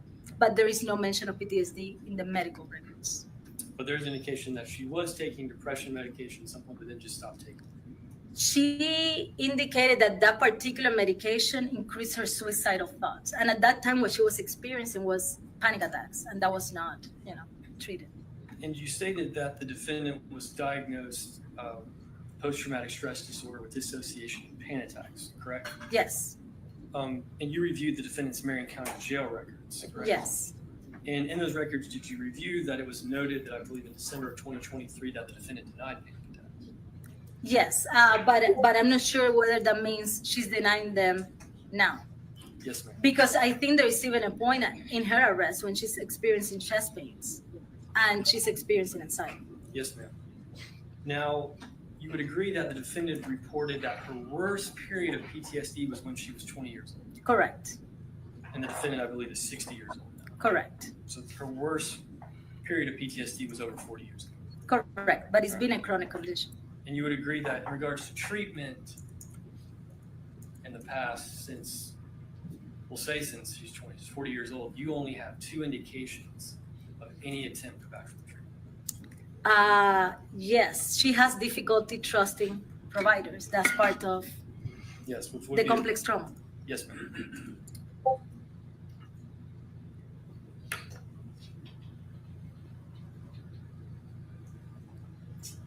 And in 2018, the defendant said she was triggered by someone telling her about a story of rape, correct? Correct.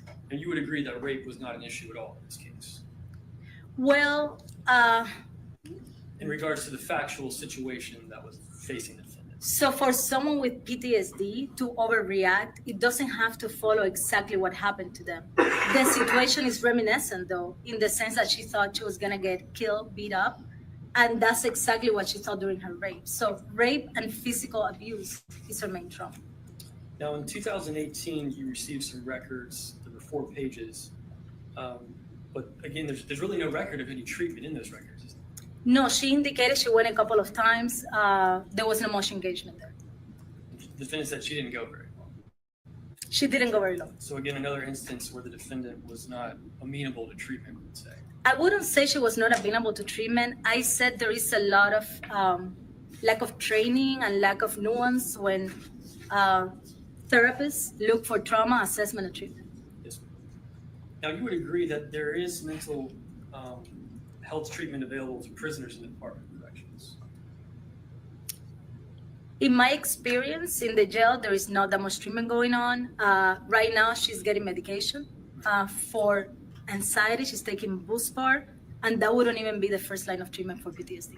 But in the Department of Corrections, they're required, the department that is, to provide mental health service to inmates.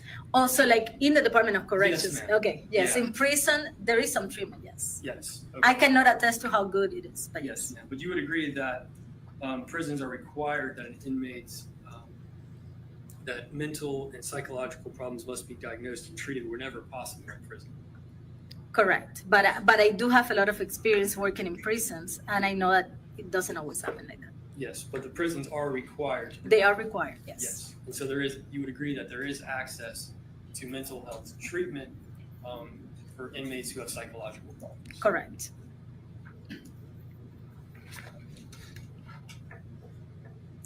And you would agree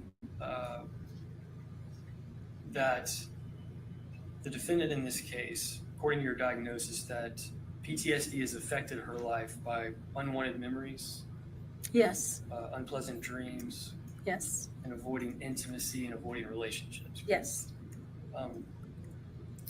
And as part of the criteria for examining PTSD, would you agree that you have to examine whether PTSD has caused clinically significant distress or impairment in an individual's social, occupational, or other area of functioning? Correct. And that is something that you did in this case, correct? I did, yes. And you would agree that the main area of the defendant's life that has been affected is her relationships? Well, there are two things. The relationships have been affected because she hasn't been able to form a relationship and have a family or have a deeply intimate relationship with her friends and seek that support. But also there is that significant distress that she has masked. So she has the distress, which is part of that, and she has a disturbance in her relationships. But in reporting to you, you would agree that the defendant's primary concern was that because of PTSD, she missed out on things like having a husband or having a family. Do you agree? And having friends that can support you, because the best way for us to really regulate our distress is talk to a friend, but she hasn't been able to open up even to friends with whom she feels safe. And you would agree that any treatment in PTSD would primarily help the defendant improve and foster her close relationships? It would do that, in part, yes. Thank you. And despite PTSD, the defendant has gone through, the stuff that the defendant has reported that she has gone through, she's been able to obtain multiple educational degrees. You would agree with that? Yes, people with PTSD can obtain educational degrees. And she's been able to work in various fields. Correct. And we talked about this earlier, that she does not have a problem avoiding or engaging, or she does not have a problem engaging people in public. That kind of depends. That kind of depends on how her symptoms are at the time. Yes. So you would agree, based on what you reviewed in this case, that she had no problem engaging people in the neighborhood about issues? She engaged people. She indicated that she was seeking support, that she didn't get support. She was trying to talk to the police. So there were like things that she did to solve the situation, according to what she told me. Yes. Yes. Thank you. Your Honor, if I may just have one moment. Yes, sir.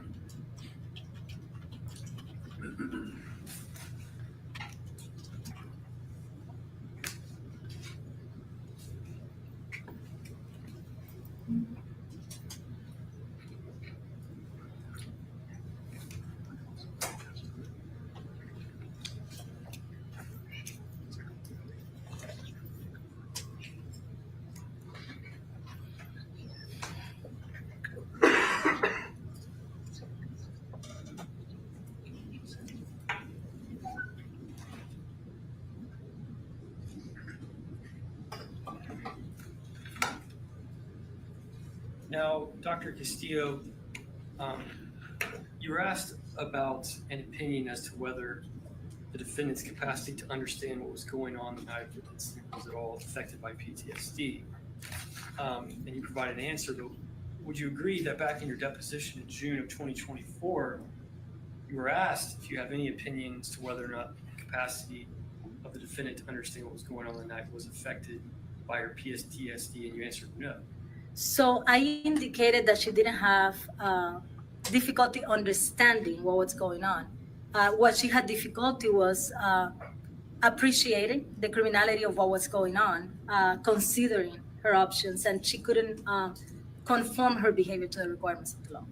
But you would agree that the defendant had no problem understanding what was going on, correct? Yes, there is a difference though. I mean, she didn't have insanity, or she was not psychotic, but there is a way in which PTSD can overwhelm and override your ability to think and consider options. You would agree that the defendant, when she talked to law enforcement or talked to 911 calls in this case, even talked to you, that she was able to recount what happened? Yes, she knew what happened, yes. And you would agree that the defendant, during her interview, she would mention a time where she went over to actually confront the victim in this case, Ms. Ajika or AJ Owens. Do you remember that? Could you remind me what time? If there's a situation where Ms. Ajika Owens was saying something about the defendant actually goes over to confront Ms. Ajika Owens about what he said. I don't quite remember. It is possible. They have various interactions. But you would agree that if someone who has PTSD, when they want to avoid a situation, actually going over to someone and confronting someone about an issue would be inconsistent with avoidance behavior? Well, a person can approach somebody that they, okay, there is a time in which Ms. Lorincz says that Ms. Owens threw a sign at her, and she was really surprised that this happened. It's not like she thought this person was dangerous all the time or she avoided her all the time. It's not like that. When she talks about avoiding, is the thoughts of her father beating her and raping her and those kind of situations. But with Ms. Owens, there have been interactions where she has not avoided her. It was more about she feeling the banging on the door, the walls like shaking, and she feeling like she's gonna kill me. It's that moment. No further questions. Briefly, Your Honor.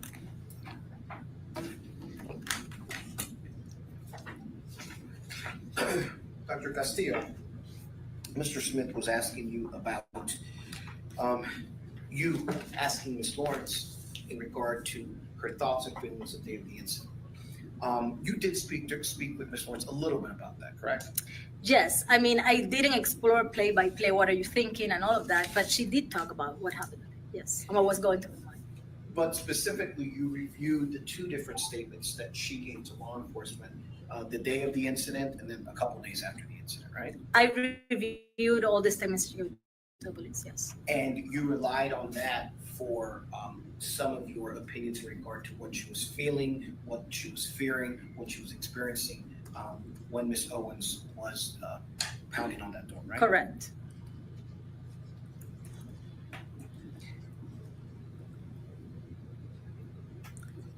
Mr. Smith was asking you about specifically the Marion County jail records since Ms. Lorincz has been incarcerated since June of 2023. And you indicated to him that she has reported trauma symptoms. Correct. However, the jail has not done a full evaluation for trauma. Correct. She reported flashbacks, hyperarousal, nightmares, all of these trauma symptoms and a trauma history. But no full analysis. No full analysis has been done. Mr. Smith was asking you about the medical records specifically, and there not being any mention of trauma indicators or trauma symptoms in her medical records. Correct. Now, do the regular physicians, the ones that look at, if your foot's broken or if you're having issues with your gastric bypass surgery, etc., like Ms. Lorincz went to see physicians for treatment, do they typically assess for PTSD, for trauma-based situations, for trauma-based mental health disorders? No, in my experience, medical doctors don't really routinely assess for psychological trauma. And you mentioned that the PTSD that Ms. Lorincz has is chronic. She has chronic PTSD. She has experienced the symptoms since age 4. You also mentioned that Mr. Smith was asking you questions about Ms. Lorincz and how she has had problems trusting providers. Correct. Is that consistent with someone that has post-traumatic stress disorder? Yes. So when I conduct psychotherapy with survivors of abuse, part of the challenge is to talk to them in a way that decreases their defensiveness, because this is a natural process. It's almost like trying to save somebody who's drowning, but the person is trying to hold on to that defensiveness, which is the lifesaver, because that's what they know. What has helped her survive is to isolate herself and not let people hurt her. So as a treatment provider, I know that individuals have trauma, difficult patients, and that's why we need to have those skills and that training to be able to break through that. And you have reviewed many different records from the Department of Corrections throughout your career? Correct. On many different individuals? Correct. Is it your opinion, based on your specialization in trauma, that the Department of Corrections does a good job of dealing, evaluating, and treating individuals that have trauma-based disorders, just like Ms. Lorincz has? No, I was also the chief psychologist in the Miami-Dade County jails, and we dealt with a lot of standards for prisons. And no, most of the time they're talking to nurses. They're not receiving trauma-specific treatment. And it's very hard to get this kind of treatment even in the community if you don't go to a place that specializes on complex trauma and understands what they go through developmentally. And Mr. Smith was asking you in regard to what you testified to in your deposition in regard to Ms. Lorincz understanding what was going on. What is the difference specifically between understanding right and wrong, etc., and specifically the Susan's capacity to appreciate the criminal nature of the conduct or to conform that conduct to the requirements of the law substantially impaired at the time of the offense? So understanding is about knowing, right? Understanding is about, do I know that what I did is right or wrong? And this is a criminal responsibility question for a sanity defense, right? Appreciating the criminality of your conduct is, in that moment, are you able to appreciate, assess correctly what's going on? And that part of the brain that assesses that would be impaired in PTSD. That ability, you are overcome by fear for your life. There is a heightened sense of being in danger and being unsafe, and you're about to be killed. So in that moment, all that consideration goes out the window. You're not thinking about those things. 100%. And all the trauma that Susan has endured throughout her entire life has been corroborated by records and individuals. Went through those. I don't even remember. She experienced There were so many things I had to do. Correct. So yes, she didn't choose to be raped, beat up. She didn't choose to experience all these events. And this self-isolation is part of a consequence of that psychological trauma. Your Honor, I have no further questions. Thank you. Anything else? No, Your Honor. All right. Thank you very much, ma'am. Thank you. Any additional witnesses? No, Your Honor. Judge, I believe Ms Lorincz would like to give a statement. Oh, she can actually talk.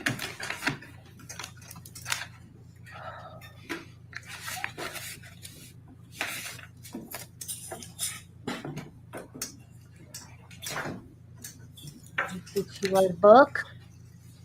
Good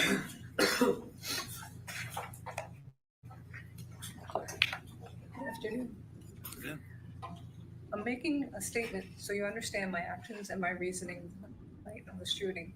My medical disabilities. I've had 25 knee surgeries on my right knee. Ended up having multiple replacements and then a catastrophic failure due to an allergy.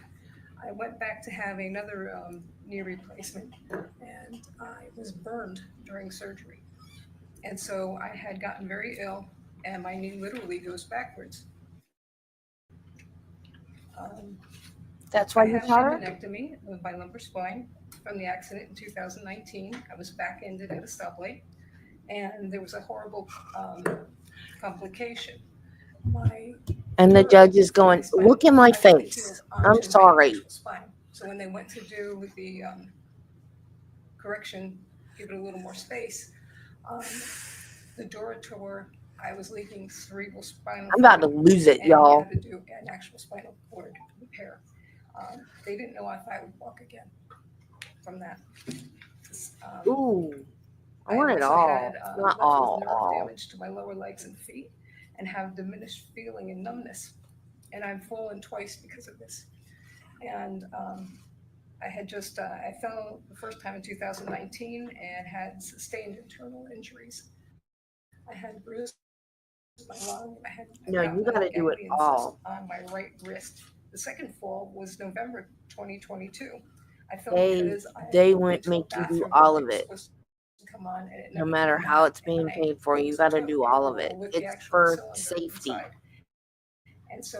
and to make sure that you're compliant. And I had torn my rotator cuff. There's a lot of things that's all up to you, and if you don't do it, it doesn't work. Hence why I'm still. Accident also impacted my cervical spine. And not anymore, because I finally found the trick to losing weight. I had horrible migraines, terrible neck pain. I was going through all this. And so, Judy, I want the ones that are like motions from lawyers. I also have cataracts in both eyes, and the one on my left is progressing faster. They're like asking for things, not like just stupid notices of stuff. You know what I mean? Some heart issues and high blood pressure. If you want to, if you don't want to, don't worry about it. I'm only asking you because you offered, sweetie.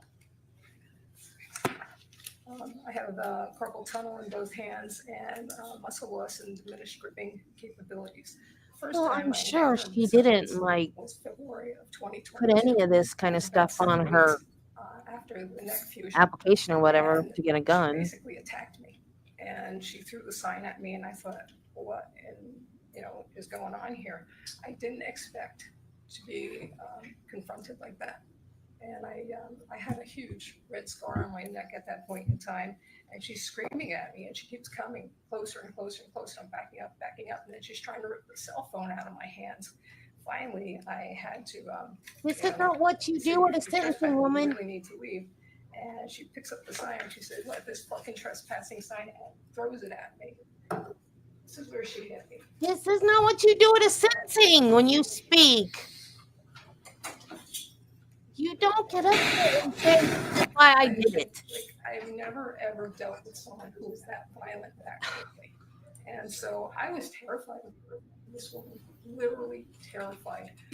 I've never had anyone, the first time I've met them, throw something at me and get so physically abusive. And sorry.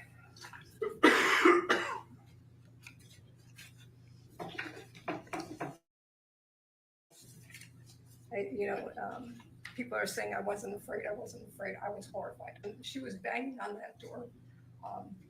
That's not how you get a lighter sentence, woman. So loud in the house. I could not hear what she was screaming. And then I found out that Jim, who said they were there, actually were around the corner of the apartment, over 100 feet away. How could they hear anything? So I don't understand. And the Wow, prosecutor knew the children lied. They found the children in the lies. They said I threw skates and I hit them. That never happened. The prosecutor knows that didn't happen. That's why the charges were dropped. I've just been flummoxed about this whole case. I don't understand. I understand I have PTSD. This woman kept coming after me. I had approached her because I was watering my plants, and she's going, "Oh, there's a crazy old white lady." And I'm like, you can't. Good way to ruin every nice thing everybody said about you. So I went to say something to her, and she verbally attacked me again. She's like, you've been calling my kids racist names and stuff. And I said, no, ma'am, I have not. And she kept getting angrier and angrier. The more I said no, the angrier she got. So finally I said, I was terrified. I mean, she went from a very relaxed position to a position where I could see her neck veins starting to bulge. Her pulse is really getting, fast. And I'm thinking, she's going to beat the hell out of me right here in the street. So I said, listen, I'm sorry. If that's what you think I said, I'm very sorry. I don't mean to offend anybody. I didn't say it, but I'm sorry. I went to walk away, and she's following 1 foot behind the whole time to my apartment until I slammed the door in the face. Again, never had anyone do anything that aberrant in my life.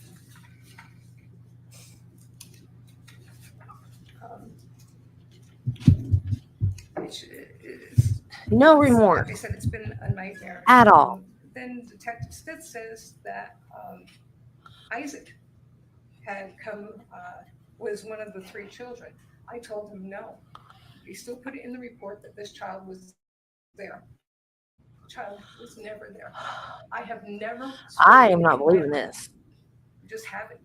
I knew him by his association with his mother. Never spoke to the other little girl, and never spoke to the little boy Titus. Israel, I did speak to. He has been unbelievably rude, and it was a few days before Christmas 2022, and he was trespassing, and I'm like, you need to leave, you're trespassing. And so he turns to me, he says, you're old, you're white, you're all alone, nobody cares about you, you're worthless. And I'm like, oh my God. Maybe if you'd been nice to him, he wouldn't have said that. 9-year-old child. And so I finally said, you know what? Come into this world alone, we leave this world alone, get used to being alone. And he left. And next thing I know, she comes back and she's screaming and banging on my door. I'm like, what in the world is going on? You can't talk to my child that way. And I said, ma'am, you need to leave. And so she was banging and banging. She breaks the door frame. She broke it so much that she bent the the actual strike plate, and I couldn't lock the door, and I couldn't open the door correctly. I was like, if she's gonna do that to my door frame and break a metal piece, what is she gonna do to me? I also have from that same fall when I was on the toilet paper, I have an aneurysm on my left kidney artery. I'm not supposed to be getting excited. I'm not supposed to have high blood pressure. This woman is terrorizing me. I mean, she is absolutely terrorizing me. If she hits me, she will kill me. Literally, she will kill me. I will bleed out internally. I will exsanguinate. So was I terrified? Absolutely. And just as far as the kids saying I said racial slurs to them, it never happened. I just never said them. I have never talked to London. I have never talked to Calix, Jareth, or kid's name. But Isaac was the other one. I have never spoken to him. Isaac, I knew. The other three, I would never have known they even lived in my neighborhood. As far as the child Israel's concerned, he said I called him a slave. I have never called anyone a slave in my life. Not an adult, not a child, just something I wouldn't do. And to say that I called him the N-word is ridiculous. I've never called anyone the N-word. And I don't know where he's getting this from. I don't understand. I was married to a non-white man. He was actually Middle Eastern, brown skin, and someone had called him a sand nigger and a camel jockey. And I was highly offended. And I would never do that to a child, ever. And I sang professionally in New York. I did jazz and the blues. I sang for Charles Gamble, Ernie Susser, and I had voice coach Jim Gassett, who had people in Dreamgirls, Miss Saigon, Les Mis, and I sang with Larry Woodard from the Metropolitan Opera. Larry is black. Wow. Charles is black. Our pianist was black. Most of the girls who sang the blues and Dang. did jazz, all black. I never had a problem with a black person in my life. This is not about race. And I actually love children. I have taught horseback riding lessons, dressage and hunter equitation. I've taught swimming at summer camp. I was a big sister for Big Brothers Big Sisters. And What happened to you, for having lady? cancer, I had uterine and ovarian cancer in my 30s. I would have had my children. And it's one of the reasons why I had issues with the gentleman I was with, because he wanted to have another child, and I felt I was stopping him. That said, I would like to make a statement to AJ's mom, children, and friends. It is with heavy heart and great remorse BS. I write this letter to you.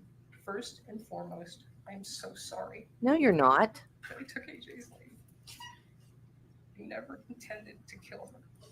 The night I shot that gun, I was confused as to why she was screaming and pounding on my door. I had an idea that You would have Israel told her started with that I if had you hit were. him. I could not understand why she was so angry. And she truly scared me. Now that I know he told her I hit him, I am just profoundly sad. Not only did a mother die, but a daughter and a sister. I think of your family's loss and know how hard it is to lose someone you love. Not being able to see that person, look at that person, or just talk to that person was such an empty feeling. I so wish I could go back and change things so that she was still here. I would trade my life so that she could be here if it were possible.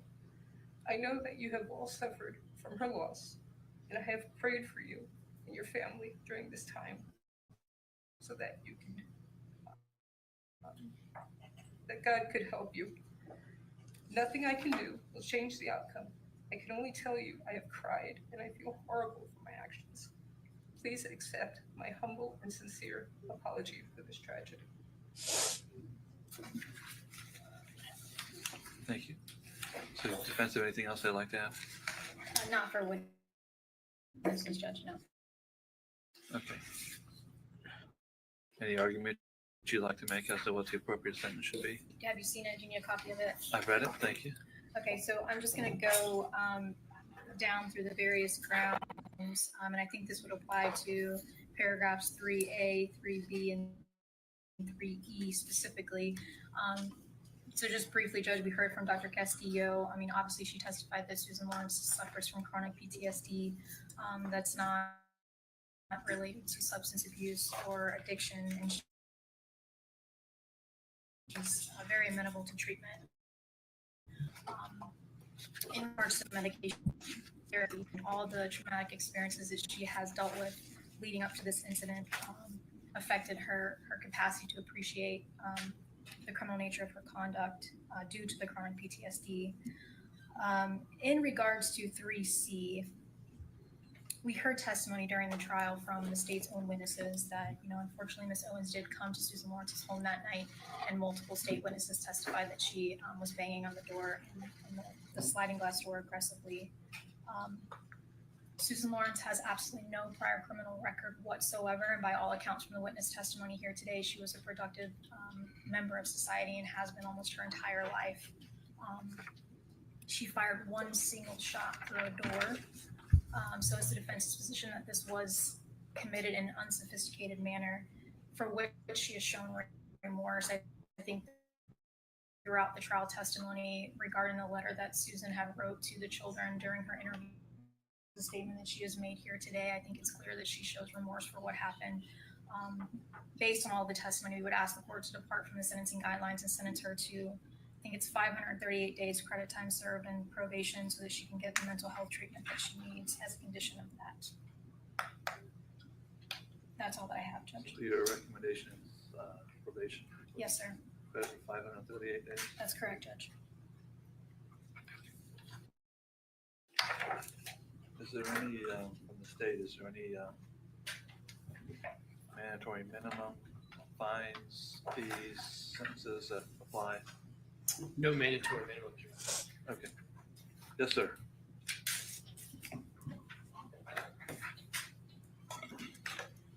Your Honor, in regards to the downward departure arguments made by defense counsel, one, the claim that the defendant requires specialized treatment and is amenable to treatment. The state would argue that the defendant's PTSD diagnosis was not the cause of this shooting. We've heard testimony today, and it seems that the area of the defendant's social functioning has been affected by her reported PTSD the most is her ability to form close relationships.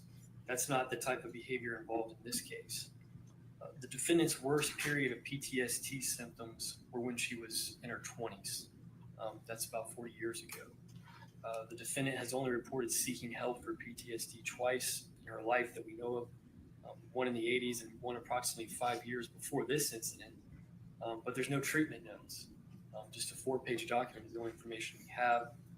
The defendant, we've heard that she's quit treatment, that she does distrust providers, that she has not stayed with any type of treatment that she's had in the past.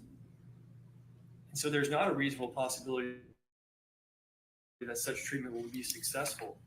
There's also mental health treatment that is accessible to inmates in the Department of Corrections. And when the defendant made her statement, she listed many things, many problems, including 25 knee surgeries, a host of other medical problems, but I believe the only mention of PTSD was the statement that I know I have PTSD. So, Your Honor, again, PTSD was not the driving force in this case. It is not a basis for a downward departure. Number two, whether the defendant had the capacity to appreciate the criminal nature of the conduct involved in this case or confirm her conduct to the requirements of the law, and whether or not that was substantially impaired. Your Honor, the defendant had the full capacity to understand what was going on the night of the incident. The defendant took pictures. She took cell phone videos of what was going on leading up to the incident. She knew what was happening. She confronted the children about what was happening. She called 911 and talked about what was happening. She talked about her statements to police about what was going on in the apartment, about being in the bathroom, washing your hands, going to the kitchen, getting the gun, returning and shooting Ms. Owens through a locked door. She claimed she all did it in self-defense. This was not an instance where her nature or her ability to appreciate the criminal nature of the conduct was impaired, nor was her ability to conform her conduct to the requirements of law were impaired. Again, that is not a basis for downward departure in this case.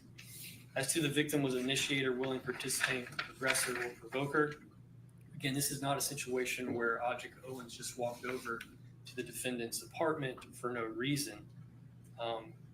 There's a history of the defendant having issues with the children, and Ms. Owens responding to those issues. The night of this incident followed that exact same pattern, and the course of events were set in place by the defendant engaging with the children. In the defendant's interview, she admitted she told the children on the night of the incident, "Go get your mom, I don't care." Again, AJ Owens did not walk over to the defendant's apartment with a gun, a knife, or a weapon. She was not trying to break into the house. She was not the initiator, willing participant, aggressor, or provoker. That is not a basis for a downward departure either. Was this offense committed in an unsophisticated manner, isolated incident? Downward departure always sounds like a yoga. Sophisticated. I point out the defendant had access to 2 guns that night, 22 caliber and 380 caliber. She went and retrieved the larger caliber weapon in this case, not the 22. She grabbed the 380. And this was not an incident where the defendant did not know what was going on and fired a bunch of sporadic shots of fear. The defendant fired one aimed shot at the door that struck and killed Ms. Owens. And again, this is not while the shooting may have been a one-time event. Again, this was a pattern of behavior involving the children and the defendant and Ms. Owens in this case. Your Honor, there is no basis for a downward departure in this case. The defendant has failed to prove that there is a valid legal ground to support downward departure. Based on the totality of the circumstances, the court should not depart. The defendant took the life of AJ Owens, a 35-year-old mother who was her neighbor, and Ms. Owens was a mother of 4. The interests of justice are best served by sentencing the defendant to 30 years in the Department of Corrections, which is the maximum sentence in this case.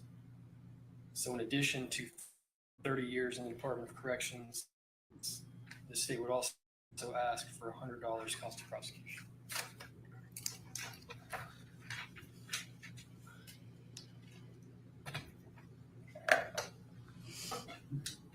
Anything else?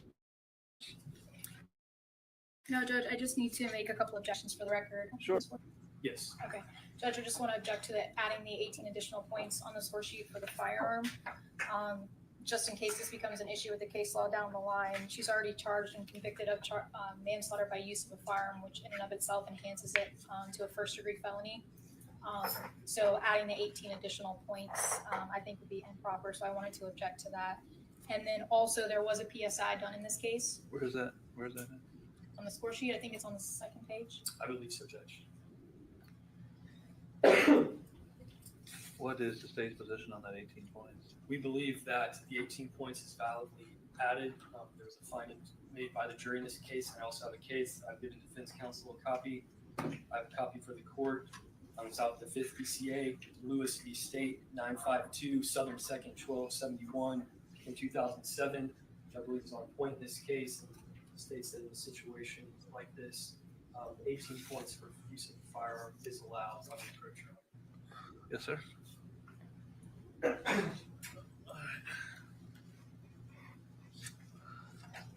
You look like a baby. I'm so old.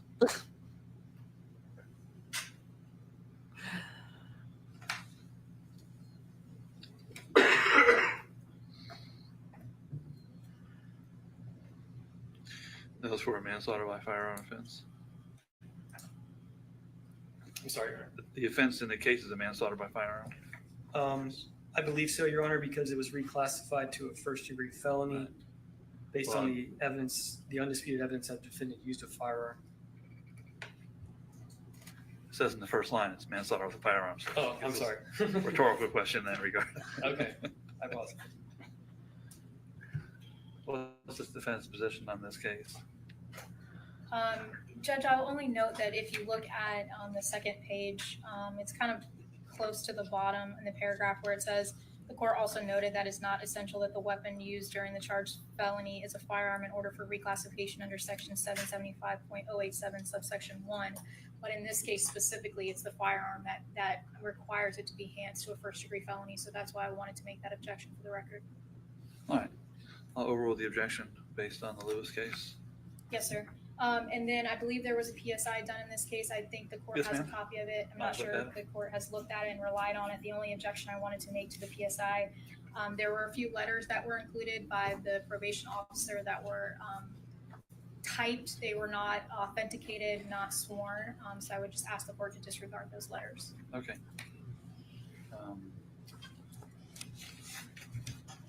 I would just, it's in the PSI, whatever's in the PSI I've looked at. I don't generally look at letters and other things that are in PSI, and I didn't put any weight on them in this case. The reason I do that is because I think I've pretty consistently over the last 17 years sentenced the same, pretty much on the nature of the offense, whatever the person's prior record might be, and whatever I think they may do in the future. I think that's pretty much how I do it. If I start looking at letters from friends, well, the problem is that I may give a break to someone because they have friends, and someone who doesn't have friends doesn't get that break. So I simply never do that. I sentence everyone pretty much the same, I think, over that period of time. I do find that the defense has produced evidence that she would qualify for departure because she has for a mental disorder. I think they found, I find they've proven she has PTSD, which is a recognized mental disorder, and is unrelated to substance abuse or addiction, and that she is amenable to treatment. So I do find she would qualify for that departure. On your second one, the capacity of the defendant to appreciate the criminal nature of the conduct, I don't find there was sufficient evidence to prove that departure. There was no indication that she ever did not understand what she was doing, or that shooting at a person would be against the law, or that she couldn't conform with the law in any way. As a matter of fact, she seemed to be, prior to the shooting, calling the police. So it didn't appear to be any situation where her capacity was impaired in any way. I don't find there's evidence that the victim was the initiator, willing participant, aggressor, or provoker of the incident. Otherwise, although she was knocking loudly in this case, there was no real attempt to get in the residence. She kept asking her to come outside. So I don't find that that departure ground has been met. Despite the existence of one legitimate departure reason, even if she did qualify for the other two departure reasons, I would not depart in this case, because I find that the aggravated nature of this case and this offense and the harm inflicted outweighs the mitigation or the departure when I weigh the totality of the whole case. So I find that the seriousness of the offense outweighs any legal departures that could be applied in this case. I'm primarily looking at the harm inflicted upon not only the victim, who of course lost her life, but her family. She has 4 children, all of whom were present during the event or somewhere in the general vicinity, or at least home. It certainly will have a traumatic impact on their lives for the rest of their lives. They'll live their whole lives without their mother, which I think is a very significant harm inflicted upon them by Ms. Lorincz. When I look at the nature of the offense, I find that the shooting was completely unnecessary in this case. Ms. Lorincz was behind the door was locked. She had already called law enforcement. They were en route. She knew they were en route. She was in a relatively safe position. For some reason, she room and put another locked door between her and Ms. Owens, but she came back out, put herself in front of the door. And at the time she fired the gun through the door, she was safe. Ms. Owens was simply, although she was clearly banging loudly and was probably very angry,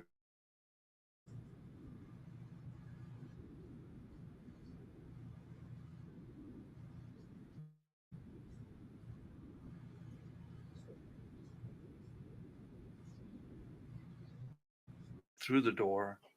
She did so knowing a person was directly on the other side of the door. She wasn't a robber. She wasn't a rapist. She knew she was probably upset about the interaction with the kids, but she had arguments with her before, and no real harm came other than, I guess. And that's when she decided to Look at her. Oh, find that the shooting. When I listened to every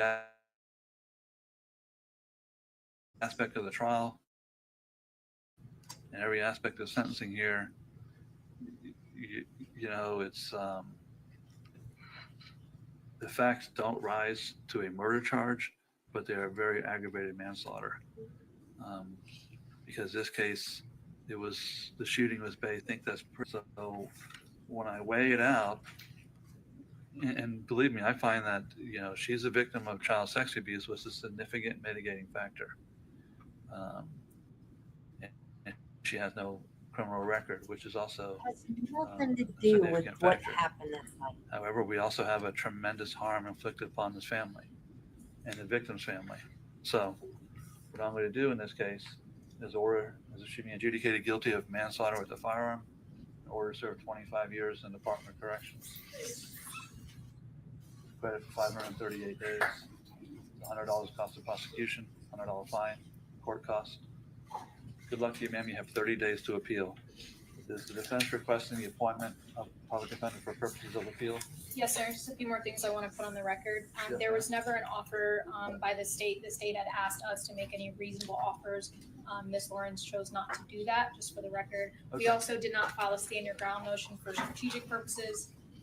That was also discussed with Ms. Lorincz as well. Just wanted to put that on the record. That's it, Judge. I'll appoint the public defender for purposes of appeal. Good luck to you, ma'am.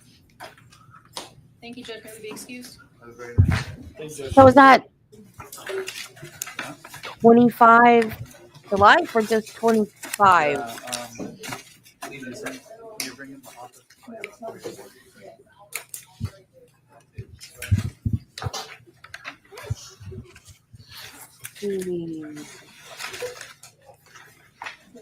Is she 58 or 60? I thought she was 58. Or was she 58 at the time?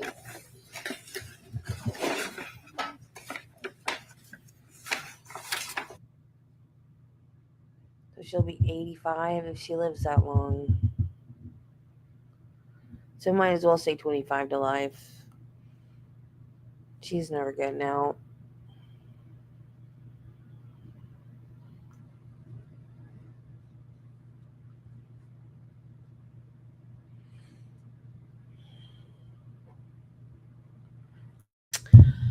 Okay.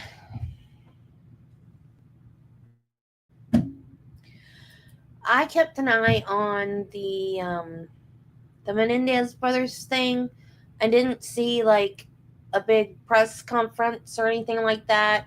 I saw one lone reporter and that was it.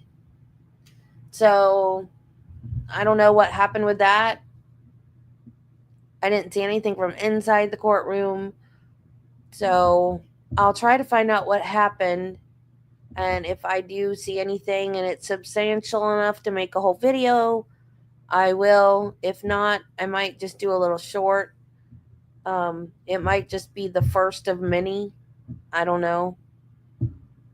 I'd like for them just to get paroled now.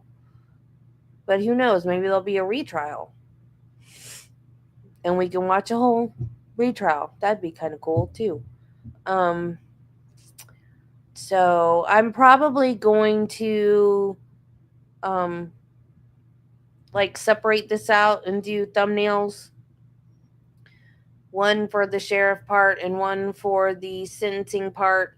I might do an episode on Susan Lorincz because I didn't do the trial. So to make a little episode about what happened for people that didn't watch the trial, since I didn't do it on my channel. And maybe try to look at some other stuff. I'm going to try to find the video of the sheriff shooting the judge. And I'm going to keep working on the Susan Smith stuff. And man, I got a lot of work to do. I'm going to cut into my video game time, y'all. See how much I love you guys? Okay, I got to go start cooking. And remember, be kind to people, love your family, and Jesus loves you. And happy Thanksgiving, but I will see you tomorrow, hopefully. What do we got tomorrow? We have something tomorrow. I forgot already. It's a Karen Reed something, I think. I think I wrote it down. Dang, I went from not knowing what to do to having a whole bunch of stuff to do. You guys keep me busy. The Rule 17 hearing is tomorrow at 10 a.m. Tomorrow at 10. I'll see you guys then. Bye. Love y'all.